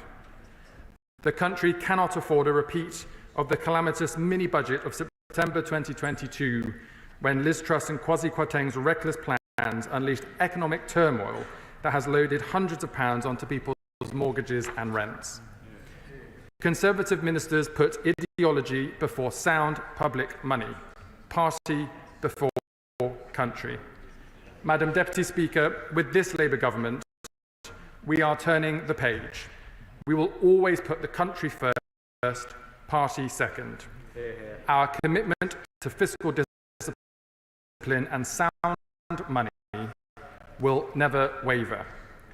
That is why this government is firmly committed to the independence of the OBR and the important principle that in normal times, the announcement of a fiscally significant measure should always be accompanied by an independent assessment of the economic and fiscal implications to support transparency and accountability. And it is why we made a commitment in our manifesto to therefore strengthen the role of the OBR, and why we have acted quickly to deliver on this commitment today. This action will reinforce credibility and trust by preventing large-scale unfunded commitments that are not subject to an independent fiscal assessment. As the chair of the OBR, Richard Hughes, has reiterated in his recent letter to the Chancellor, it is a good principle of fiscal policy making that major fiscal decisions should be based upon and presented alongside an up-to-date view of the economic and fiscal outlook. In line with this, yesterday, the Chancellor commissioned a full forecast to accompany our budget on the 30th of October, following the important principle that significant fiscal policy decisions should be made at a fiscal event and accompanied by an independent OBR assessment. This fiscal lock is an essential part of our mission to deliver economic stability. It is one of our first steps to fixing the foundations, and it is our guarantee to the British people that this Labour government is a responsible government which will never play fast and loose with the public finances and family finances as the Conservative Party has done before. I will now turn to how the bill will achieve this. The bill sets the legal framework for the operation of the fiscal lock. Its provisions build on the legislation that established the OBR, the Budget Responsibility and National Audit Act of 2011. In line with this, the technical detail underpinning the fiscal lock will be set out via an upcoming update to the Charter for Budget Responsibility. The Charter sets out the government's fiscal framework, including guidance on how the OBR performs its duties within it. To support scrutiny of this bill during its passage through Parliament, the Treasury has published a draft of the relevant Charter text, which will make clear exactly how the government plans to implement the fiscal lock. A full update to the Charter will be published in due course, on which members of this House will vote in the usual way. The bill itself does 5 things to ensure that proper scrutiny of fiscal plans will be followed. First, the bill requires that before the government makes any fiscally significant announcement in Parliament, the Treasury always requests that the OBR presents an assessment taking this into account. This builds on the usual process whereby the Chancellor commissions the OBR for an economic and fiscal forecast to accompany a fiscal event. It guarantees in law that from now on, every fiscally significant change to tax and spending will be subject to scrutiny by the independent OBR. Second, it gives the OBR new powers to independently decide to produce an assessment if they judge that the fiscal lock has been triggered.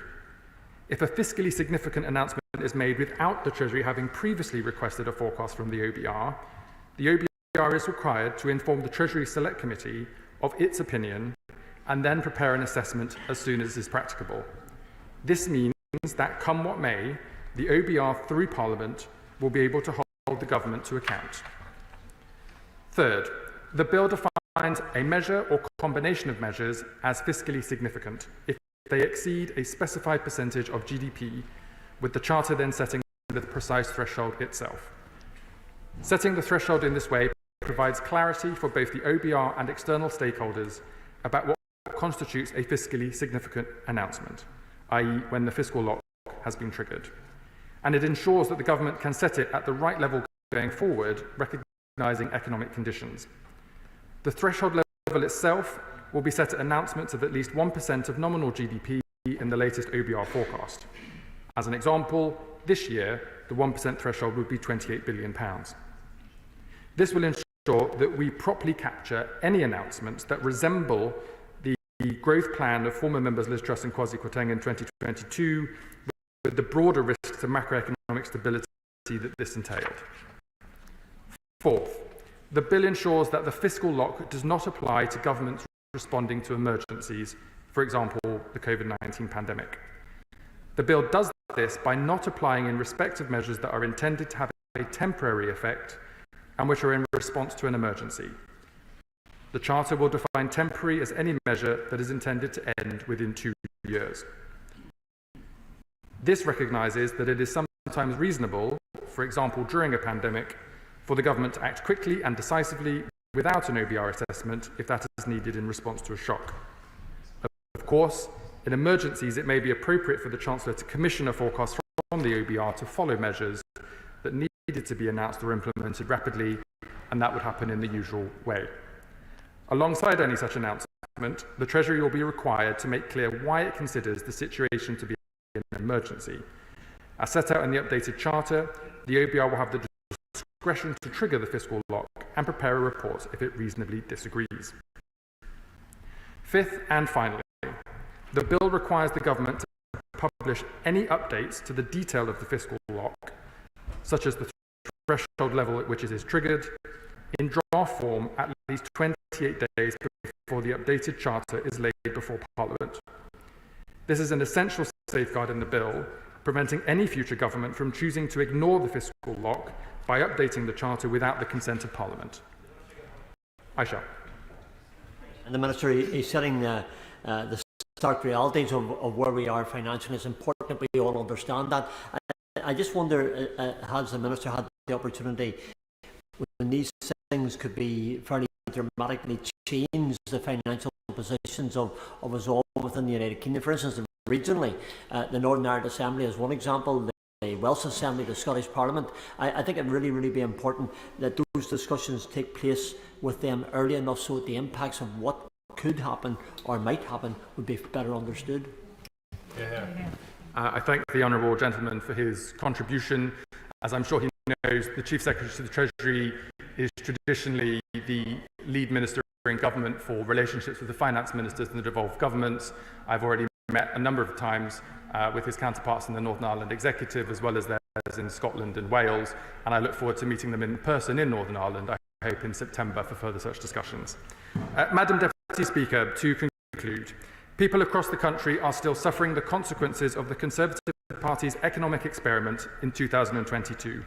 Conservative ministers took the most reckless decisions without any thought for their real-life impact on the British economy and on family finances. Astonishingly, they have still made no apology. With this Labour government, our commitment to fiscal discipline and sound money is the bedrock of our plans. So, the Budget Responsibility Bill guarantees in law that from now on, every fiscally significant change to tax and spending will be subject to scrutiny by the independent OBR. The bill will reinforce credibility and trust by preventing large-scale unfunded commitments that are not subject to the scrutiny of an OBR fiscal assessment. This delivers on a key manifesto commitment to provide economic stability and sound public finances by strengthening the role of the independent OBR. This is a crucial first step to fixing the foundations in our economy so that we can achieve sustained economic growth and make every part of the country better off. And for those reasons, Madam Deputy Speaker, I commend the bill to the House. The question is that the bill be now read a second time, and I call Opposition Spokesperson Gareth Davies. Madam Deputy Speaker, congratulations on your election to the chair. And Madam Deputy Speaker, let me take this as my first opportunity to congratulate the Honourable and Right Honourable Gentleman opposite, the new Treasury ministerial team. They've taken up some of the best jobs in government. I loved every minute of my time in the Treasury, even when I had to come to this place to face my shadows. And I will always be grateful to the officials who supported me and the team so ably.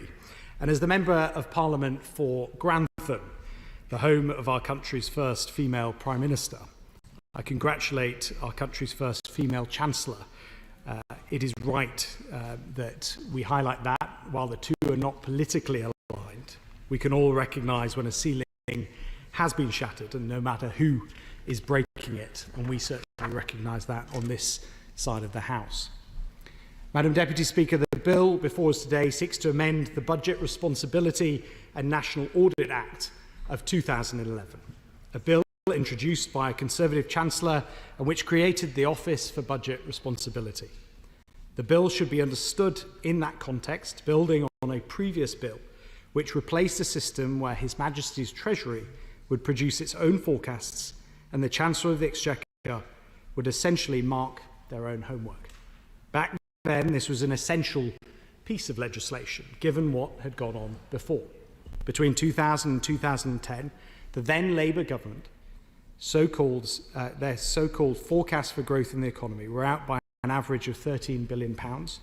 Their forecasts for the budget deficit 3 years ahead were out by an average £40 billion. Their forecasts therefore lacked any credibility at all. And it wasn't just the forecasts which led to the creation of the OBR, it was the management of the economy. Much has already been said by the Shadow Chancellor about higher inflation, higher deficit and higher unemployment the Conservatives inherited from Labour in 2010. But what is sometimes forgotten is that total public spending accounted for almost half of the national income when Labour last left office. Welfare spending ballooned by a staggering 45%, and this runaway spending meant that we inherited the largest budget deficit of any economy in Europe, with the sole exception of one country, and that was Ireland. And so the idea, Madam Deputy Speaker, that Labour have an unblemished record when it comes to the public finances is just plain wrong. We Conservatives created the OBR, in part to guard against Labour's fiscal unaccountability and recklessness with the public finances. We continue to support the role of the OBR in providing open, fully transparent, independent forecasts for all to see, no matter who is in government. And what was good to hear, genuinely good to hear, was the Chancellor recognised the importance of the OBR when she said that because of the OBR, in her words, you don't need to win an election to find out the state of the public finances. She was absolutely right about that. That's why, Madam Deputy Speaker, yesterday's supposed revelations just simply won't wash. In fact, she's so supportive of the OBR. If she is so supportive of the OBR, I ask a simple question. Why was yesterday's statement based on Treasury analysis and not OBR analysis? Surely if they're very supportive of the OBR, they would have asked the OBR to conduct that analysis, not internal Treasury analysis. The OBR have always said that they would be ready to produce analysis any time on short notice. But Madam Deputy Speaker, look, that was yesterday. And today we're here to talk about the bill in front of us right now. While we're supportive of the LBR, we think it is right that the House needs to consider a number of concerns we have that we'll be seeking clarification from the government on.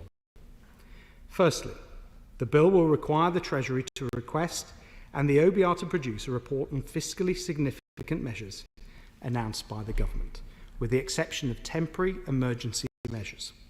The definitions of these terms, fiscally significant, temporary and emergency, will be set out in the Charter for Budget Responsibility, as the Chief Secretary outlined. The draft Charter text, published alongside this bill, deems measures to be fiscally significant if they cost the equivalent of 1% of GDP in any financial year. It defines as temporary any measure intended to end within 2 years. and the draft charter text gives the OBR discretion to reasonably disagree with the Treasury's interpretation of what constitutes emergency. Given some of the rhetoric around this bill, we note that nowhere in this bill, or the surrounding documents, is the OBR actually empowered to prevent a government from taking fiscally significant action of any kind.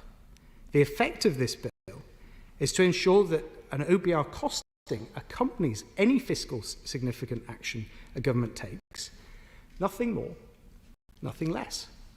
Some of the way the Chancellor described this bill as being a so-called lock to prevent certain activity is, if I was being generous on my first outing, overly ambitious. The bill is described as introducing a fiscal lock which the Chancellor promises will prevent large-scale unfunded commitments. It's just not what this bill does, though. There is no fiscal lock. If anything, it's a forecast lock. The potential impact of this bill is limited, so limited, actually, so specific as to leave some to wonder whether, for all the animated hyperbole of the Chancellor yesterday, this is prioritisation of gimmicks over governing, despite what the Prime Minister said at the King's speech. I will in a moment. Secondly, as I say this, I say it genuinely constructively. The government needs to be better prepared to clarify what is meant by emergency. The draft charter gives the OBR the power to reasonably disagree with the government's interpretation of what is or not an emergency. But this raises questions around whether the OBR is equipped in the first place to make such a decision. What counts as an emergency should mostly be clear-cut. But what about instances that are less obvious, unforeseen circumstances that will come down the track? The OBR would then be straying into political decision-making, which would rightly raise constitutional issues. Even if, ultimately, it is for ministers to decide on such matters, any resulting disagreement between the government and the OBR on whether the circumstances amount to emergency could undermine the credibility of the government, the OBR, or both. Thirdly and finally, in the event the lock is argued.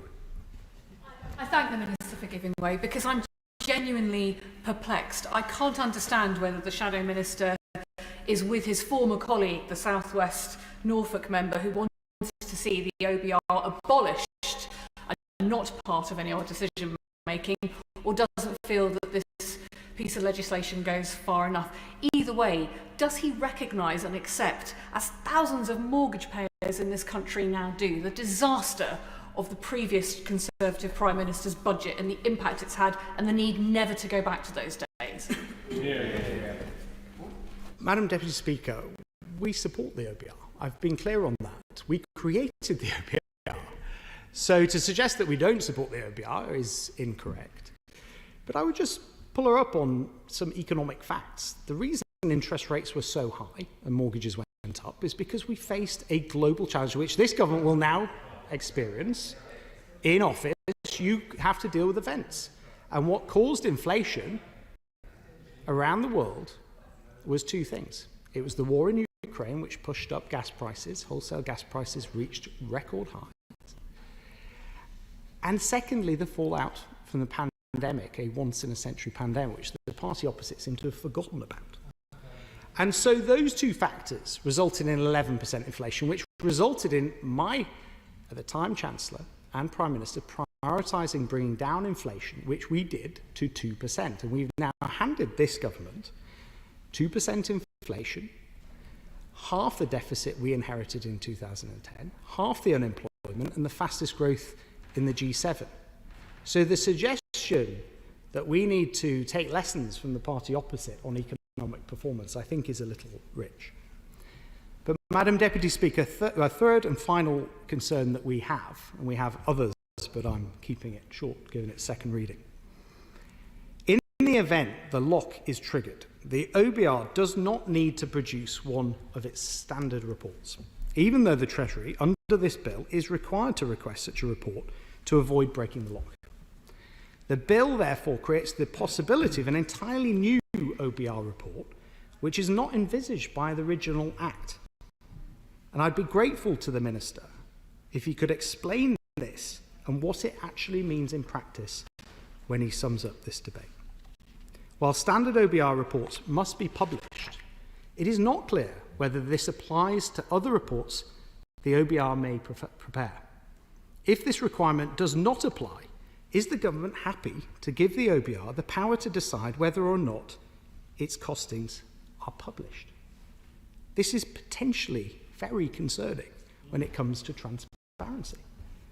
So, Madam Deputy Speaker, the official opposition look forward to more detailed scrutiny of this bill and the practical implications of it.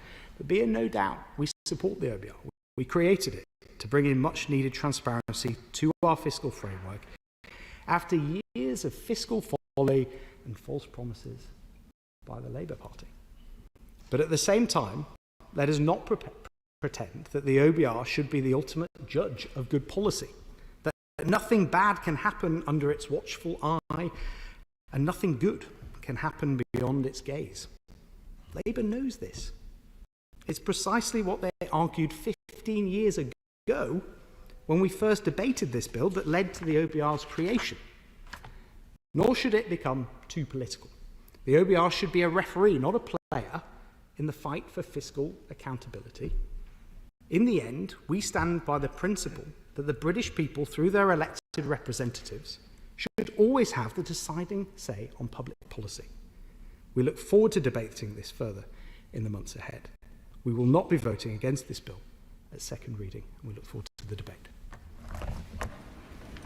Stella Creasy. Thank you, Madam Deputy Speaker.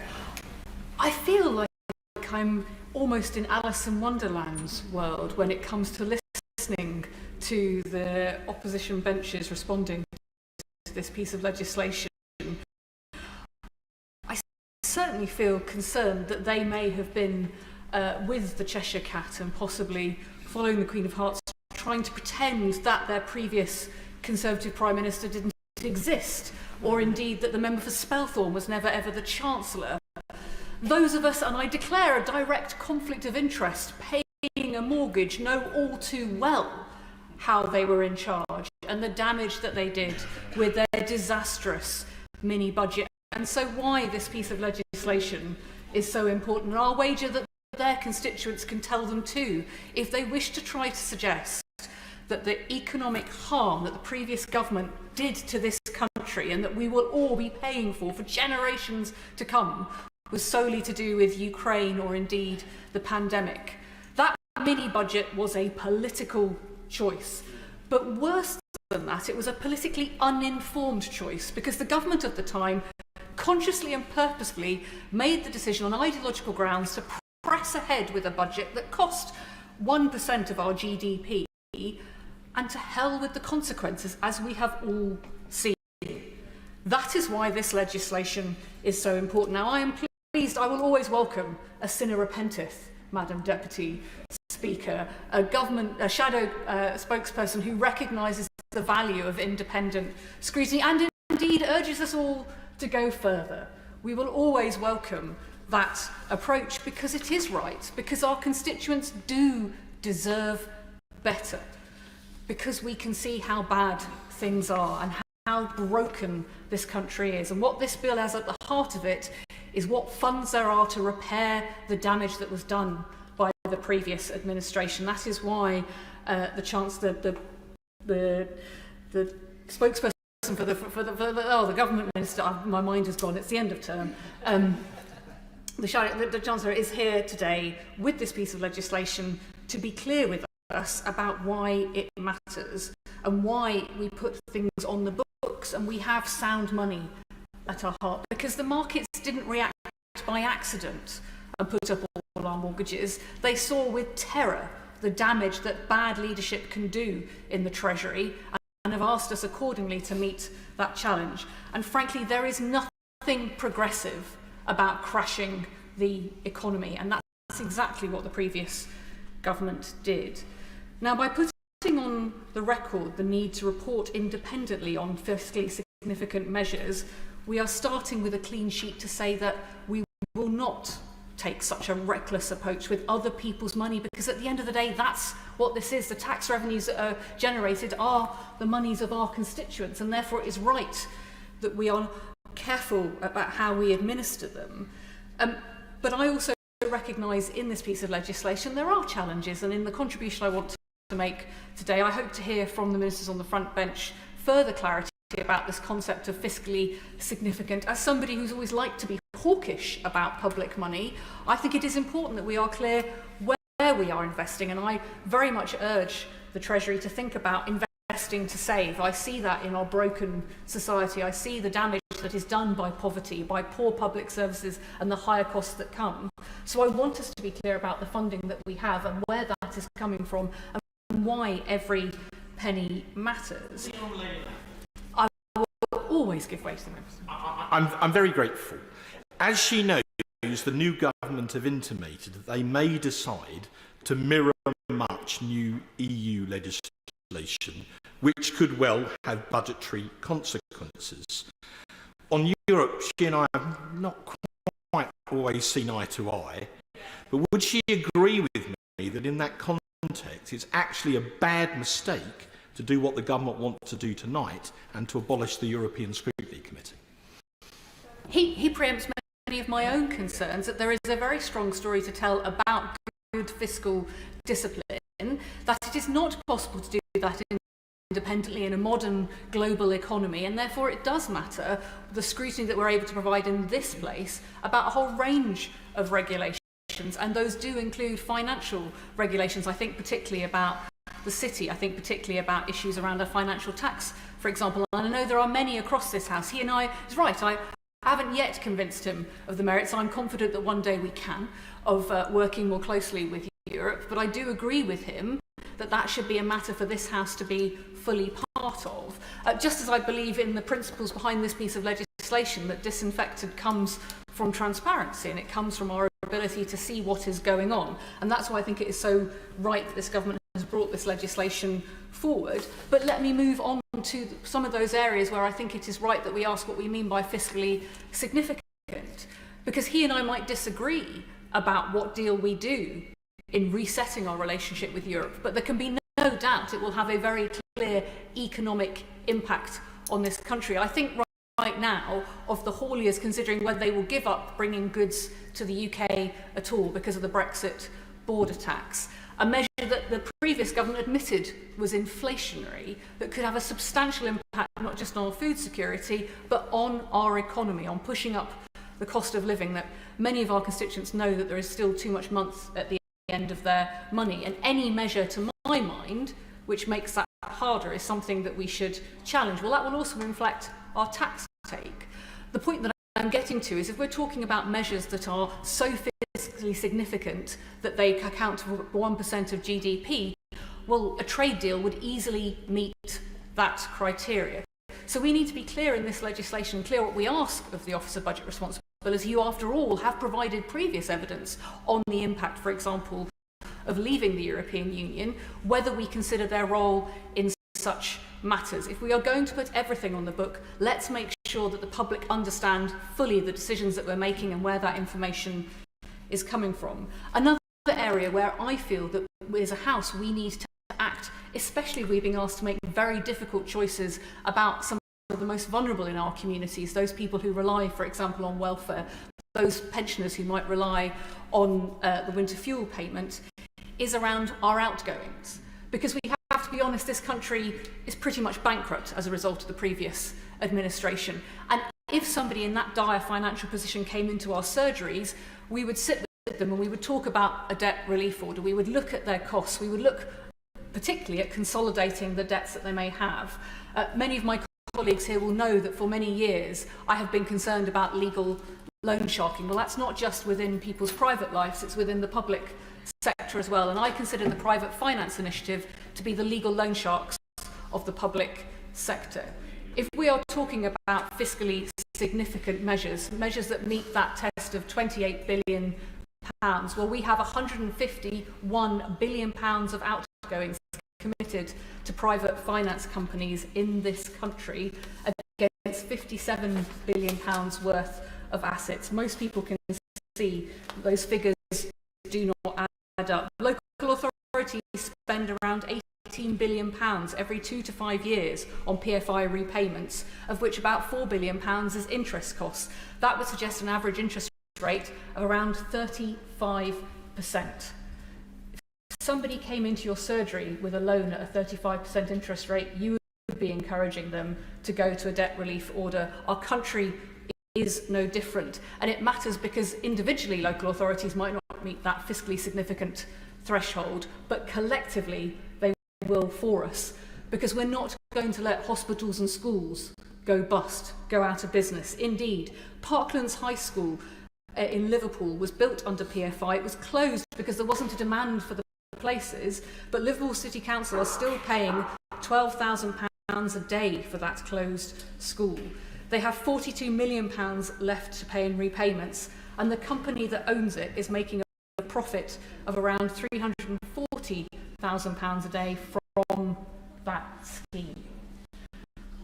Private finance companies are on our books, and they should be on our books nationally. They should be considered a fiscally significant measure, because there are things that we can do to consolidate those loans and to reduce the outgoings that will come. So in my contribution to this bill and in the amendments that I may table, depending on what the ministers say, I think we need to be clear that everything that is fiscally significant, both decisions that we may not proceed with and decisions that we do proceed with, should be subject to that level of scrutiny. The National Audit Office has already given us plenty of information about the poor value for money of private finance initiatives, and many people here who have these schools and hospitals in their constituencies will have seen it first-hand. There is evidence from the Department of Health about what could be done to consolidate those loans that probably would generate some of those savings that would be fiscally significant when we're talking about the sums involved. It would be fantastic to see the Office of Budget Responsibility pick this up as part of us knowing just how much we have to pay out as a country, just how much of a contribution we need to make, and this is going to private companies who are not paying tax in this country on the whole, so it is not generating revenue that can go back into paying for the repairs that need to come. The previous government started to look at these issues and then walked away.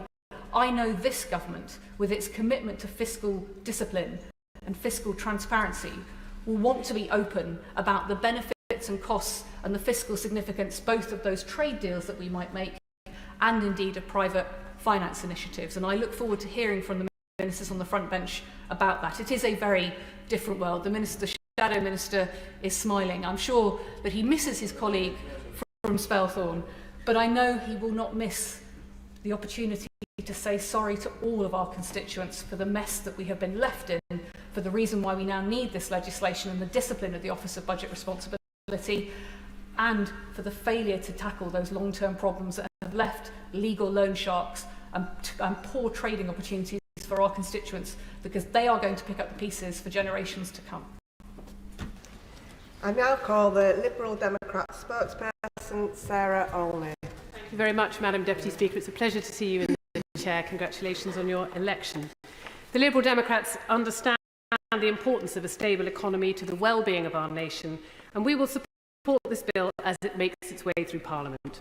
We have seen the effects of the chaos and uncertainty wrought by the previous Conservative government in their horrendous mismanagement of the economy, and we know that future prosperity can only be built upon a firm foundation.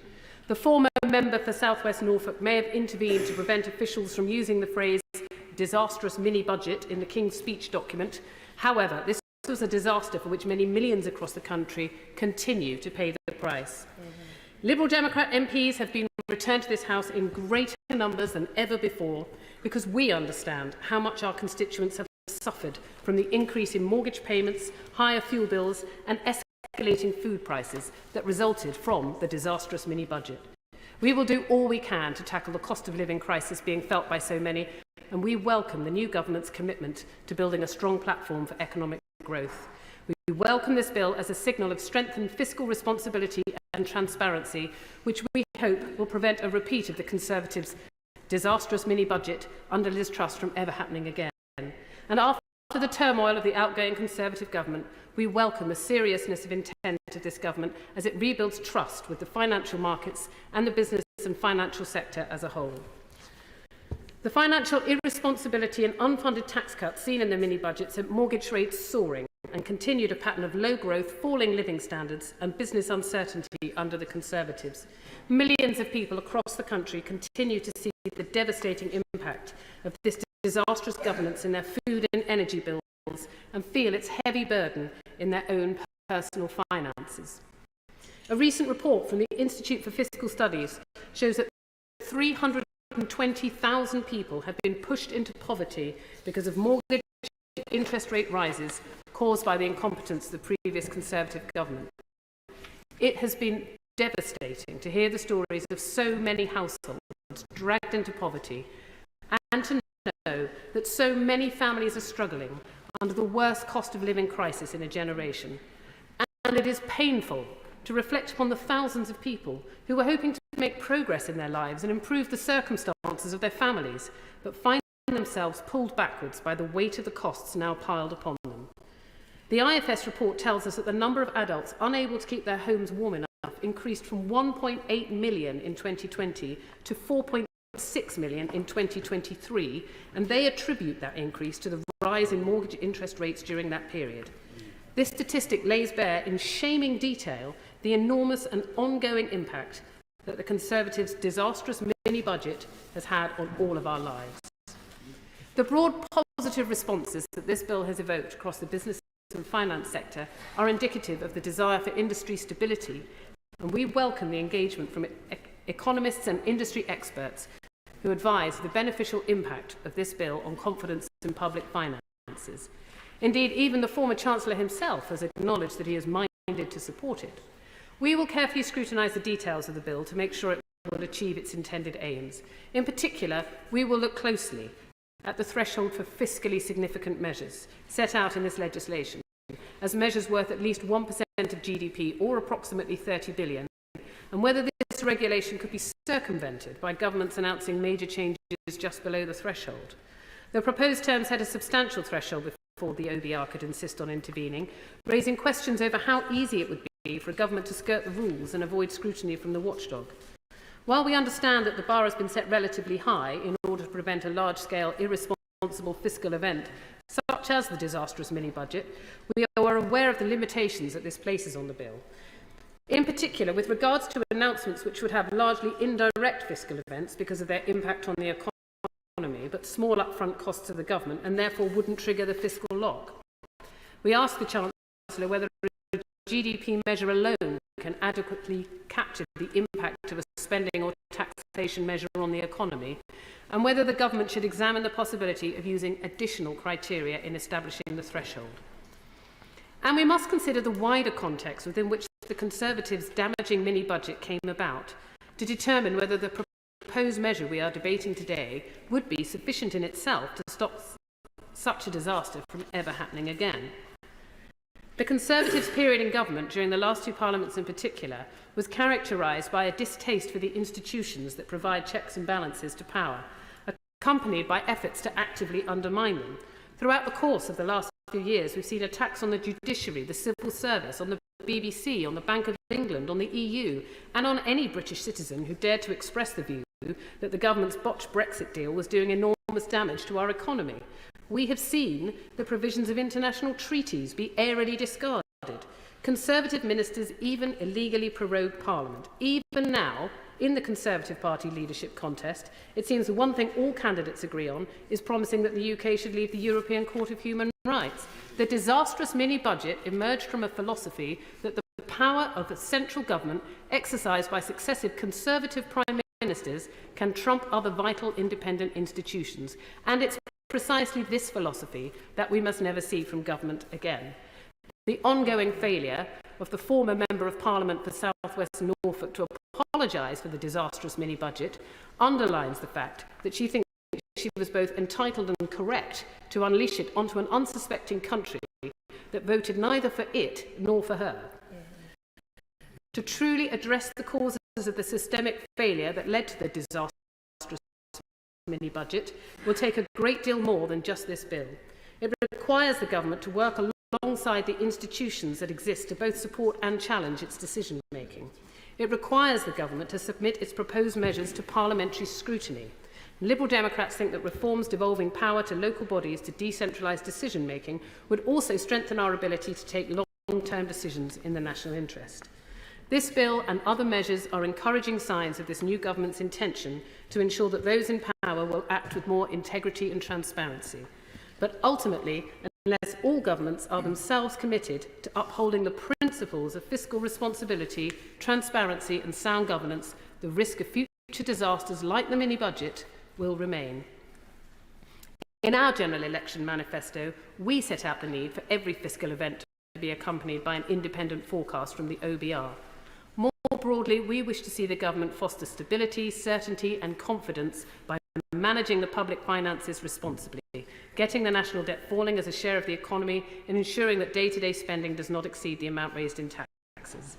And we must make the tax system itself fairer by asking some of the wealthiest companies in the world to pay their fair share, the big banks, the oil and gas producers, the tech giants, instead of adding even more to the burden on hard-working families.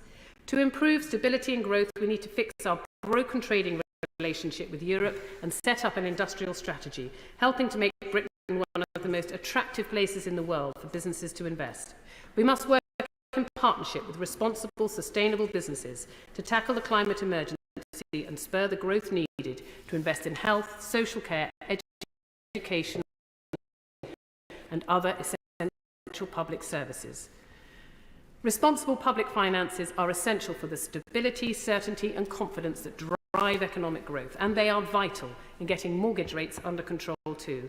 Under the outgoing Conservative government, we found out just how much pain and damage can come from fiscal irresponsibility. Liberal Democrats want to see a thriving British economy that provides jobs and opportunities for people and is attractive to businesses and investors. We welcome this bill as a useful step in that direction, helping to improve long-term stability and responsible economic management. Thank you. Thank you so much. Point of order, Madam Deputy Speaker. Does the point of order relate to the business being discussed right now? Business of the day, yes, Madam Deputy. Yeah. Just for reference, I know for new MPs it can be tricky, but points of order must be relevant to the business or be made during transition between items of business. But I know as a new MP that isn't easy, and I'm grateful for the member for giving notice of this point of order, so proceed. Thank you, Madam Deputy Speaker. We're hearing a lot about transparency, accountability and scrutiny. But the reality is, on the business of the day, proposed by the Leader of the House, is the plan to abolish the European Scrutiny Committee. Now, when this country voted to leave the European Union, we voted to take back control. How, Madam Deputy Speaker, can we scrutinise the activities and negotiations of this government with the European Union if the government abolishes the European Scrutiny Committee? Surely it's completely in contrast to what the government has proposed in its manifesto and all of these discussions about scrutiny. Yeah. It's very grateful for the member giving us notice of his points of order. It is for the government to decide what orders should be tabled and whether there should be consultation. Any select committee can scrutinise matters within its remit, which may include matters relating to the European Union.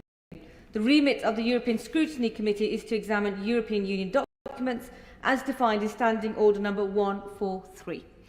Broadly speaking, there are proposals for European Union legislation or policy. It is for the House to decide whether the committee still fulfils a useful function now that the UK is no longer a member of the EU, not for the Speaker. Thank you. I now call Martin Rhodes. Madam Deputy Speaker, thank you for calling me to make my maiden speech during this debate. I moved to Glasgow in 1992, expecting to stay for 3 years. And now, over 3 decades later, I'm very pleased to have made it my home. And for those more than 30 years, I've lived in the north of the city. It is therefore a great privilege and a great responsibility to have been elected to serve the constituency of Glasgow North. It is a constituency of huge variety and diversity. At its northern boundary, farmland north of Somerston, and at its southern boundary are the River Clyde, the Scottish Event Campus, the Hydro Venue and the city centre. From the west of Scotland's Science Park at its western boundary to the Glasgow Tigers Speedway track toward the eastern boundary. And of course, a lot more in between. Firhill, the home of Partick Thistle, the Kelvin Grove Art Galleries, Postle Marsh, a site of special scientific interest, Glasgow Caledonian University and the University of Glasgow, the School of Art and the Royal Conservatoire, the Queen's Cross Church of Charles William Mackintosh, the Forth and Clyde Canal, the River Kelvin, Rockhill, Maryhill and Dossone Parks, as well as Kelvin Grove Park and the Botanic Gardens. But most of all, far more important than these key landmarks, are the communities that make up Glasgow North. Many of which have faced and still face significant challenges and have sought to do what they can to support each other in the face of those challenges. Resilience is a thread that runs through the diverse communities of Glasgow North. It is an area that I'm pleased to call home and am now privileged to represent in this place. Madam Deputy Speaker, I wish to recognise the work of my predecessor as the member for Glasgow North, Patrick Grady. In his time here, he was chair of the All-Party Parliamentary Group on Malawi and has a long interest in development issues, an interest I'm sure he will continue to pursue outside this place. The boundaries of the constituency are different to those of Glasgow North in previous parliaments and includes parts of the city that were previously in Glasgow North East and Glasgow Central. I know that my honourable friend, the member for Glasgow North East, in her first speech, will want to recognise the former member for Glasgow North East, Anne McLaughlin. So, with no disrespect to her, I will keep my comments to the former member for Glasgow Central, Alison Thewlis. As Glasgow Central no longer exists, I want to ensure that we do not, as a House, miss the opportunity to recognise the commitment and work of the former member for Glasgow Central. In her time in this place, and before that as a city councillor in Glasgow, she showed her commitment to serving those she represented. There is one other former member for Glasgow North who would like to pay tribute to today, Anne McKechnie. She served in this place from 2001 to 2015. She has been a friend and a giver of wise advice for many years. And her time in this place and outside shows her continuing commitment to public service.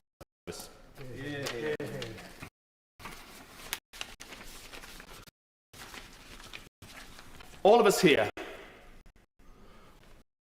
want to ensure that we represent the people that we are elected to represent.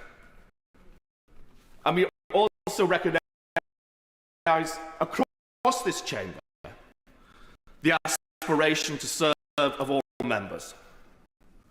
But we also need to ensure that mutual recognition of this service does not blind us to the challenges that face politics and public service.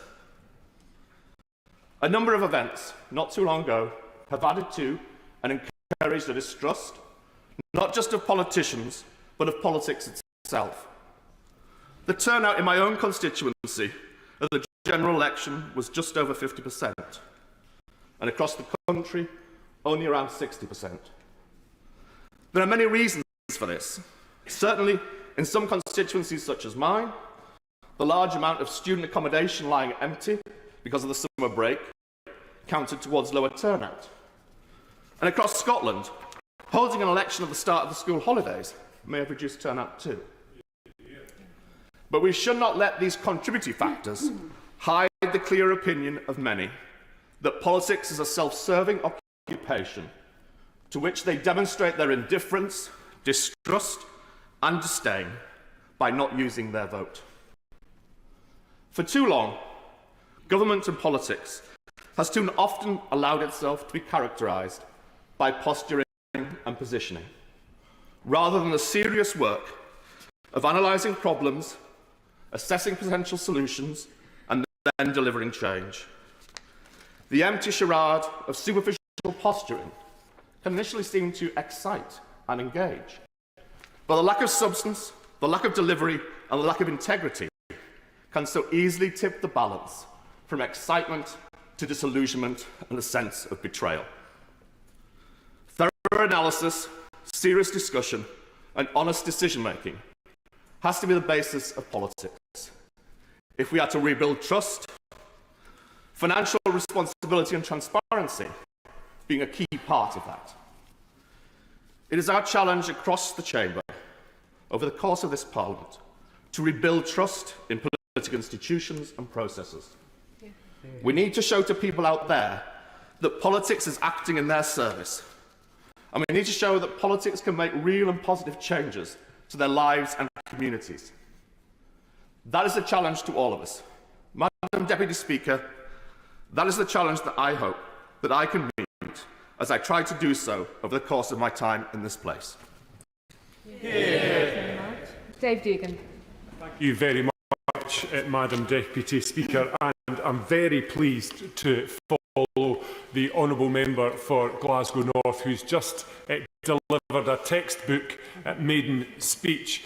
In so doing, he negotiated his way around the sort of fairly awkward changes to the Glasgow constituencies and played, I think, judging by the reactions within the Chamber, a unanimous salute to two former servants of their constituency, whom he now serves, and also hard-working representatives within this Chamber. And I think if I could reciprocate, he also mentioned former Labour Minister in the Scotland office, I seem to recall at the time, Anne McKechnie, who invited me to her constituency office in Glasgow when I was a mature student around about 2010-11, and gave me a good hour of her time, which at the time I thought, well, that was fairly generous. As an MP, I realise now just how generous that was to do for somebody who was not your constituent and who within about 2 or 3 minutes clearly demonstrated signs of a particularly different political outlook. So congratulations to the honourable member. Madam Deputy Speaker, I welcome the Budget Responsibility Bill and commend the Government for bringing it forward. I'm not certain it is what they say it is, and I'll develop that in a wee moment. But who amongst us can forget the aftermath of the Truss Kwarteng debacle, plunging businesses and households across these islands into chaos, while then the pair of them disappearing off into the sunset, leaving us here to pick up the pieces of the arrogant and economically illiterate fiscal experiment while in government. And if anyone has forgotten, then they aren't the mortgage payers up and down these islands who are still paying the price of that particular Tory government misadventure. Mortgage rates spiked at 6% after the mini-budget, and figures out last week, Madam Deputy Speaker, from Moneyfacts show that the average rate for a 2-year fixed deal is still 5.79%. We in the SNP warned at the time that the mini-budget approach would lead to economic chaos. Therefore, the SNP can only be supportive of these measures included in the bill to help try and ensure that there is never a repeat of that ridiculous performance. So, an independent assessment by the OBR for major and permanent fiscal interventions is welcome. It's responsible, we support it, but to be clear, it is no silver bullet. It won't fix the economy, and nor will it prevent fiscal incompetence from the current or future Chancellor or their officials or junior ministers. It won't fix the credibility of Chancellors who, for example, upon taking office, say they didn't know about the £20 billion black hole in the previous government's fiscal plan, which they were adopting, even though they were warned about it repeatedly and in public by the SNP, by the IFS and others. So the SNP welcome efforts at increasing economic transparency, but the truth is that Labour have also been substantially short of honest with the public in this area. The new government is seeking to create a counter-narrative, a counter-reality to uphold the belief that the cuts and tax hikes which Labour will soon visit upon businesses and communities across these islands have been done to Labour by the Tories rather than done to the people by Labour. And that is the truth of the matter. If Labour are serious about restoring faith and growth of the economy, then much more action is needed from the government than this. No economy ever cut its way to growth, but rather growth being a function of investment. In closing, Madam Deputy Speaker, I greatly fear this new Labour government is getting a bit carried away with its own success and sailing off from reality at some knots. I cite the nauseating government of service hyperbole, the Potemkin energy company that is GB Energy, which is abject nonsense, and now this fiscal lock which is set out in the bill. An assessment by the OBR is not a lock on anything, Madam Deputy Speaker. It does not enable, nor does it prevent anything. It does not confine, nor does it decide anything. And Parliament will never allow it to be used as a shield for the Chancellor. From its beginning to its end, it is simply an impartial assessment, leaving the hands of the Chancellor of the day free to prosecute whatever plan they wish, consistent with the OBR's assessment or not. And so it should be, because Parliament is here to hold the government to account, and the people across these islands, which I think we just saw. And it's certainly no, to be clear, it's certainly no replacement for rigorous parliamentary scrutiny of fiscal policy. It's a core function of this House, Madam Deputy Speaker, which I'm sure you will agree with. So in the interests of consensus, would the Minister concede this minor point of detail that fiscal report is far more realistic in terms of what it actually means than fiscal lock for this nevertheless welcome measure? Maiden speech, Blair McDougall. Thank you, Madam Deputy Speaker. And as I'm being welcomed to my place, can I welcome you to your place and congratulate you. Can also congratulate the member for Glasgow North. He spoke about the lack of trust in politics, and I think an eloquent speech like that and the service he will give to his community will go a long way to help repair that. And can I say how wonderful it is to see you as one of many, to see the Honourable Gentleman rather, as one of many Labour MPs from that great city. Can I say to the member for Angus and Persian Glens that I don't wish to nauseate him, but my speech is going to be about public duty. So apologies for that. Yesterday evening, after the statement by the Chancellor and the discussion afterwards about responsibility and duty and about the legacy that people leave within this chamber, I was standing on the banks of the river, watching the river go by as it has done for countless generations. And I thought of everyone who had stood on those banks before, about the choices they had made, the decisions they'd made, and how those choices had impacted on the lives of everyone who followed them. Because, Madam Deputy Speaker, the first and most important duty, and the duty that this bill seeks to enshrine, is taking responsible decisions that will ensure a richer life for those who follow us, for our children and our grandchildren. And the failure of our age is that we departed from that purpose. We have departed from that purpose, and in doing so have left people trapped in short-term lives. Lives without the opportunity to learn for the future, lives without a permanent home, lives of short-term precarious work. A generation has been handed down falling life expectancy, a poisoned environment, and a legacy of debt. Now, time and generations flow, and they can change for the better or for the worse. And that changes as a result of political decisions, and it also happens as a result of personal decisions. And I'll talk about that aspect a little later in my speech. But the hard decisions that we make today are what create a better tomorrow. And as political leaders, for me, this bill is about us taking the kind of decisions that my constituents make every single day. And passing this bill will be a promissory note that this new Parliament will do better and that this new Labour government will reclaim the legacy and the future of an abandoned generation. And Madam Deputy Speaker, the story of intergenerational opportunity is the story of my constituency of East Renfrewshire. And I'm going to be very brave, and I'm not going to claim that my constituency is the most beautiful constituency. Partly because over the last couple of weeks listening to other honourable members, I'm quite happy for that title to rest until the next maiden speakers perhaps stand up.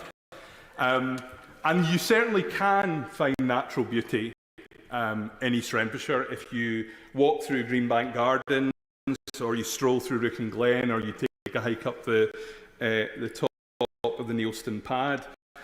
But the extraordinary thing about my constituency isn't the place, it's the people. Because generation after generation have moved to East Renfrewshire because it offers hope for the next generation and a better life for their children. First, they came for the mills, the works and the quarries. They came to Neilston, to Busby, to Giffnock and to Thornley Bank. In Barrhead, they came in great numbers for a job at the old Shanks Works, making the toilets for the Titanic, for royalty, and also, Madam Deputy Speaker, the toilets for this place. I must admit there is some jealousy for me when I hear other honourable members talk about the pride they feel when Mr Speaker has chosen whisky that members sip on, or the shortbread for the canteen that members snack on, or the member for Inverclyde in West Renfrewshire talking about the seats that we sit on coming from his constituency. I don't want to think about what honourable members do on my constituency's most significant product, but I hope the relief it provides enhances the quality of debate in the chamber. But those industrial workers were followed south out of Glasgow by the Irish and the Jewish communities, then by Muslim families, and in turn by Hindus and Sikhs. And more recently, we've been joined by Ukrainians and Hong Kongers who are not just looking for opportunity, but looking for liberty. Because East Renfrewshire is somewhere where people aspire to live. Parents sacrifice and strive to make the dream of living there real, driven on by the love of their families. Because in East Renfrewshire, Madam Deputy Speaker, we have extraordinary schools, the best schools in Scotland, with remarkable teachers who open wide the future for our children. And I want to make special mention of the remarkable Isabel Mayer School, where every child with additional special needs is valued and celebrated. But sacrificing and striving for the next generation doesn't stop at the school gates in my constituency. It goes far beyond that. Volunteers at Nelly Boxes, the Include Me Too Club or the Back to School Bank work to ensure that disadvantage or disability are no barriers to a childhood of opportunity, discovery and fun. St Cadoc's football team is typical of the sports clubs who offer our kids the confidence and camaraderie that comes with competition. Started in 1987 by the school Janny, it now has thousands of kids playing football. But I could have just as easily told the story of Giffnock Soccer Centre, Barrhead Youth Football Club, Neilston Wasps, GHA or Whitecraig's Rugby Club, or East Wren Cricket Club. I could go on, and as it's my maiden speech, I will. Harlequin Youth Theatre gives kids the thrill of performance, and our flourishing Girl Guides, Scouts, Boys and Girls Brigade and our Maccabee offer young people adventure and a taste of leadership. East Renfrewshire is, to borrow a paraphrasing something else, a constituency of joiners. That's a wonderful thing, unless you happen to be their Member of Parliament. I know from speaking to my predecessors that East Hampshire is not always the easiest place in the world to represent. Three different honourable members from 3 different parties have won and lost my constituency in the last decade. My immediate predecessor, Kirsten Oswald, deserves enormous praise for the service she gave to the constituency, which is typified by the fact that when she lost the constituency at one general election, she came back and fought again and won. I hope I should say that is not something which is repeated, but it's typical of how much she loved this constituency. Both she and Paul Masterton, my Conservative predecessor, have been a source of constant support and advice, and I thank them for that. I also want to make special tribute to the former honourable friend, but now just my friend, Jim Murphy, who served the constituency for 18 years. I know from my time knocking doors in the election how fondly he was remembered by the constituency, and it's been wonderful to talk to more long-standing honourable members to find out that he's still as fondly remembered in this place. Madam Deputy Speaker, prior to the election, I spent most of the last decade working with Democrats against dictators around the world. But not all of my predecessors had such a frosty relationship with authoritarians. In 1941, Rudolf Hess bailed out of his Messerschmitt over the fields outside of Eaglesham in my constituency and parachuted to the ground. The Deputy Führer of the Nazi Party was seeking to negotiate with Douglas Hamilton, a former Member of Parliament from East Renfrewshire, who Hess believed, perhaps unfairly, to be a Nazi sympathiser. Hess was swiftly captured by a local farmer at Pitchfork and then taken to Busby Scout Hall, apparently by an inebriated member of the National Guard at Pistol Point, and then taken to the Tower of London along the river that flows outside of here. And time may have passed, but I can tell you my constituents, informed by events in Ukraine and elsewhere, still have as little tolerance for dictators as they did back in the 1940s.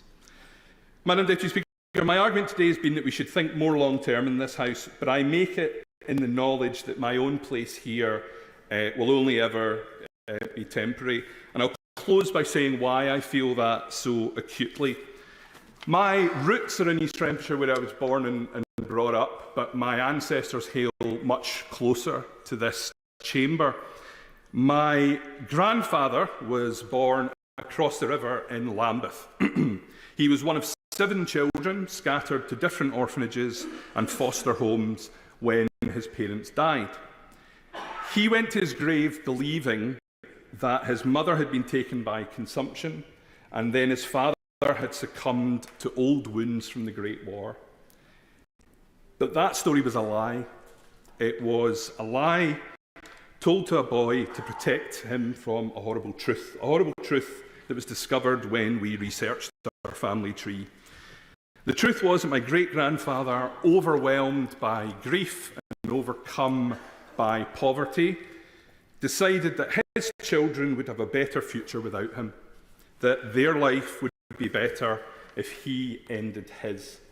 So he walked to Lambeth Pier and he threw himself into the freezing water that runs past this Parliament. As the once famous Newton Mearns poet Robert Pollock wrote, "Sorrows remembered sweeten present joy." Because today, if you stand on that place where my great-grandfather's story ended, you can look across to the river where his great-grandson just gave his maiden speech as a Member of Parliament, watch from the gallery by his own children. However long I serve on the banks of this river, I will always have an eye on the water flying by and my mind on the responsibility we have to our children and grandchildren. Thank you. No doubt Adu's family very proud, but for me, comfort breaks will never be the same. Maiden speech, Bobby Dean. Thank you, Madam Deputy Speaker. And can I begin by acknowledging and congratulating the Honourable Member for East Renfrewshire on that heartfelt speech. I thought it was very gracious of you as well to say that you're not in the most beautiful of the constituencies. I think you're at least in the top 600 and possibly higher after one or two whiskies. And can I also congratulate the member for Glasgow North on his maiden speech as well. I think the points he makes about engaging with the public and making sure that we restore trust in this place is really, really important. Madam Deputy Speaker, I'm not going to speak about Scotland in my maiden speech. I'm going to start by talking about where I came from, and with my parents in the gallery, and I promise to stay grounded, that's the place I want to start. I grew up on a council estate as the eldest of 3 boys. My dad worked long hours as a scaffolder, and my mum worked 2 jobs, one in Burton's by day and one as a cleaner at night. And things weren't always easy. At times got so tough at one point that as a young teenager, I moved into the care of my grandparents. And I found out in recent years that this is called kinship care. It's a pretty formal sounding name, but it's basically where family agree to take on family. I'm very grateful for my nan and pops for helping me back onto the right path, and I know that they would have been very proud of me if they had got to see this day. Of course, it wasn't just family that got me here. I had encouraging teachers, supportive friends, guiding therapists, a campaigning wife, and a totally unreasonable bunch of people called activists who volunteer a silly amount of time to the cause. To all those that have been involved in my messy pathway to now, and especially to the people of Carshalton and Wallington who have put their faith in me, thank you. I am utterly humbled to be here, and I don't take this responsibility lightly. Madam Deputy Speaker, I did plan on describing my constituency of Carshalton and Wallington as a hidden gem, but since I started in this place a few weeks ago, I keep bumping into staff that live there, so clearly it's a popular place. For those that don't know, Carshalton and Wallington is on the South London border with Surrey, or is in Surrey, depending on who you speak to. And I describe it as hidden because despite being a London borough, you won't find us on the tube map. There are no London Underground or London Overground services in our borough, and this is an issue that I will return to at a later date. But it is a gem. I'm not going to say it's the most beautiful, but it is pretty beautiful. It has beautiful ponds, it has many award-winning parks, we have the historic River Wandle, and so many good pubs, it's really difficult to avoid them at the weekend. I would like to take this moment to recognise my predecessor, Elliot Coburn.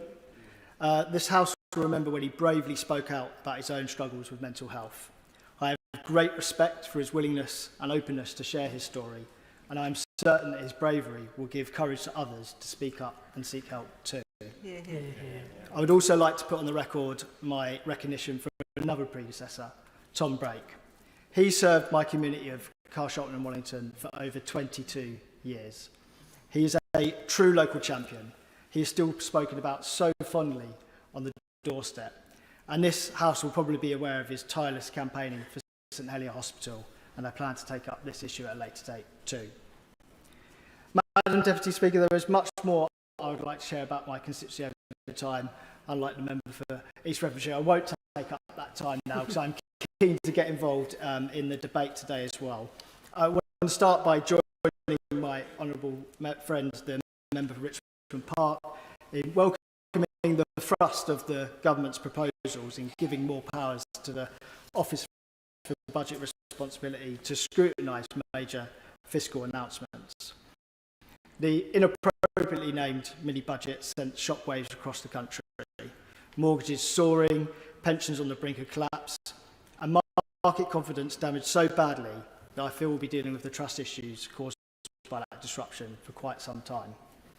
Yet the state of our country's finances is not just down to one fiscal event. The populism that infected everything that the last government did was laid bare by the Chancellor yesterday. And I am so angry about the mess that's been left behind. It is always the most vulnerable that suffer the most when the government gets things so drastically wrong. And we must never let such reckless gambles be taken with our country's finances ever again. Now, while I'm optimistic that the fiscal lock will provide the public and markets some reassurance on this. I do hope that the government does not feel locked into one particular model of fiscal management. The key lesson to take from disastrous mini-budget should be that not that there's only one way to run the economy, but that whatever choices the government makes, they should be informed by good information and stand up to rigorous analysis.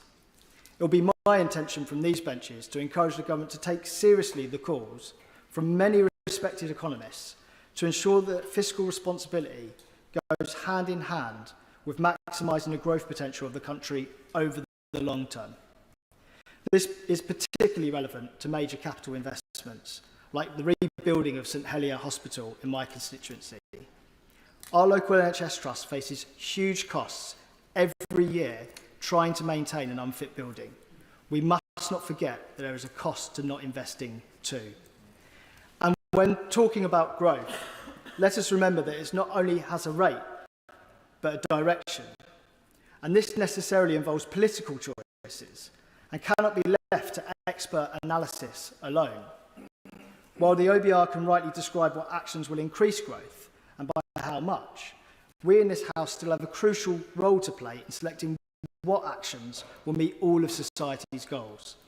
And a purpose-driven industrial strategy, as proposed by the Liberal Democrats, will ensure we deliver the right sort of growth, not least in relation to green industries. The Chancellor is also right to reiterate that the government should not commit to any unfunded spending pledges. But there are many ways to fund the investment in our public services that we so desperately need. And you don't have to increase tax on ordinary workers to do so. If the Chancellor is stuck for ideas, then I would invite her to have a read of the Liberal Democrat manifesto, which includes ideas such as raising capital gains tax and reversing the Tories' cuts for banks. There are fairer ways of raising the revenue we need, and we should look at them seriously. And it's at this point that I turn back up to the gallery, and I have some regret that my maiden speech was on the intricacies of fiscal responsibility. So if you'd indulge me for a moment, before I close, I'd like to make a brief translation by putting my points into footballing terms. Dad, this is mainly for you. The former manager played six up front and got hammered. But that doesn't mean that the new manager has to revert to a defensive five at the back. There are many different styles of play out there, and I think some of them will have bigger rewards. So let's get the balance right and get our country winning again. No doubt your mum and dad enjoying that up in the gallery. Now, another maiden speech, David Burton Sampson. Thank you very much, Madam Deputy Speaker, for granting me the opportunity to give my maiden speech today, and especially during these first few weeks of this new Labour government. And I welcome you to your new place. I also thank the right honourable gentleman for Colsholton and Wallington for your maiden speech. Well done. And for my honourable friends for their maiden speeches too. Madam Deputy Speaker, it is truly the honour of my life to stand here today as the first ever Labour MP for Southend West and Lee. I'm excited to take on the challenges ahead, and I'm delighted to represent such a wonderful constituency such as this one. I'd like to start by giving my recognition and thanks to Anna Firth, my predecessor. Anna has been a good constituency MP and should be recognised for her work in standing up for her residents, championing the fight against knife crime, and of course, her private member's pet abduction bill, which she was so passionate about and which gained royal assent just before the dissolution of the last Parliament, a bill which I wholeheartedly support. But of course, it would be remiss of me to stand here today, Madam Deputy Speaker, and not recognise Anna Firth's predecessor, Sir David Amos. For however long my constituents choose to keep me in this place, I'll always be drawn to the shield behind me, remembering Sir David. His murder sent shockwaves not only through this place, but through the whole country. Sir David and I, whilst not agreeing politically, shared many common traits, none more so than our passion for community and the people we serve. I look across this chamber and see the shield dedicated to Joe Cox, again another wonderful MP whose life was cut short too soon. I was honoured to work closely with Joe's sister, my now honourable friend for Spen Valley, as she established the Joe Cox Foundation in her memory. Joe's words of having more in common than that which divides us always holds true for me. It's time for much more civility in politics, and the drive of that civility starts here with all of us. Southend Western Lee, Madam Deputy Speaker, has a wonderful, diverse community spirit, from Eastwood to St Lawrence, Prittlewell to Westborough, Belfair to Blenheim, and St Luke's residents whom have now just been welcomed into our constituency. So many residents care deeply about their community, but like many others across the country, opportunity and life chances depend on your circumstances. My constituency is home to some of the most beautiful seaside properties. I'm going on that one. It's a beautiful place.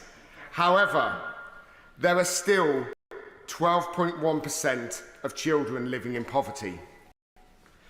Grassroots organisations such as the One Love Project, Trust Links, and the now famous Music Man Project, who recently performed at the Royal Albert Hall with Michael Ball and the band of His Majesty's Royal Marines, do amazing work to help bridge the gap. I'm pleased that with this new Labour government back in the service of our country, we will start the work of bridging the gap of opportunity for all. My constituency has some of the most impressive coastlines. On a sunny day, if you stand, a bit like today, if you stand overlooking the estuary in Leigh-on-Sea or Chalkwell or Westcliff, your imagination could take you away to some exotic clime. And we are blessed to be the 7th most sunniest place in the UK, according to recent data, with 1,884 hours of sunshine a year.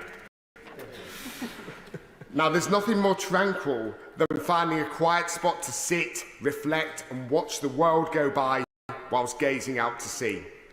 From Leigh-on-Sea right up to Shoebury, in my honourable friend's constituency of Southend East and Rochford, we are incredibly fortunate. I'm claiming this. We are incredibly fortunate to have the most amazing places and vistas. We also have a buoyant fishing industry with many businesses basing themselves in our historic fishing town of Old Leigh, with cockling being particularly popular. Many visitors and residents alike enjoy the delights of some freshly caught seafood from one of our local fisheries. I'm looking forward to working with the Thames Estuary Fishermen's Association, who are part of the Leigh Port Partnership, to ensure that this industry continues to grow and thrive. We're fortunate to have a growing international airport. Many remark on what a wonderful experience it is to fly to and from Southend Airport, and you can often find yourself moving from the plane, bags collected, and into your car or on the train home in less than 15 minutes after landing. Yes, 15 minutes after landing. Try it sometime. Of course, being by the sea, Southend has a popular tourist industry, and with connections from London spread over 2 separate train lines, we're often seen as a seaside magnet for day trippers. We often have several groups and individuals who enjoy cold water swimming, such as the Blue Tits Chill Swimmers, who are determined to get me out for an early morning swim. I just hope that rubber rings and armbands are acceptable. I'm delighted, though, that our government are bringing forward the Water Special Measures Bill, as I know many of my constituents care greatly about the quality of the water in which they bathe. Football clubs are a focal point of any community, and in Southend we are fortunate enough to have Southend United, known locally as the Shrimpers. For some, their football club is a lifeline, giving them the one opportunity to get out of the house at a weekend for the home game. Our club is a community asset, but over recent years it's been sadly under threat. This insecurity has created much worry in the community. However, just over a week ago, we got the news everyone had been waiting for, as the club has been saved by a consortium of new owners. I'd like to congratulate Councillor Daniel Cowan, the leader of Southend City Council, and his council officers, and the COSU consortium for working with the previous owner to get this complex deal over the line. And of course, thanks go to the dedicated Shrimpers Trust for standing up for their fans. The situation with Southend United, as we have sadly seen with other clubs around the country too, highlights the need for the Football Governance Bill, which I'm pleased to see included as part of the recent King's speech. Madam Deputy Speaker, I have been told many times in my life that I've never achieved my dreams. The boy from a single parent family, brought up in social housing, the boy who looked different to all the other kids in school and was often harshly reminded of that fact. So often it felt like I was on an uphill struggle. I felt like I was fighting so much harder than those around me to achieve my goals. From being the first person in my family to go to university, building my professional career, and of course, more recently, my political career. I want to thank those mentors that I had in my life who believed in me and who helped me slash through that elusive glass ceiling. You all know who you are.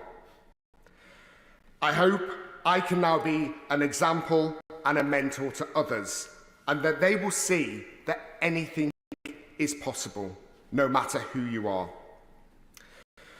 I'd like to finish by paying tribute to my close family and friends who have always had faith in me, especially my husband Mark, who is here today, for his unwavering support for me over the years, and who continues to stand alongside me as we enter this new phase in our lives.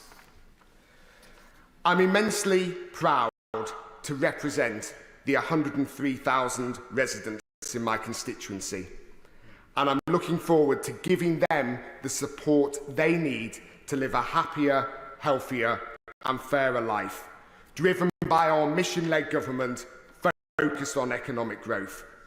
A government who have learned from the mistakes of the past and who will ensure that they never happen again. And I welcome the Budget Responsibility Bill and its measures, which will bring greater fiscal accountability and economic stability. My constituents, like so many others, will benefit directly from this government's exciting programme of change, as laid out in the recent King's speech, and I look forward to playing my part in it. Thank you.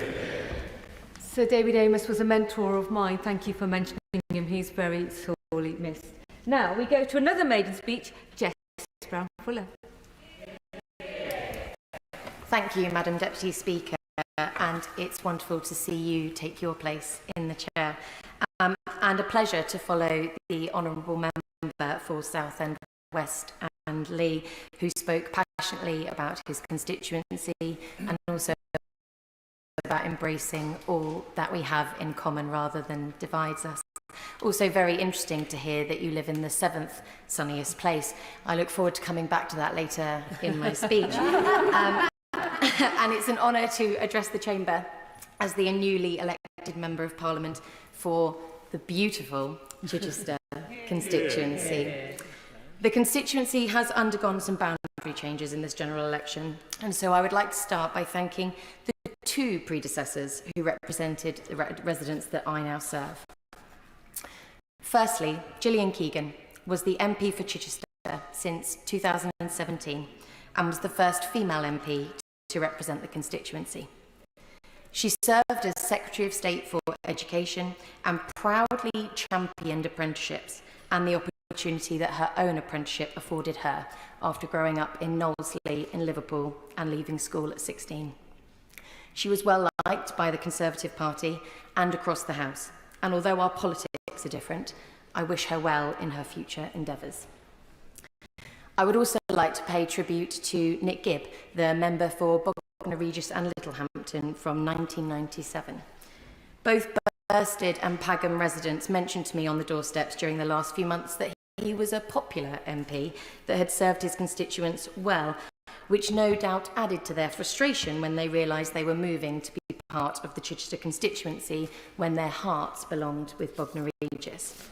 So I'd like to take this opportunity to reassure those residents that my love for the area that I've grown up in knows no bounds, and from Bursted to Bosham, Selsey to Southbourne, Westbourne to the Witterings, Fishbourne to Funtington, and all the other areas that didn't fit within my poor attempt at alliteration, I will champion you all. Madam Deputy Speaker, today is the final day in the Chamber before recess, and although I have no doubt that MPs will be rushing back to their own constituencies to spend every possible moment there, if they do manage to steal away for a long weekend, then I relish the opportunity to be a tour guide for a brief moment and tell you why a weekend in Chichester is a weekend well spent. Although my honourable friend, the member for Eastbourne, has already laid claim to the glory of having the sunniest town in the UK, Chichester boasts the high accolade of being the sunniest city, with just under 2,000 hours of sunshine a year. This is not the only way that this glorious city punches above its weight. You certainly won't be short of things to do, with beautiful coastline, sailing opportunities at Bosham, Delkey, Itchnor and Birdham, and the sandy beach of West Wittering, as well as a plethora of cultural offerings, from the internationally renowned regional theatre, Chichester Festival Theatre, the Pallant House and Oxmarket Galleries, the Novium Museum and Fishbourne Roman Palace, and even a spot of racing, both cars and horses, at the Goodwood Racecourse. An afternoon can be easily spent soaking up the history of the city surrounded in Roman walls, or surrounded in nature at Pagham Harbour, Medmery Reserve, or following the River Lavant, a precious chalk stream. I would also not be forgiven, especially by the head of department, if I didn't mention the excellent University of Chichester that I had the pleasure of obtaining my degree from. We're also the birthplace of notable figures such as the astronaut Tim Peake and the singer-songwriter Tom Odell, and we're home to Kate Winslet and authors Greg and Kate Moss. You can understand, Madam Deputy Speaker, why my very special constituency is a desirable location for those looking to relocate to an area with so much to offer. But with the majority of the district sitting within the South Downs National Park, 100% of the housing allocation is built in only 20% of the land, with a lack of infrastructure surrounding these developments, with residents reporting a real struggle to get a doctor's appointment, sign up with an NHS dentist, find school places for their children that can meet their needs, or simply travel from A to B through the traffic on the A27. As a low-lying coastal plain, many communities are also subjected to relentless flooding after developments on floodplains and a lack of maintenance on the Rife. I am sure those in the chamber will also appreciate how important the water quality is to so many industries in my constituency. These include tourism, fishing, water sports and sailing. Therefore, it pains me to say that some of the most active storm overflows are in my constituency, and Chichester Harbour, which is a site of special scientific interest, has been downgraded to an unfavourable declining condition. The River Lavant has warning signs along the bed, encouraging residents and visitors to wash their hands if they come into contact with our water. And those that enjoy swimming in our water are weighing up the health benefits of cold water swimming against how regularly they become ill from doing so. Trust in our water companies and the water regulator is at an all-time low, and the Liberal Democrats have called for measures to address the issue that is a blight on constituencies like mine. The average house price in Chichester, Madam Deputy Speaker, is an eye-watering £455,000. And residents regularly express dismay at their increasing rents and mortgages after the disastrous mini-budget, trying to make progress in their lives and being pulled back under the immense strain of increasing cost pressures. I welcome the bill today that commits to responsible economic governance to go towards ensuring that what we saw in the last Parliament never happens again. Finally, Madam Deputy Speaker, I would like to pay tribute to those that supported me to be here, standing in the chamber, addressing my colleagues. I'd like to thank my wonderful husband, Dean, my son, Oliver, and my daughter, Bethany, for their understanding and support, which has spanned far longer than this campaign. They are my inspiration, and I'm fighting for their future, as well as every child's future in this country. I'd also like to thank my mum. I'm not going to look at her.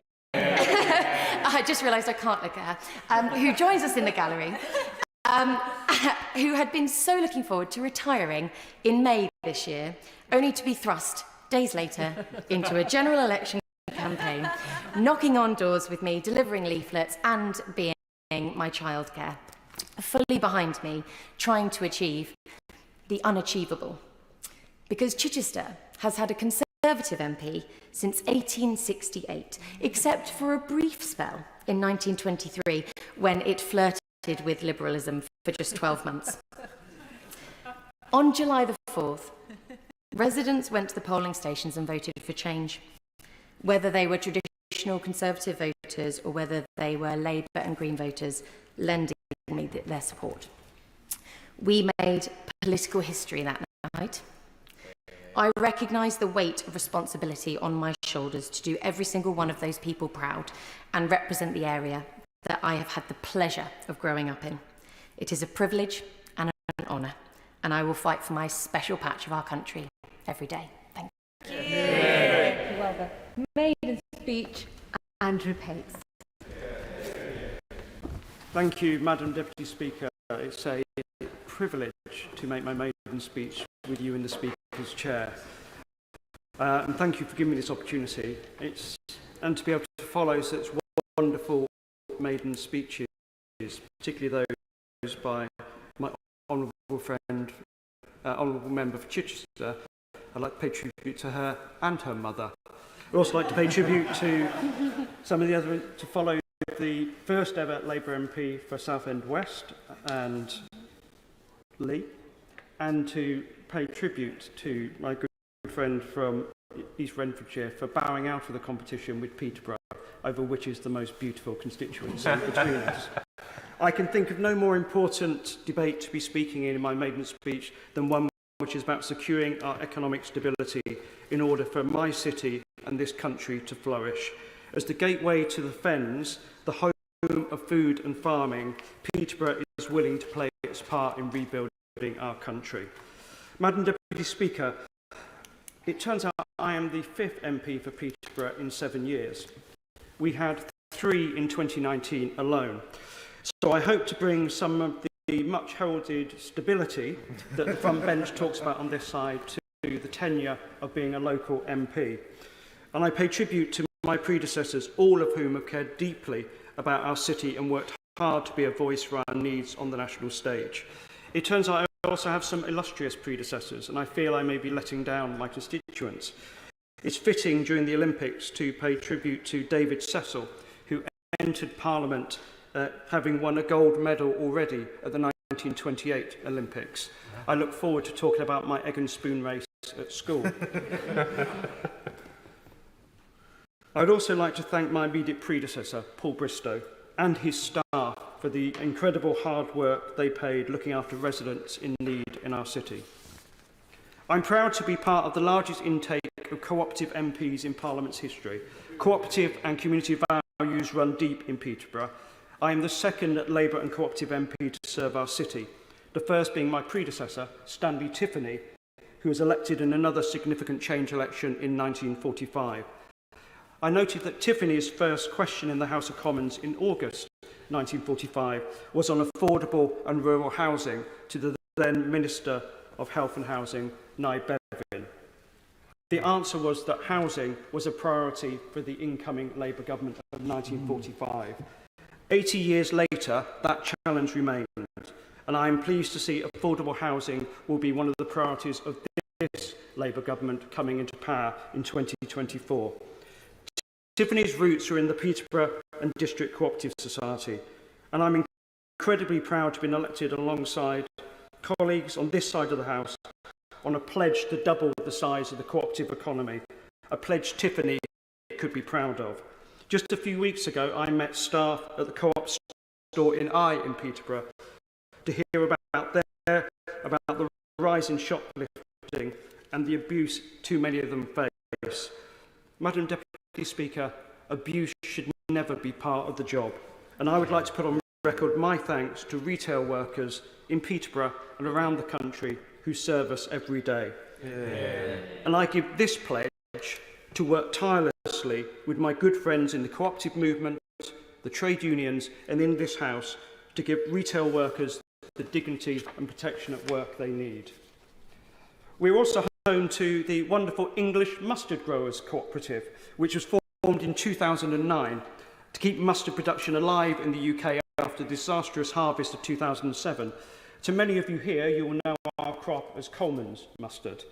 Today there are over 40 growing members, including our very own Michael Sly, based at Park Farm in Forley.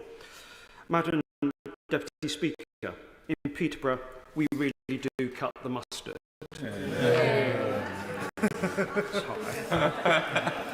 Peterborough has welcomed people from across the country and world for generations as a city, even more so when we became a new town.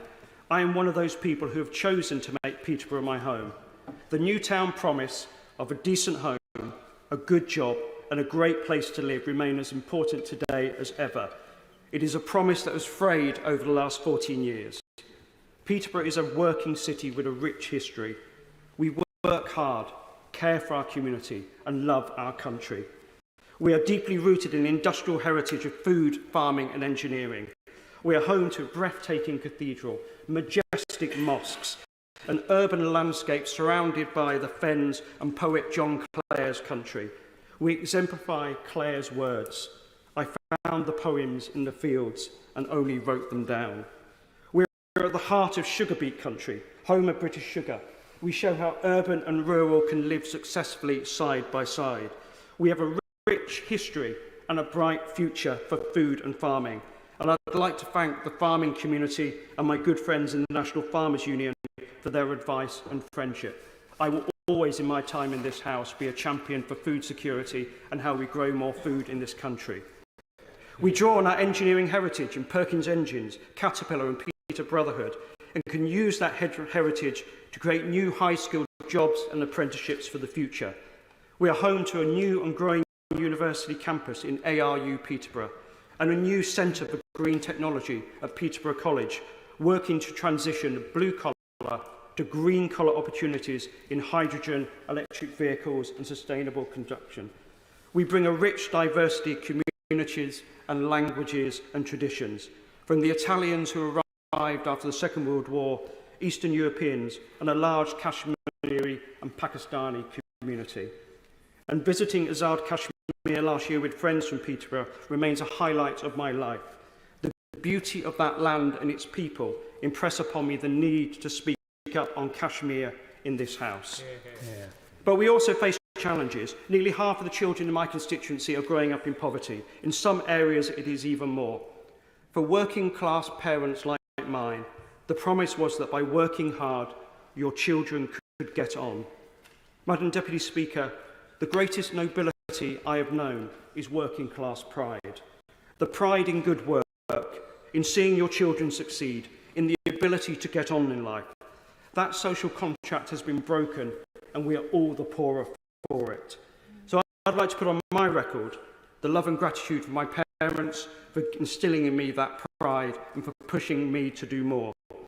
I believe they are watching on telly today, unless I think I'm up against Tom Daley and the diving. I'd also like to thank the trade union movement I've grown up in and been part of for my whole life, for giving me the skills, opportunities and confidence to stand for election and now to stand here in this House making this speech. I have had the immense privilege these last few years to serve as Deputy General Secretary of Prospect and Bet2 and to serve internationally as one of the trade union delegates to the OECD's AI expert panel, adding my voice on international issues. The trade union movement makes Britain a better place. The thousands of voluntary contributions of workplace volunteers every single day keep people safe at work, help people get on at work, and add to our economic wealth. I am proud to be union made. And I'd like to finish with this point. One of the things that drove me to stand for election this time was the sad passing of my brother in 2016. Richard's sudden passing from an accident followed by sepsis was tragic. But it also brought home to me this, that my family were only able to get through it with the help and care of NHS staff who looked after my brother and my family.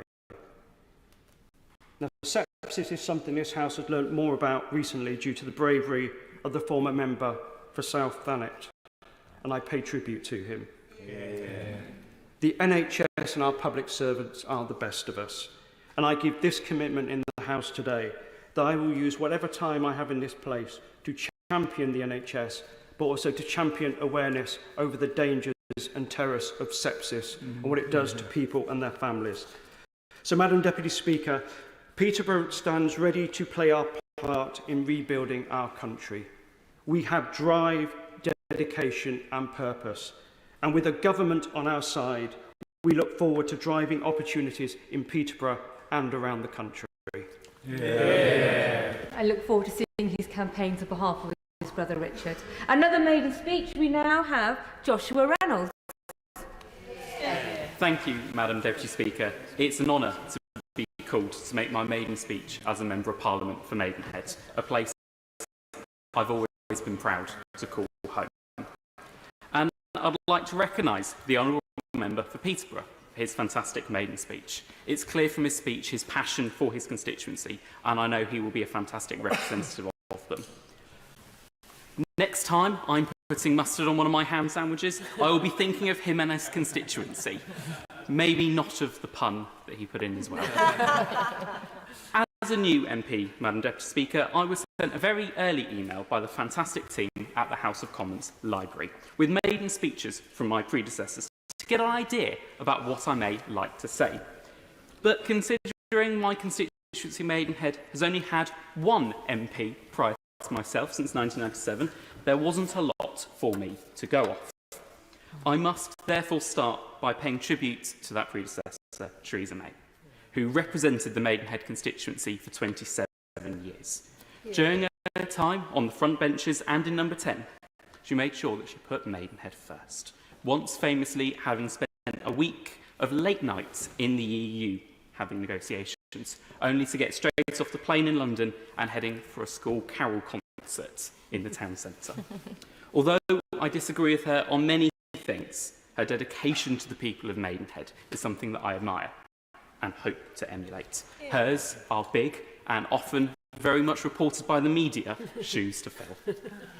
Unlike my namesake, Sir Joshua Reynolds, I cannot paint to save my life. But fortunately for me and for my constituents, the village of Cookham in my constituency has given us Stanley Spencer. His work memorialised in the Stanley Spencer Gallery on the High Street. We're lucky to still have a thriving art scene around Maidenhead and around all of our villages. Madam Deputy Speaker, Maidenhead is a special place. It has a rich history. It's where Charles I met his children for the last time in the Greyhound Inn, now home to NatWest, before his execution in 1649. Fortunately, should visitors to Maidenhead today want to come to see us, they would discover a fantastic array of places to eat. The village of Bray in the constituency has no less than 7 Michelin stars to its name. But to find fantastic food in Maidenhead, you don't need to go to a restaurant that's been approved by the Michelin Man. You can go to Baked, Tomo, Sauce and Flour, The Borough and Seasonality, all some of the fantastic places that Maidenhead has to offer. And any time you fancy a trip down the Elizabeth line, Madam Deputy Speaker, I'm more than welcome to take you to any of them. Part of Maidenhead's history has always been for the bridge over the Thames, and soon after the first bridge was put up in 1280, the town started to build. The current incarnation of Maidenhead Bridge has been standing since the mid-1800s. The toll on Maidenhead Bridge was removed on the night of the 31st of October 1903, in a move that, had it been done today, probably wouldn't have been worthy of attention from the Office of Budget Responsibilities. However, it was so significant to residents of Maidenhead that they gathered by the bridge, and as the clock struck midnight, they took the tolls down and threw them into the river. Another part of our history, famous for bridges, is the Brunel-designed Maidenhead Railway Bridge, otherwise known as the Sounding Arch, opened in 1839, attracting significant attention for its innovative, low-rise arch design. Now, sceptical bosses at Great Western Railway insisted that he leave the scaffolding in place because they didn't believe it to be safe. Rumour has it, though, that Brunel complied with their request.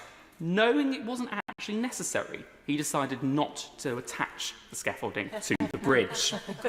Now, sure enough, the wooden structure was soon blown away by a storm, and Brunel's bridge has stood the test of time ever since.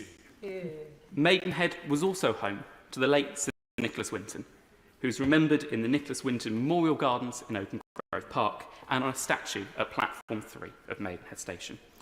Sir Nicholas, dubbed by the press as the British Schindler, helped to save the lives of 669 children who were evacuated from Czechoslovakia to Britain as part of the Kindertransport in 1939. Sir Nicholas left us in 2015, having reached the grand age of 106.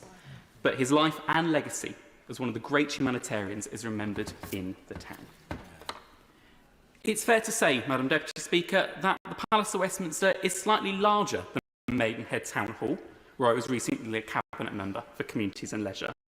However, what the Town Hall lacks in its grandeur, statues and stained glass windows, it makes up for in its television claim to fame.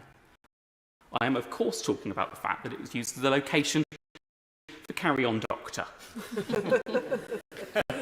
I often saw, when I was working in the Town Hall, an excited fan run up to the building to take photos, only then to look slightly disappointed, knowing they travelled so far to see a 1960s office block.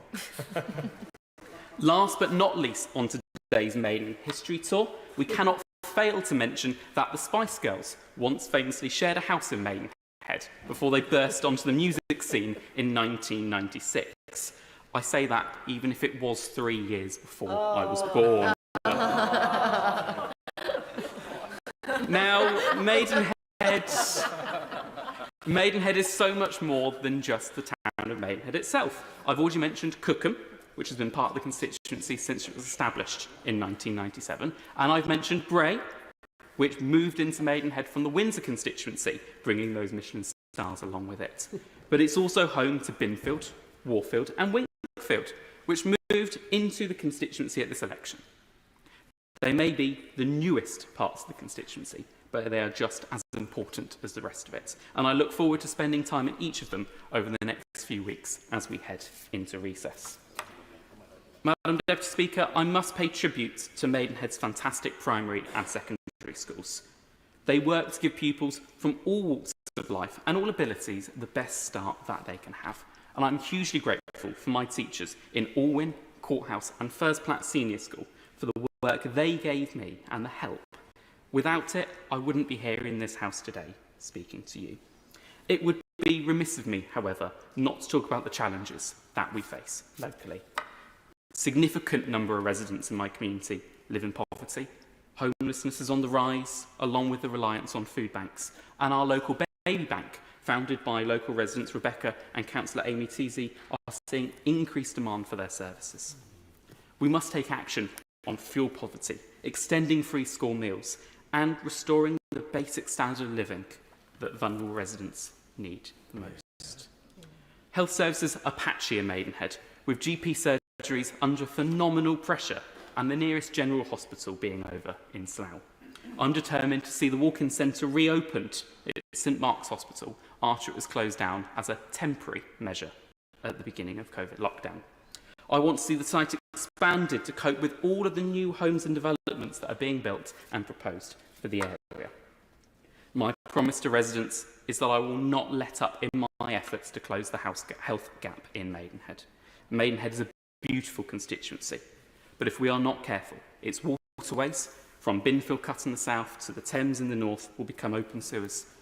And I've pledged to residents in Cookham, Hurley, the Walthams, Bray, Binfield, Warfield, Winkfield and North Ascot that I will fight tirelessly to clean up their rivers. And I look forward to working with every single one of my colleagues in this House over the next few years to help make that happen. Thank you. Maiden speech, James Asser. Thank you, Madam Deputy Speaker, for calling me to make my maiden speech, and may I congratulate you on your election. Can I also congratulate all those who have spoken for the first time today and over the last 2 weeks. The speeches we have heard have been an incredible guide to the UK and should make us all proud of the country we collectively represent. I offer my congratulations to the Honourable Member for Maidenhead on his contribution and wish him well in his time in the House. And I say, as an MP at the other end of the Elizabeth line and a Carry On fan, I accept his invitation to dinner. Could I pay a tribute first to my two immediate predecessors? Firstly, Sir Stephen Timms, the Right Honourable Member for East Ham, now representing a smaller version of that seat. He marks 30 years as an MP this year, and I know that he is well respected in this House. He is a well-known figure to local people and is recognised as a diligent constituency MP. Indeed, canvassing the areas I gained from him, the most common question was, where's Stephen? As a former councillor in his constituency, I want to thank him for his support. I also follow on from Lynn Brown, who retired at the election after 19 years' service in this House, and an impressive 36 years total elected service to the Borough of Newham. I know Lynn made a big impact in Parliament and leaves a strong legacy. I want to thank her for all her support in the last few years, and especially during the election.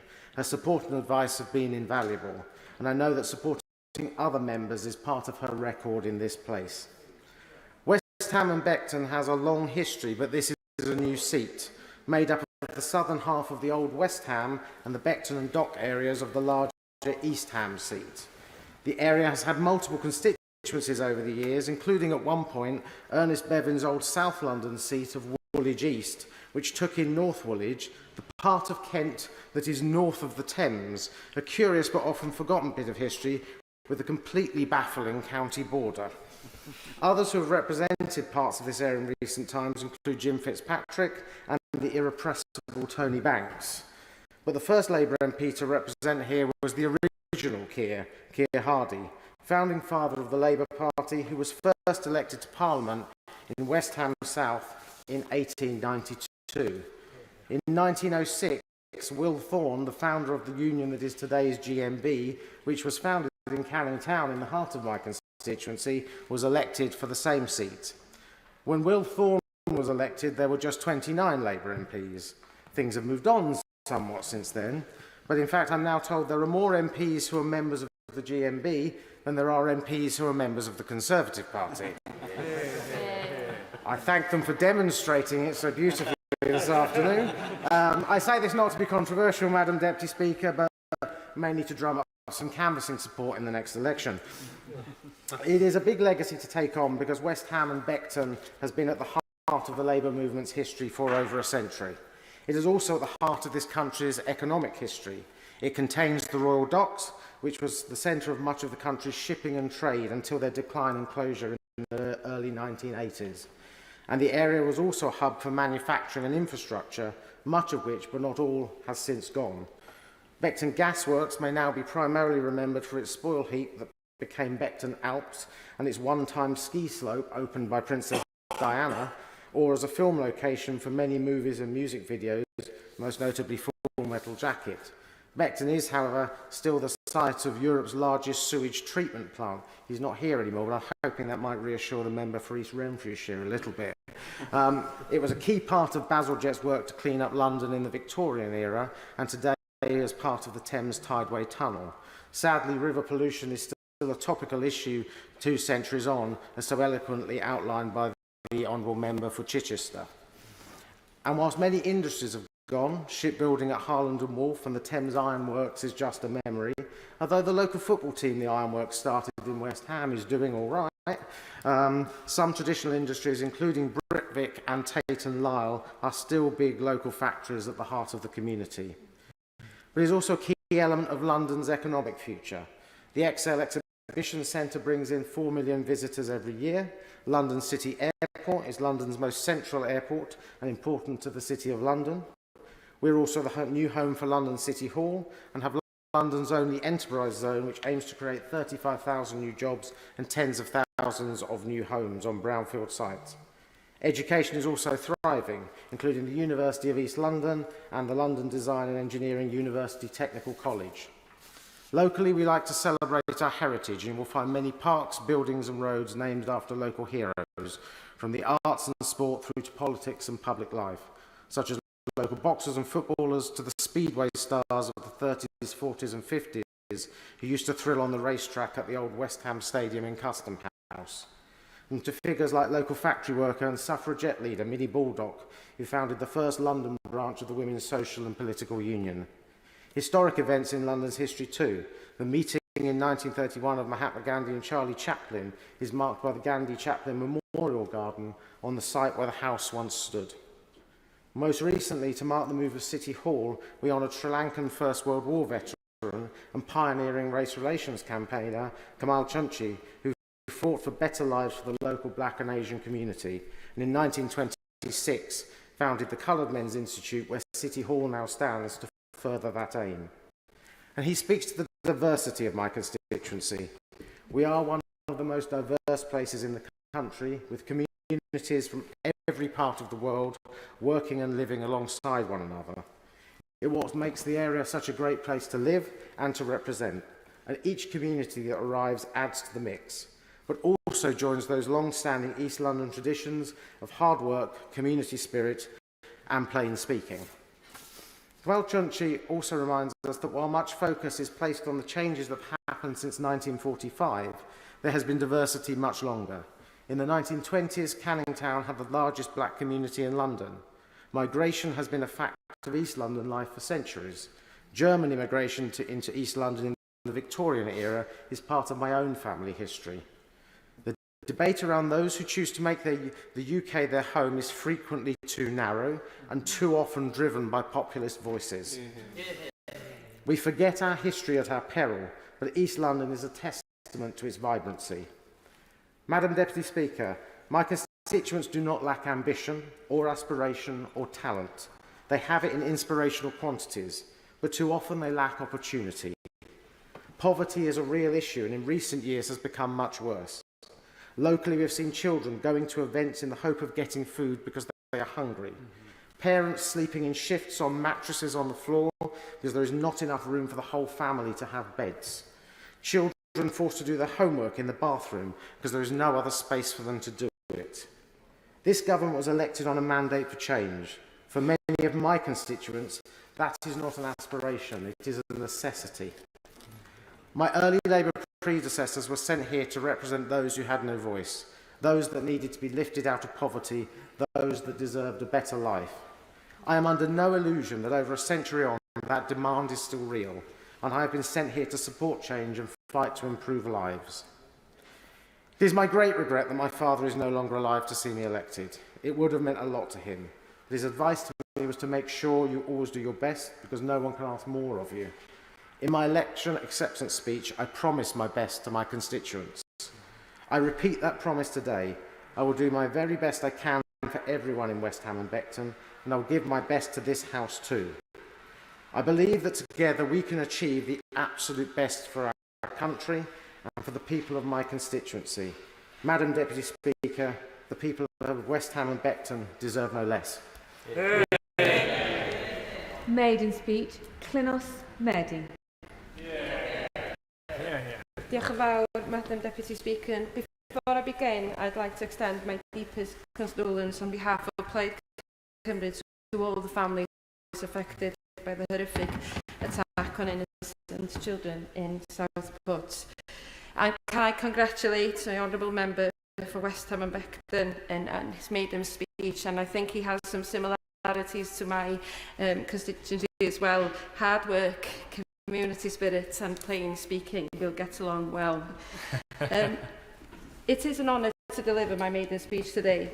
I am deeply humbled that the people of Ynys my home island that I love so dearly, have put their faith in me as their MP. I will work hard to be worthy of that trust. Ynys is known for its political unpredictability. We've been represented by 4 different parties since 1950s, making elections here quite a spectacle. A treat for political anoraks, but nerve-wracking for candidates. The people of Ynys keep their representatives on their toes, and I thank them for this. It reminds me that in every decision and every debate, they come first. Reflecting on my constituency's rich political history, I want to first mention Megan Lloyd-George, the first female MP for a Welsh constituency and a pioneer for women in politics. She served Ynys as a Liberal and an advocate for of Home Rule for Wales. Her legacy paved the way for greater female representation in this House. She was followed by Labour's Cledwyn Hughes. 28 years parliamentary career included a tenure of the Welsh Office, during which the Welsh Language Act reached the statute books in 1967. That was a significant milestone in the history of our language. He was followed by Conservative Keith Best until 1987, when Ynys made history by electing their first ever Plaid Cymru MP. I owe Ian Wyn-Jones a huge debt of gratitude. I am honoured to follow his footsteps, whose legacy remains unmatched. I thank him for his continued support and guidance. Labour's Albert Owen took the reins in 2001.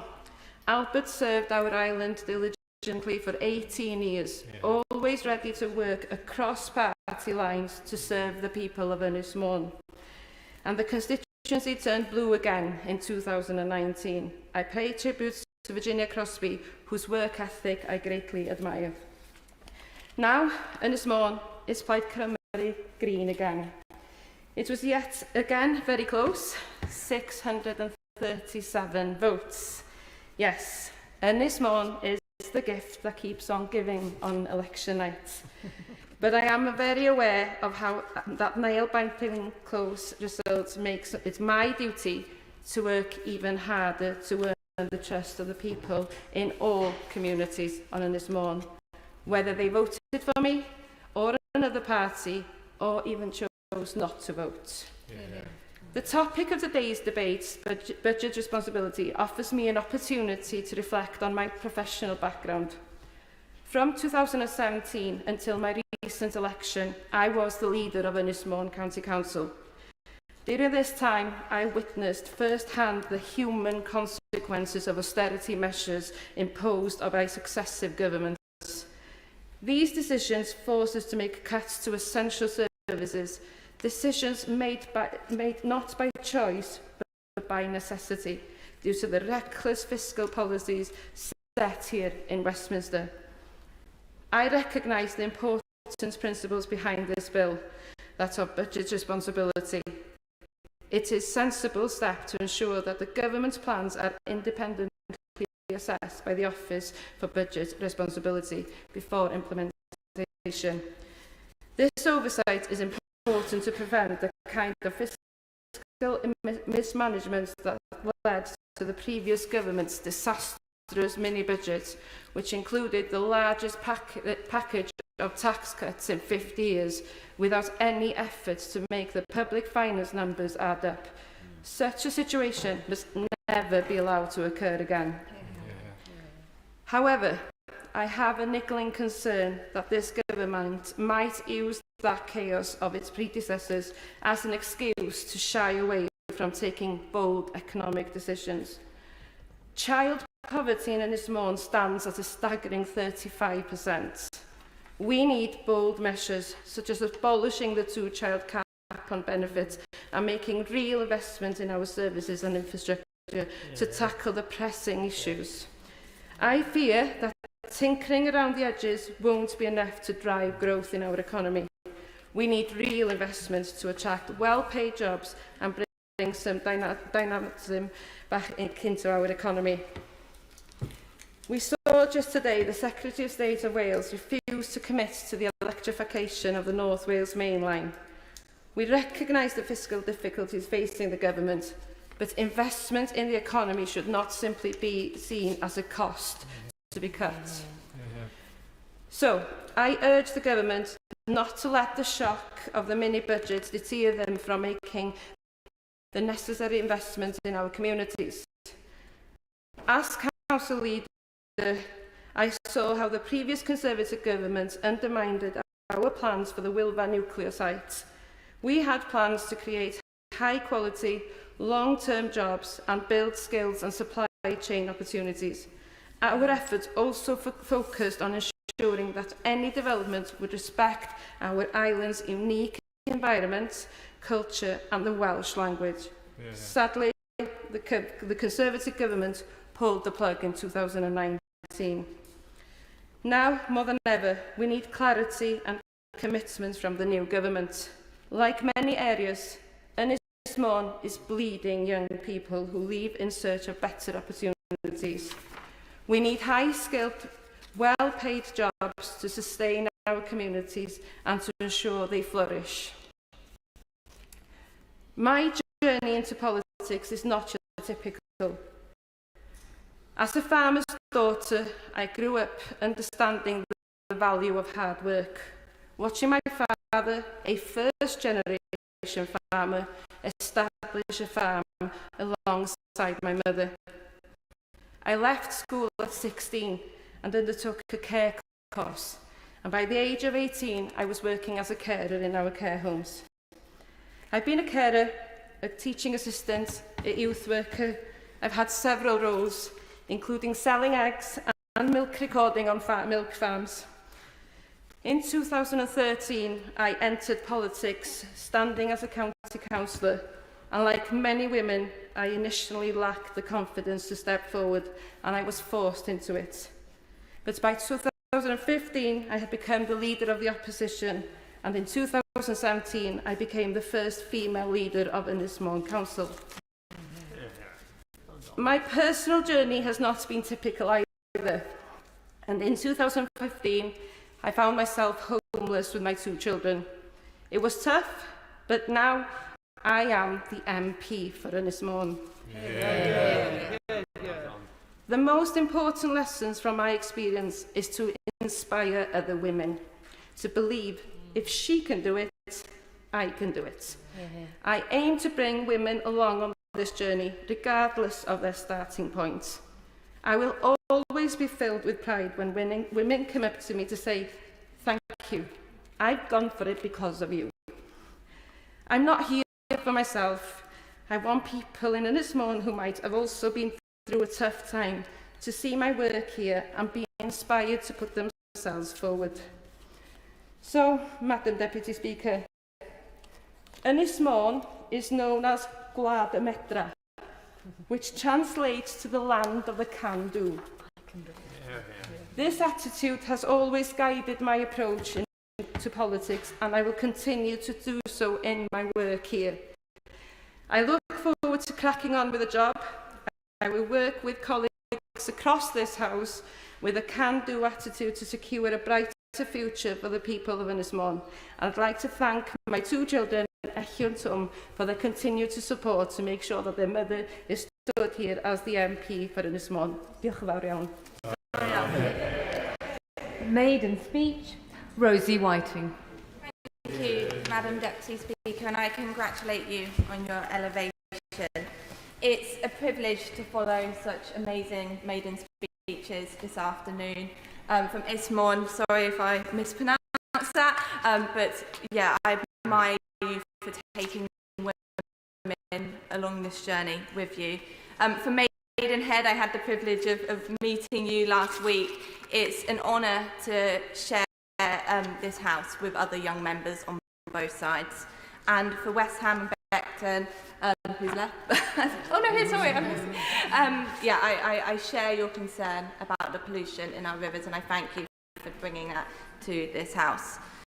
Nothing prepares you for the pride you feel representing the area that you were born and raised in, and in the pride I feel in addressing this House as a member for Kettering, or if you're not from there, Kettering. I want to pay tribute to my predecessor, Philip Hollowbone. Philip was an assiduous parliamentarian. He attended this House as often as possible and spoke here frequently, raising issues of concern that the people of Kettering have. And despite our political differences, Philip has shown me kindness in recent weeks.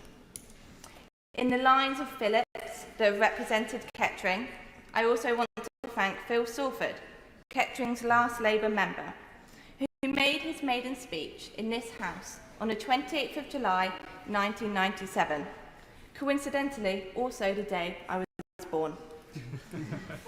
Phil's impact as a Labour MP in Kettering was evident throughout this campaign, with countless doors referencing his work. I owe a continued debt of gratitude to the Salford family.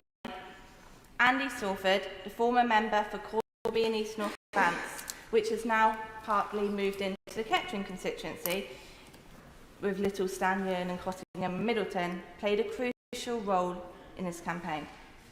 During the time in this House, he ensured that Northamptonshire's voice was heard. And he provided me with guidance and an unwavering belief from the outset that we could bring the necessary change for Kettering. The Kettering constituency is located in the heart of England, even though I'm not sure it's as sunny as some of the other members here.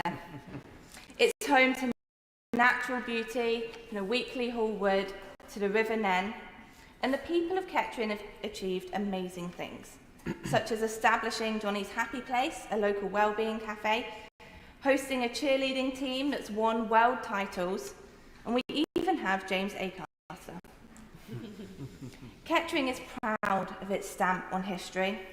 The town played a significant role in the abolitionist movement, particularly through the efforts of William Knibb, an influential critic on slavery. Additionally, Kettering has a rich arts heritage, with notable figures such as novelist J.L. Carr and painter Alfred East. And the constituents of Kettering are pleased and grateful for the contributions of Dame Sarah Gilbert, a scientist born in Kettering who played a key role in developing the first vaccine during the pandemic.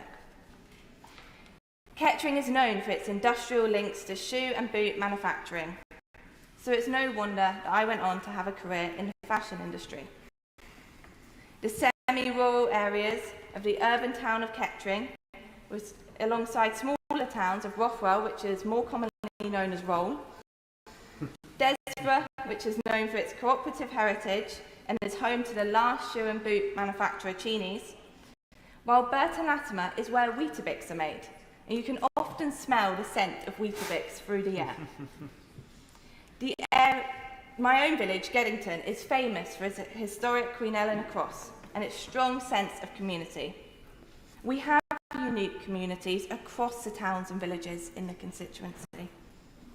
You may not have been to Kettering, but you most likely have sat on a swing made by Whitseed Park, and additionally this side of the house has almost certainly distributed leaflets that were printed in the constituency in recent months. Growing up in Kettering had its challenges despite all the good things it offered. And I was raised in a single parent family. My mum, who's a local youth worker, made significant sacrifices to demonstrate to me and my brother Joe that despite the odds being against me at times, I could still strive for great things if I wanted to. Today, I come into this chamber as the youngest woman here, a young woman who hasn't come from privilege, and the first woman to represent Kettering. During the last government, my generation faced significant hardships. There's a lot of talk about Gen Z, but many in my generation have had challenging experiences such as education being moved to our living rooms, growing up on social media and experiences the dark places it can be, especially during the campaign, fear of a climate crisis that could be happening in our lifetime, renting in insecure housing with the idea of home ownership only being a distant dream, and trying to build a career in the midst of a cost of living crisis. And it is this that has led to my generation's trust in politicians being so low. So I'm here today, having campaigned and joined the Labour Party because I believe in the upcoming change, not just for my generation, but all generations. And in my constituency, the need for change couldn't be more apparent. The maternity ward of Kettering General Hospital, where I was born at 8 weeks early and cared for as a premature baby, now has rack, and a floor is closed off. And after unfunded promises of a new hospital from the previous government, I will fight for the people of Kettering to get the healthcare that they deserve. Kettering currently has the highest crime rates in Northamptonshire. Predominantly violent and sexual offences are reported. But with Labour, we can see a shift to community policing and increased support for youth services to prevent young people from taking part in county line gangs.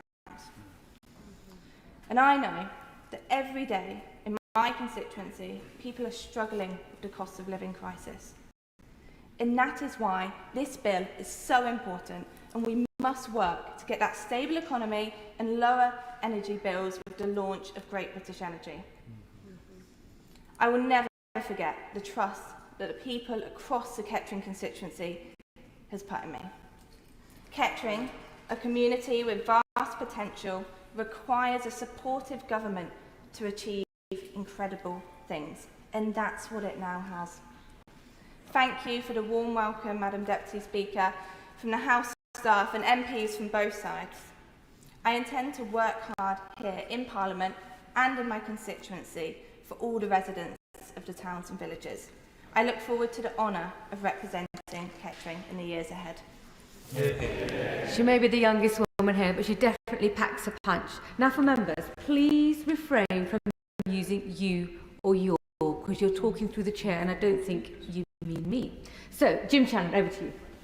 Madam Deputy Speaker, it is indeed a pleasure to follow the Honourable Lady for Kettering. I wish her well in the new role. She brings the youth with her for but also brings I think the experience of how life is as well, and that's important when it comes to representing people here. Lovely to see you in your place, Madam Deputy Speaker, and I wish you well in the new role that you play.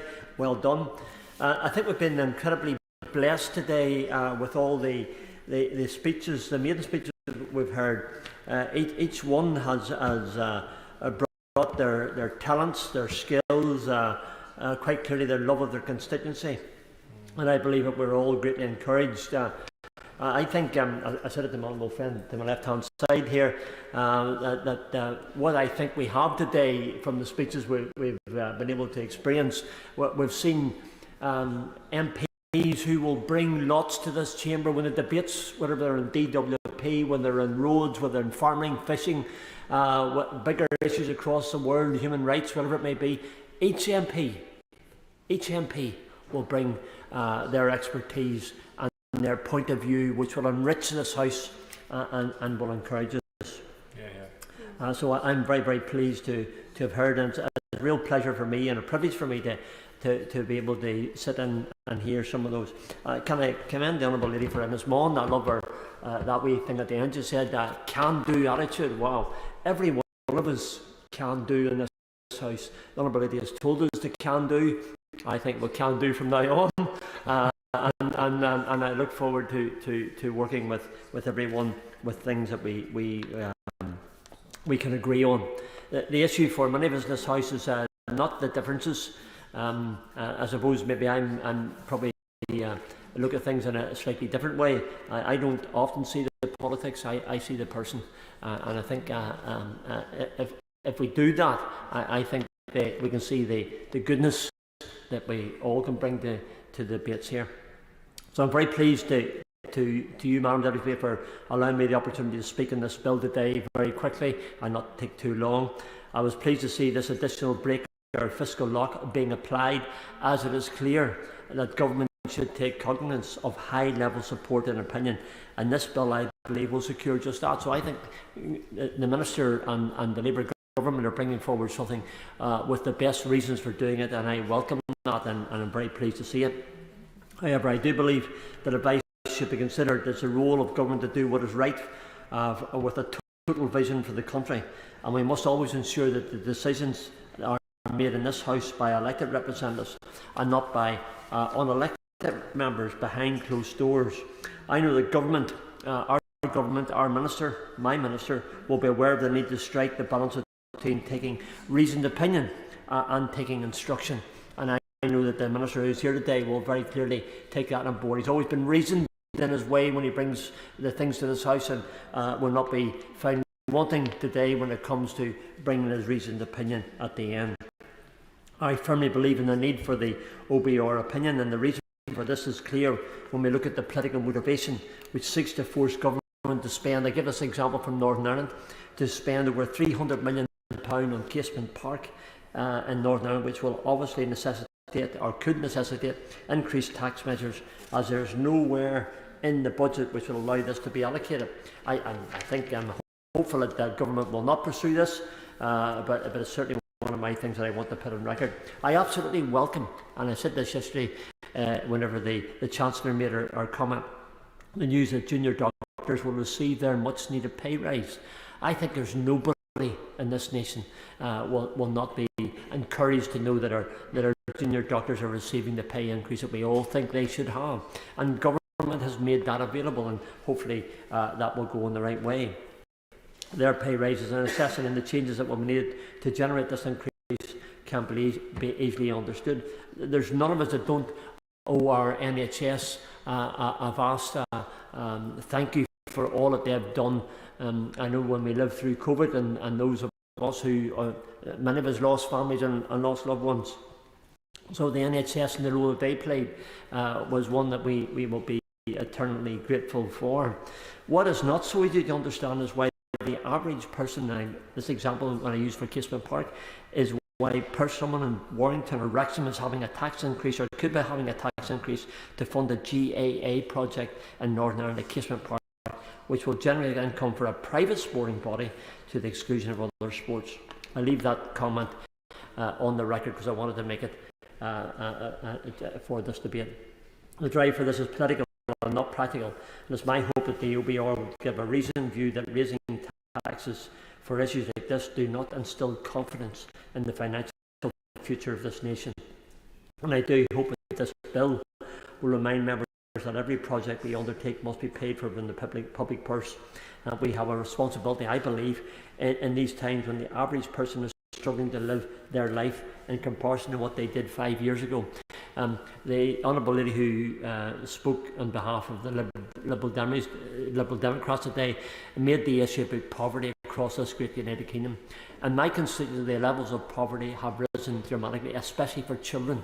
And I'm very confident, and I do say this honestly for the record, I believe that the Labour government and the minister responsible will address the issues of poverty across this great United Kingdom of Great Britain and Northern Ireland, so that the children in my constituency that have levels of poverty which they've never had before, that adults who struggle to pay the bills, and we've heard everyone has brought an illustration of that to this debate, Madam Deputy Speaker. So I do and I'm encouraged by seeing the Labour Party in the role that they now have. We have holes in the economy in Northern Ireland from underinvestment. Our pay structures need revamped. Our education system and sector needs improvements that deal with the changing needs of our children. Sound education in particular. I had a number of meetings with my minister back home in relation to this, and I'm hopeful that some of the changes that we need are there. But I see demands upon education for special education needs like I've never ever seen before in all my years as an elected representative, when I was a councillor and when I was in the Northern Ireland Assembly. Our health sector needs an overhaul, and all of us will take central funding, but it also we do need a change in that and how that's done. The changes will be we don't need massive levels of high levels in middle management. We don't need the issue of agency staff when we could pay our nurses a 10% increase and still be cheaper than employing agency staff. These are things that we need to change, and we need to do that in a way. So I'm really encouraged, and I say this in my intervention in the Minister earlier on. I asked a question about the regional administrations, in particular I asked about the Northern Ireland Assembly, the Welsh Assembly and the Scottish Parliament, and the Minister very kindly confirmed that he will have a role that will show that integration, that interaction with the regional administrations. And in particular, I'm really encouraged that the Minister himself is going to the Northern Ireland Assembly and to Northern Ireland in September of this year. That shows me that the Minister, my Minister here through the Labour government, is one that says what he means and then will carry it out. So that's good news, and I welcome that. When it comes to culture and heritage, is also important, but they can never take the precedence over heart operations or chemotherapy. No debate on budget responsibility can overlook this foundational aspect, and I do hope that this will serve as a timely reminder to us all. We have responsibilities in this House which outweigh party politics, and that must always be the first decisions that we make in this House. Madam Deputy Speaker, thank you so much. Maiden speech, Matthew Patrick. Madam Deputy Speaker, thank you for the opportunity to deliver my maiden speech on this important debate. The matter of budget responsibility is important to my constituents in Wirral West, and it's important to them because they know the cost of getting it wrong, the cost to public finances, to public services and to public trust, and I know they will support the measures we're introducing. May I congratulate the member for Kettering, hope I said that right, and my many honourable friends and the honourable members who have made their maiden speeches today. They've been beautiful, telling stories of constituencies and personal journeys, and I think there's a theme to many of them. I think there's a theme of civility in public life, and about ambition for everybody, and about the number of hours of sunshine each of the various constituencies receive, and I'm going to be looking that one up, no doubt. I will focus my remarks today on the place and the people who have brought me here, and in so doing, hope to explain why I believe in the power of argument, disagreement and nuance. Honourable members will know that my constituency is in the Wirral Peninsula. What the House might not have realised is that we're quite particular about how you refer to the Wirral. It's never Wirral, but the Wirral. And you're rarely in it, but rather on it. The rich rich history of Wirral West, one of Vikings, James Bond and a Prime Minister, wouldn't be out of place in a Hollywood blockbuster. The Vikings came to the Wirral in 900 AD, and they brought with them their own parliament, which they called Things. And so, one of the many beautiful villages we enjoy, Thingwall, was named. Honourable members will probably be grateful, but I'm going to skip forward a few centuries of history here to bring us closer to the present day. James Bond, Daniel Craig, the most recent and in my view best 007, was brought up, played rugby and went to school in West Kirby and Hoylake. And former Prime Minister Harold Wilson, who did so much for lifelong learning with the Open University and introduced important social reforms, himself lived in Spittal. Our past may be worthy of Hollywood, but our present and beautiful natural environment wouldn't be out of place in a David Attenborough documentary. Its physical beauty has been captured by many of the finest photographers, but even they will tell you there is no substitute for seeing it for yourself. For walking to Hilbury Island and watching as the seals swim through the River Dee, or admiring the golf courses we have, famous for hosting the Open. And Madam Deputy Speaker, those people lucky enough to call Wirral West their home are themselves part of what makes it so special. They bring passion to everything they do, and they carry that passion with a warm welcome and a great dignity. That passion runs through each of the towns and villages. It's passion for one another and for our area, helping it expand opportunities to everyone. I cannot imagine another place with as many community groups, churches and businesses that work so hard to do such good. Scouts and guides groups, the RNLI, our schools and hospitals, community hubs like the Hall Road Hub, so many groups that support all people, whatever the difficulties they face. It's a community spirit that has powered us through some difficult times, and I hope that this new government can help bring back some hope so that we can look forward to better days. Wirral West, with its expanded boundaries, has been most recently served by two people, Margaret Greenwood and now the Honourable Member for Birkenhead. Margaret Greenwood is deeply passionate about our NHS and our environment, and those are two passions that I share. As an MP, Margaret knew that to get our NHS back on its feet is vital so that it can deliver world-leading care. We're fortunate in Wirral West to have two hospitals, Arrow Park and Clatterbridge. The latter, I know the Secretary of State for Health is particularly fond of, given the support they gave to his family. I think back now to conversations I had in the election campaign, with people waiting, sometimes years, for crucial operations, and the stress that that waiting added to their daily lives. And I will be thinking of those people as we do the work to turn the NHS around. And as Margaret often reminded us, there's no escaping the threat that is climate change. And it came up often on the doorstep. People on the world, from teachers to scientists, environmentalists to parents, like so many, are worried about the threat of climate change. They know it doesn't respond to strong rhetoric, borders, or weapons.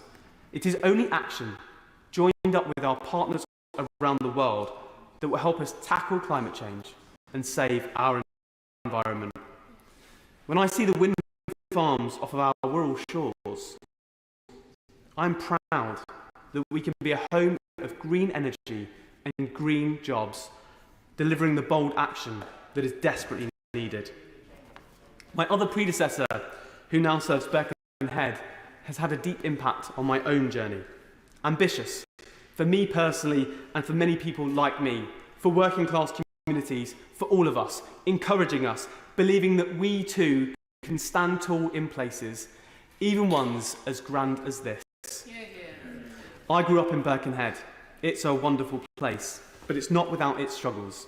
Standing here now is a testament to my honourable friend, her encouragement and her ambition for people like me. And she will know that as proud as we rightly are that some people from ordinary backgrounds can fulfil their ambitions, that it is still only some people, and that there is much, much more we must do. I will not rest until some people having opportunity becomes everybody having opportunity. The enormity of that task is matched only by its importance. And it would be daunting, but for the fact that I know I'm not alone in that mission. I am proud to stand alongside the Honourable Member for Birkenhead and all of my honourable friends in this great task. Madam Deputy Speaker, the Wirral has had many politicians who have made an important contribution to public life. The Honourable Member for Wallasey's championing of women and the LGBT community. Baron Hunt of Wirral, although members will realise I think it should be Baron Hunt of the Wirral, but we'll come back to this, comes from a different tradition to me, but has served people in this country with bravery and distinction over many years. And of course, Frank Field, who we sadly lost earlier this year. Frank was a dear friend of mine, and I miss him terribly. He was the first MP I met. He was interested in what everyone had to say. And as honourable members across the House may know from personal experience, he was quite interested in disagreement too. He was fascinated when what you had to say differed from his own views. And it was Frank that taught me that disagreement didn't need to be tolerated in politics. It needed to be sought out and embraced. That if you believe in something, you should feel free to say it. And as long as you do so with reason and respect and humility, you should enjoy the consideration of others. Because we cannot reward the absolutists, those that know everything with total certainty, I think are the people we should most fear.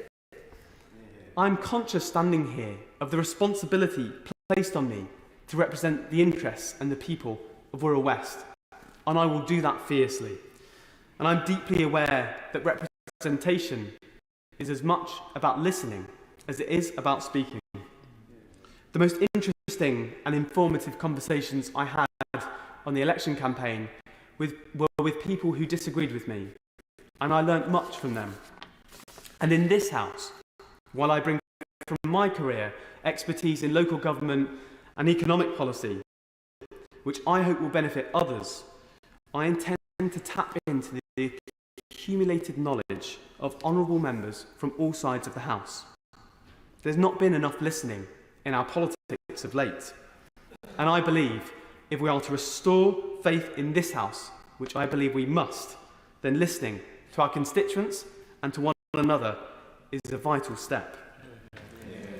Frank and I spoke often on a whole range of issues, and even towards the end of his extraordinary life, he maintained a fascination with politics, with what it could do for people and the disagreements that lay at its heart.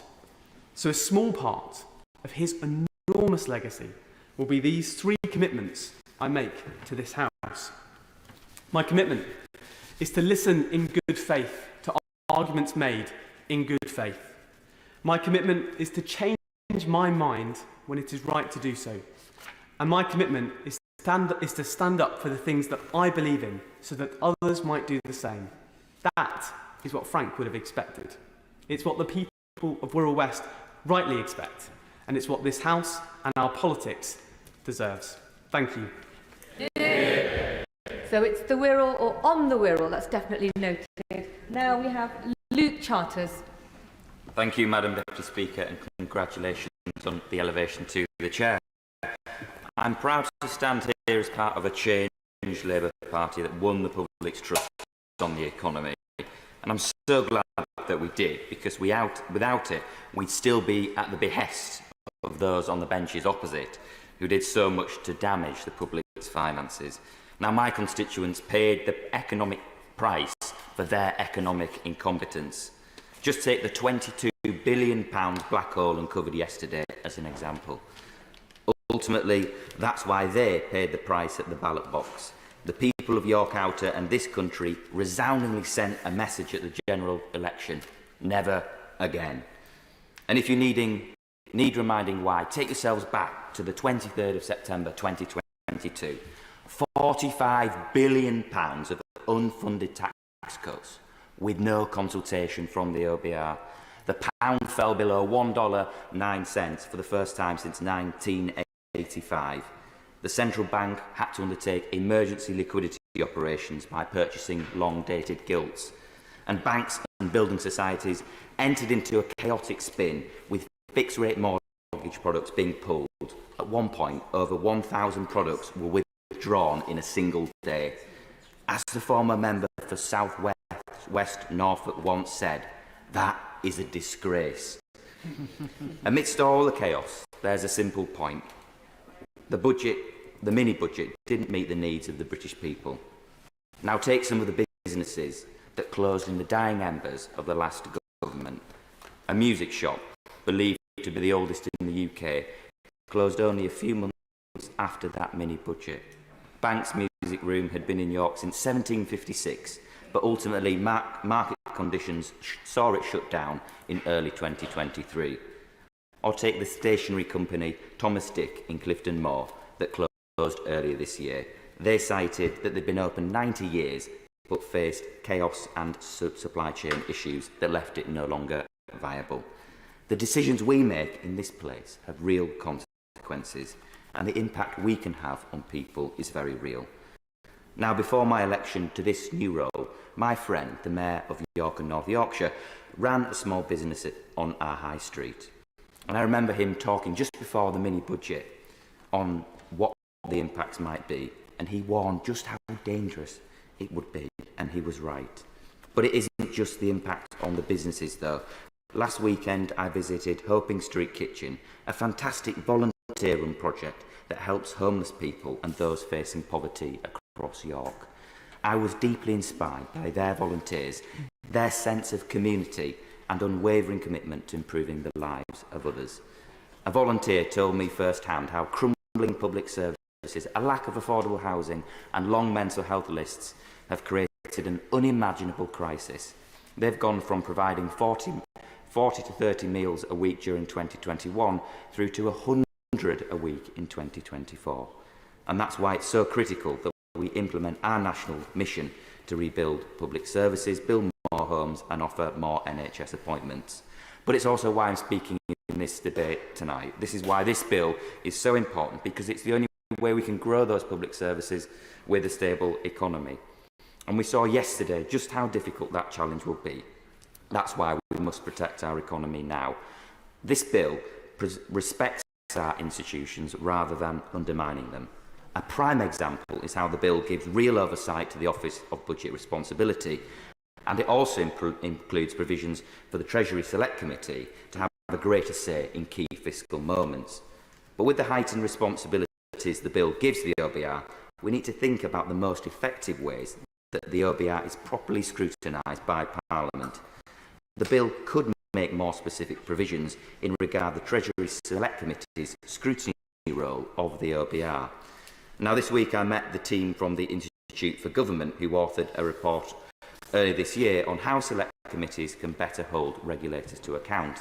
I commend their report and I would welcome a debate on how this place best scrutinises the OBR. But what this bill really protects against is knee-jerk reactions and fantasy budget.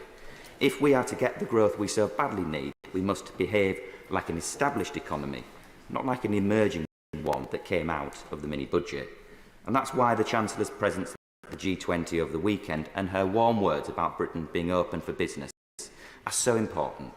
If we can fix the lamentable legacy that the party opposite left, with real cause for optimism. Now, I was pleased to see the Right Honourable Member for Godalming and Ash commend the work of the OBR in his first speech as the Shadow Chancellor. But for him to flippantly suggest, quote-unquote, we all understand the politics of a bill that allows the government to make endless references to the mini-budget felt somewhat jarring. Now, George Orwell once said, the secret of rulership is to combine a belief in one's own infallibility with the power to learn from past mistakes. Now, the party opposite clearly have some way to go in this regard. But since this government took office, the green shoots of economic recovery are already starting to show.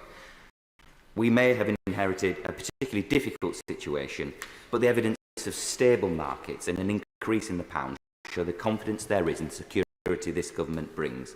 After all, I did make it clear in my maiden speech how welcome it would be that the country had some good Yorkshire representation in number 11, embodying the value of frugality. We know there are tough decisions to make, and we're not hiding that from the British people. And just take yesterday as a prime example of our approach. This bill, in fact, seeks only to offer greater transparency over decision-making, and it treats taxpayers' money with respect. It's why I'm proud to sit on these benches. And it is why the people of York Outer can be confident that this is a government that will serve them well. Thank you, Madam Deputy Speaker. Which brings us to a maiden speech from Yuan Yang. Thank you, Madam Deputy Speaker. First, I'd like to congratulate my fellow members on their wonderful maiden speeches. Starting off with the former speech by the member for York Outer and his remarks on budget scrutiny, which I agree with. The member for Wirral West, who spoke cinematically of his peninsula and of the role of reason in political debate. The member of Kettering and I seem to share a birthday week, and I very much welcome the diversity of generations that we see across this chamber. The member for Innismon spoke powerfully about her experience of homelessness, and I'm glad to hear such testimony in the House today. And I would also like to mention the member for Maidenhead, with whom I share a predecessor, who also displayed an exemplary knowledge of railway bridges, and with whom I'm sure I share common concerns about Sonning Bridge and the congestion over the bridge. Thank you as well, Madam Deputy Speaker, and I welcome you to your place. Thank you for calling on me in this debate on budget responsibility. I strained during the Minister's remarks to find a joke to make about national accounts, but I deemed that it would be too much of a liability. I then considered making a joke about fiscal take and thought that that was too taxing. I assure you, Madam Deputy Speaker, there are no more jokes about economics in this speech. Joking aside, I first became engaged in politics while studying economics 16 years ago, and I very much welcome a change in the way that we manage our economy. I'm proud to stand before you today representing my home constituency of Early and Woodley, a new seat on the east and south of Reading. For most of the households in my constituency, they have never been part of a Labour seat. And so for many residents, I am their first Labour MP in history. I will work hard to continuously earn the trust of every one of my constituents, although I think it may be some time before I win over our former member for Maidenhead, Theresa May. First, I want to give thanks to 4 of my predecessors. Matt Rodder, now the Honourable Member for Reading Central, is well loved by his former constituents in my seat. Matt's hard work, alongside the work of his predecessors and our Labour group on Reading Borough Council, connected the Elizabeth line to Reading. My other predecessors have retired from the House of Commons, and for Theresa May, the former member for Maidenhead, that retirement is extremely well earned. She stepped up to lead our country at a time of crisis, proving the maxim that it takes a woman to clean up the mess the men have left behind. But even at the height of her national responsibilities, she was always present and well respected in her constituency. John Redwood, the former member for Wokingham, was a man of conviction and authenticity, and I respect that very much in a politician, even though I do not share many of his convictions. Finally, Alok Sharma, the former member for Reading West, displayed international leadership, convening crucial climate talks as the president of COP. For the first time in history, we now have 3 constituencies in Reading, and what's more, 3 Labour MPs. Early and Woodley has become a new constituency because of the families who have chosen to settle there, moving out from central Reading, from London, the rest of the UK, and indeed the rest of the world. It's a success story for house building as well as for multiculturalism. It's a beautiful area stretching from Sonning on the banks of the Thames to Shimfield on the banks of the River Loddon. And in Early, my family and I live within dog walking distance of 4 lakes and woodlands. I want to ensure that future generations have access to nature and to affordable housing, because both have been under threat for too long. Sonning, of course, has a long history, featuring the Doomsday Book, but most of the area in my constituency has been built more recently. After the First World War, Reading contributed to the national campaign to house returning soldiers by building homes in Whitley and Whitley Wood. The area is now home to Reading Football Club. There's high-flying history in Woodley too, which produced aircraft during the Second World War. Most of the houses in Early, including my own, were built from the 1960s onwards, and at one point in the 1980s, the area was the largest housing development in Europe. Shinfield Parish, which covers Spencer's Wood, 3 Mile Cross, and Graiseley, has had the most recent developments.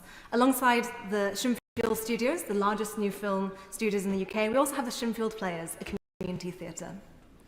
Our constituency is not, however, without its challenges. In many parts of the constituency, the building of infrastructure has not kept pace with the needs of residents, and we need a new Royal Berkshire Hospital. We need to ensure that new investments benefit local people. We face deprivation too, and I will support our grassroots community organisations to work alongside local authorities on regeneration. For those living in our new builds, reform of the leaseholding system is much needed, and I look forward to working on all these points with our new government. At the heart of my constituency is the University of Reading, which does world-leading research into climate science and meteorology, and we're also home to the European Centre for Medium-Range Weather Forecasts. Now, there's been much competition in the debate this afternoon for who has the sunniest constituency, and although my constituency may not enter that competition, it surely holds the power to adjudicate the winner. The research prowess of the University of Reading, as well as the Thames Valley cluster of science and technology giants, has made our area prosperous as well as diverse. And we're proud of our diversity. Our diversity makes us stronger. Yet there are those who seek to divide us and to weaponize our country's problems to turn us against ourselves. It's clear that we do face many problems. It's clear that the politics of the past has failed to deliver. And in conversations with our residents, I've heard again and again the despair that's crept into our democracy. But I fundamentally believe our democracy is worth fighting for. I was born in China in 1990, a country without the right to vote. 3 decades later, another crackdown on democracy has led to hundreds of thousands of Hong Kongers seeking refuge in the UK. It's never easy to leave your home or to move countries. My parents came with me as a 4-year-old, and it took them many years to find stable work. I still remember my mother, the evening before I started secondary school, telling me, "Don't compare yourself to the other kids. Their families have money and connections. We don't, and we don't know anyone in this country." Now, as a 10-year-old, I didn't know what having connections meant, but I did learn not to compare myself to the other kids. And I think my mother's advice has stood me in good stead. I thank my parents very much for supporting me throughout my campaign. And I feel lucky that we call Early and Woodley our home. To all those families arriving here, wherever you are from, wherever you start off in life, I want to say that wealth or connections should not be a prerequisite for your children's success. Yeah. And I'm proud to be part of a Labour government which will do our utmost to break down the barriers to opportunity. I joined the Labour Party after university because I saw opportunities drying up for my generation. I studied economics during the financial crisis. I graduated during the onset of austerity. And while studying my master's in economics, I realized how much economic debate had become detached from the real-world crises around us. With fellow students, I set up Rethinking Economics, a charity that campaigns for better economics education. I've spent most of my career trying to make economics and business news engaging and accessible, starting at The Economist and then spending 8 years at the Financial Times, where my colleagues have taught me so much and supported me so well. I will miss them, but in the words of Cynthia Freeland, I fully understand that I'm now no longer part of the pack, but part of the prey. And so it should be in a democracy with media freedoms, although less bloodlust would be welcome across this house, I'm sure. And I've worked in places without media freedoms. I've interviewed Labour activists, protesters, and fellow journalists who gave up their own freedom for their causes. Some are still in jail today. And when I stood for election, some of my friends told me I was brave, given the abuse and violence against women in our society and in politics, which I have suffered and which we must address. But I think I would be so lucky to have a fraction of the bravery of some of my former interviewees. Their determination makes me even more determined to defend and improve our democracy, which has to be constantly renewed through our actions. Our democracy has to be renewed through reform, through empowering our communities, widening participation in democracy and ending the corrupting influence of money in politics. And our democracy has to be renewed through delivery, through building a fair economy that can support people. It is my greatest honour to be part of a government that will do both. Yeah. Maiden speech, I call Ewan Steinbank. Thank you very much, Madam Deputy Speaker. And I'd like to pay tribute to the member for Airlie and Wardley. I hope I'm getting that pronunciation right. And especially for her commitment in her career before this place to economic education and journalism. I think it is a noble profession which is so critical, especially in today's world. I'd like to thank all members who have given their excellent maiden speeches across the chamber, but I would also like to pay tribute to the parliamentary staff and the Speaker's office who have been utterly exemplary in introducing new members to our roles over the last few weeks. It has been the honour of my life to be elected for the Falkirk constituency. Falkirk is my home. It's where I was born, it's where I grew up, and it's where I've spent the vast majority of my adult working life. The name for those from Falkirk is Bairns, or the Bairns, and historical understanding is that the name for true Falkirk Bairns is those born within the boundaries of the old burgh of Falkirk. As I was, and I'll beat the members for Kettering and Maidenhead to this, 27 days into the new millennium. As my partner Innes told me on the night after the election, if it turns out I didn't get here early enough to be the baby of the house, at least I can be proud enough to be the bear of the house. I'd like to pay tribute to my predecessor John McNally for his 9 years of service to the people of Falkirk and to his office staff, and as well as to thank John for his 10 years prior to that serving the people of Hertfordshire and Dunny-Pace and Denny on Falkirk Council. I first spoke to John last month when he popped by an event hosted by the Forth Valley Sensory Centre and the Royal National Institute for the Blind Scotland on the very important topic of town centre accessibility, with all of the candidates vying for the Falkirk seat. The stories I've heard about John from those at the Forth Valley Sensory Centre, as well as throughout the community, showed him as a caring and passionate representative, always ready to lend a hand to anybody in need. I wish him well in the future. Accessibility is a cause that I am passionate about. How accessible our streets are can often be the difference between somebody being forced to stay home or being able to access their community.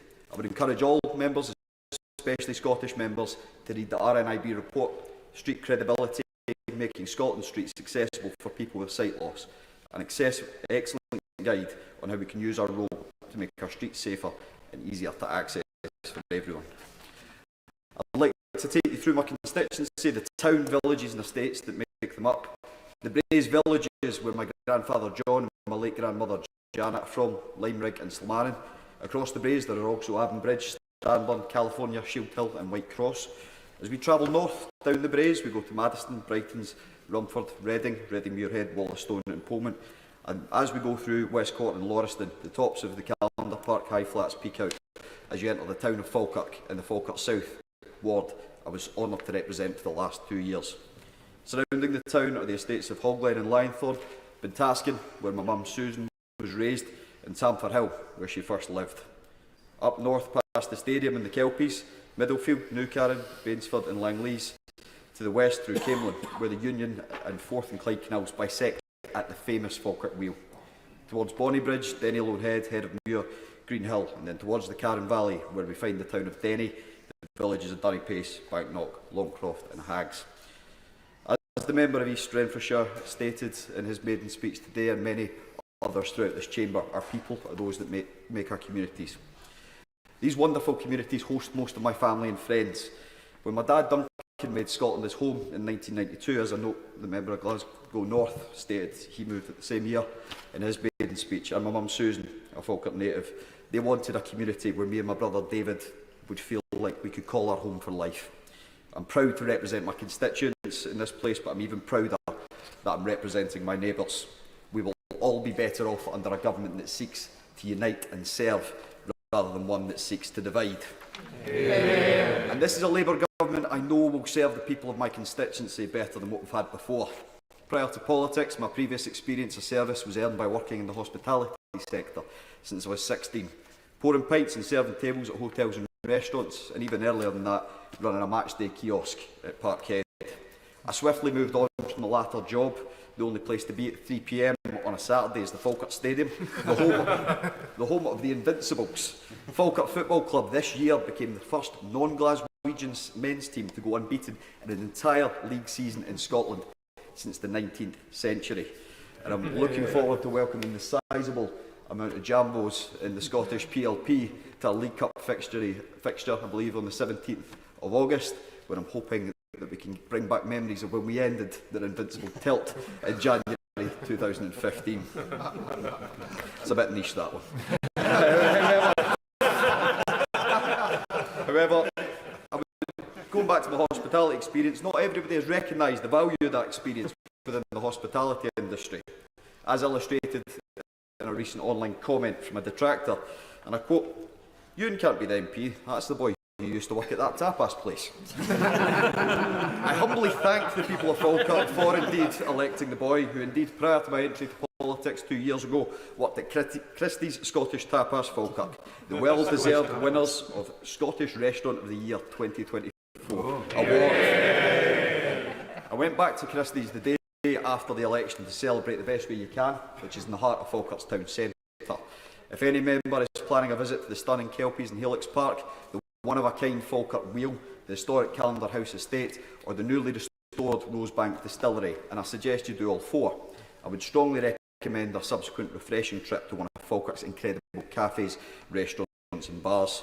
Some of the highlights being Christie's Scottish Tapas, Behind the Wall, the Sanam Tandoori, Finnegan's Cafe and the Wheat Sheaf Inn. Even harder to avoid than the restaurants previously referred to in Carshot and Wallington.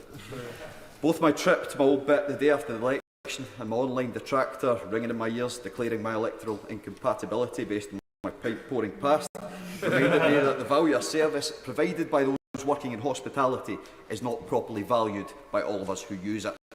If your feet are still sore from canvassing, and I know firsthand it is nothing in comparison to the shift people put in cooking, cleaning and serving day in, day out. And if anybody in this chamber thinks it's all just so easy, I would recommend you fasten your apron, get behind the cooker and get ready for the lunch rush. But the most important message I pass on behalf of hospitality workers is make sure we are paid properly. The experience of hospitality workers who often deal with low pay and insecure work, despite their work ethic, displays the fundamental reasons why Labour's New Deal for working people manifested in this employment rights bill that is coming forward matters so much. Despite servicing the essential elements of our economy and our communities, substantial parts of our working population are being told that their work doesn't matter when they look at their payslip. This impression is also being felt acutely by those working in the public sector. Our teachers and school staff, NHS and social care workers, refuse collection workers, and especially now by college lecturers and staff such as those at the Forth Valley College in my constituency. I welcome the significant pay offer that this Labour Government announced yesterday. I would encourage the Scottish Government to use any consequential funding that will flow from this to settle the disruptive and long-standing disputes and give Scottish public sector workers the pay rise they deserve. Furthermore, age discriminatory bans have been indicating for far too long to young workers that their time is worth less than anybody else's. We've had a relatively stagnant minimum wage that does not reflect the spiralling cost of living, and zero-hours contracts that I've worked on, and fire and rehire practices that prevent workers having control over their lives. All things that this Labour Government will change emphatically for the better. Mr Speaker, as one of the first members to be born in this millennium, the low turnout across the country is something I'm concerned about and share the concerns echoed by members in their maiden speeches today, but especially the consistently low turnout of young people in our country. Many young people spoke to me on the doorstep about how they feel alienated from politics as a route to positive outcomes. This disconnect shouldn't exist. As a councillor, I spoke to so many passionate young people with bold and exciting ideas about how to change their communities for the better. I want to especially mention the young people at the Falkirk Youth Voice Forum, members of the Scottish Youth Parliament for the Falkirk East and West constituencies and the Falkirk Champs Board, all of whom I've worked closely beside. I was honoured to be invited to participate in a panel discussion hosted by the Duke of Edinburgh scheme last Tuesday. I would draw members' attention to their study, Youth Voices 24, exploring the issues that matter most to 3,000 young people from across the UK. Work like this can be a roadmap in us using our time here to make young people believe in politics as a force for good again. The starting place to mending this bridge is representatives who listen to young people and work with them for better outcomes. Votes at 16 will be a substantial step in the right direction, and I'll look forward to this being brought forward in due course by this Labour government. We must also, though, make young people's priorities our priorities, clearly showing ambition for our future when tackling issues such as the cost of housing, cost of living, mental health, the climate crisis, the moral stain of child poverty and the NHS. While many young people understand that we must efficiently progress our progressive economic agenda, they deserve to see substantial progress by the end of this Parliament.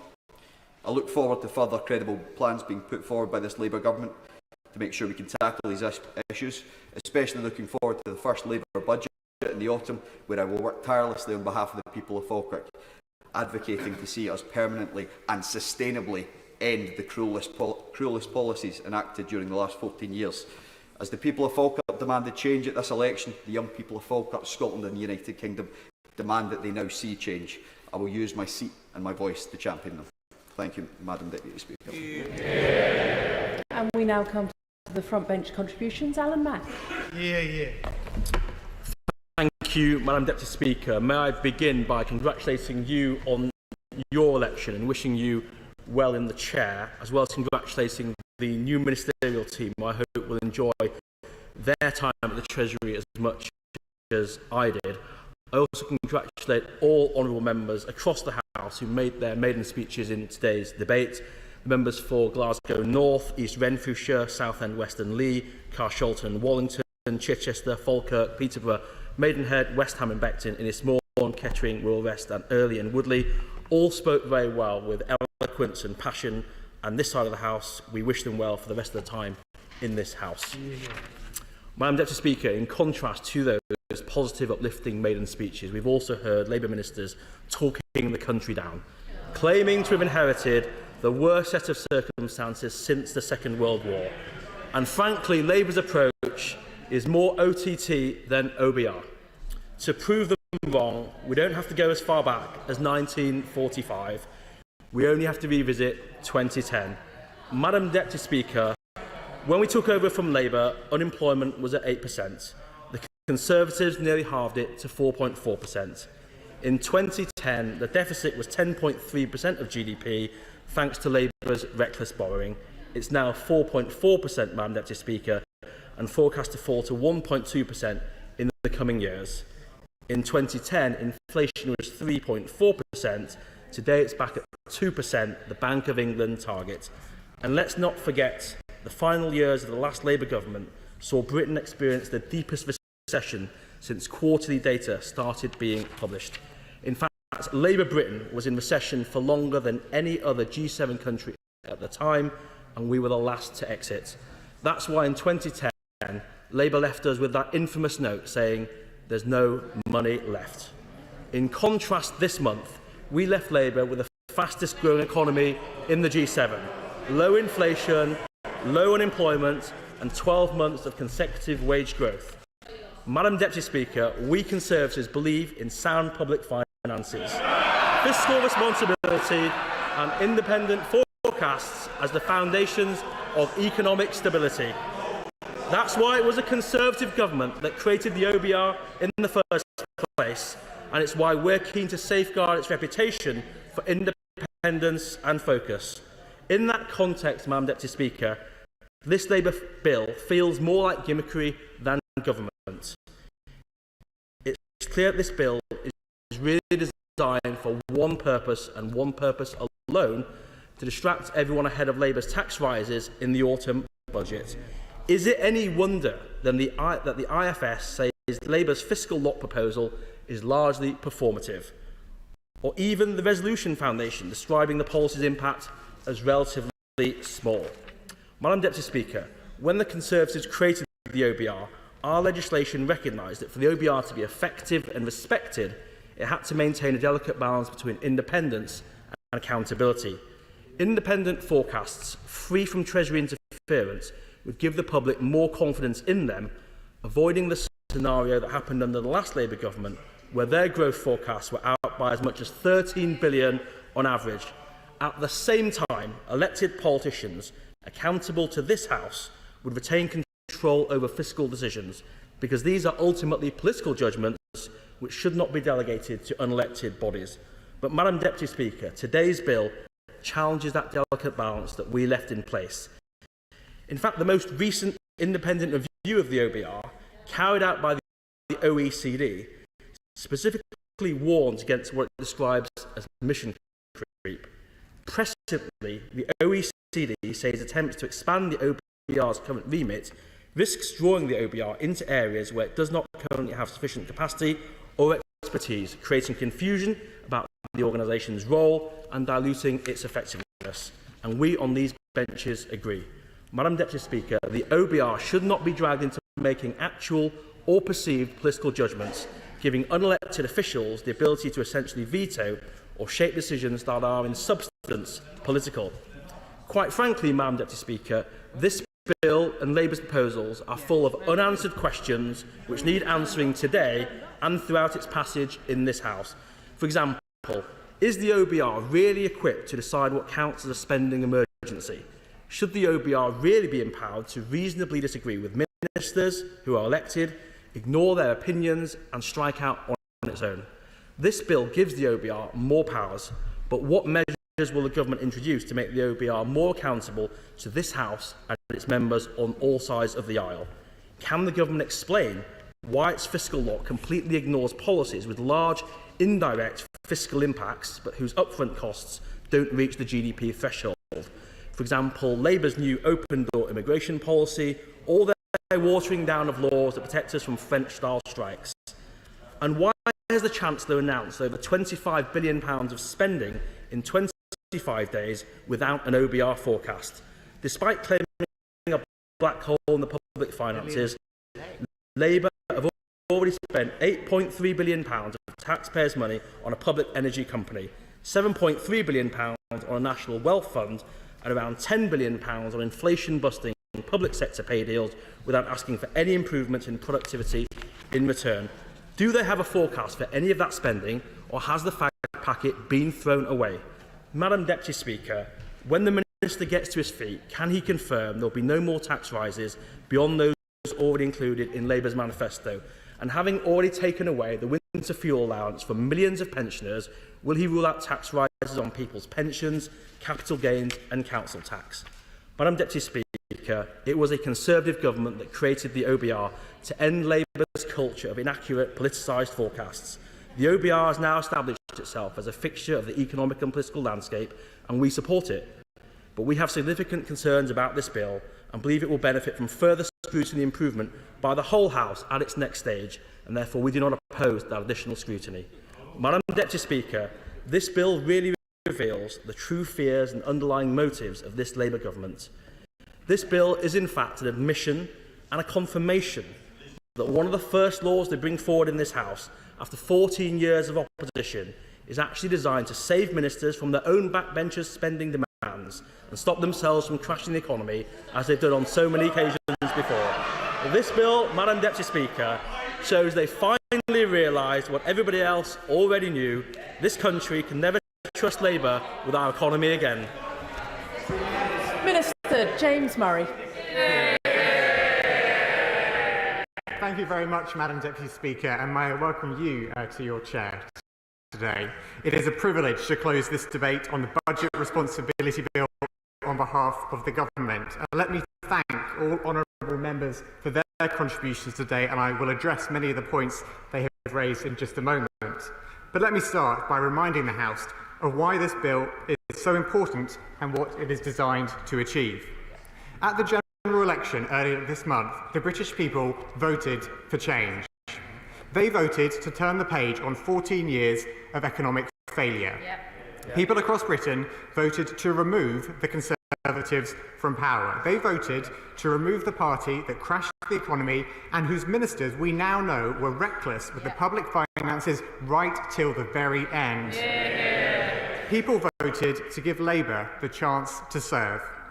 And with that honour afforded to us, we have got to work straight away in fixing the mess the previous government left and getting our economy growing. Madam Deputy Speaker, that economic growth is at the heart of our national mission as a government. That growth underpins our plans in government to make people in every part of the UK better off and to get public services back on their feet in a sustainable way. And we know that a crucial foundation for sustained growth is economic stability and fiscal responsibility. We have brought that stability and fiscal responsibility back into the heart of government. Our fiscal rules are non-negotiable. As the Chancellor set out yesterday, meeting them is a principle on which this new Labour government was elected and that will guide her at October's budget. But we want to go further in restoring the trust that was so badly damaged by the Conservatives during their time in office, by embedding fiscal responsibility not just into our country's government, but also into its laws. And that is why one of the first bills to be presented to the House of Commons by our new government was the Budget Responsibility Bill, whose second reading we are debating today. This bill will hardwire fiscal responsibility into significant financial decisions of any future government, and it will prevent any party ever again being able to play fast and loose with the public finances. Madam Deputy Speaker, we saw under the previous government what happens when politicians fail to show respect for taxpayers' money. People across Britain are still, today, feeling the impact of Liz Truss and Kwasi Kwarteng's recklessness nearly 2 years on from the economic disaster they created. The Conservatives' recklessness in 2022 showed just how much damage unfunded spending commitments can cause. Ministers at the time unleashed economic turbulence which pushed up people's mortgages and rents and which hit the least well off the hardest as it made people across Britain worse off. We must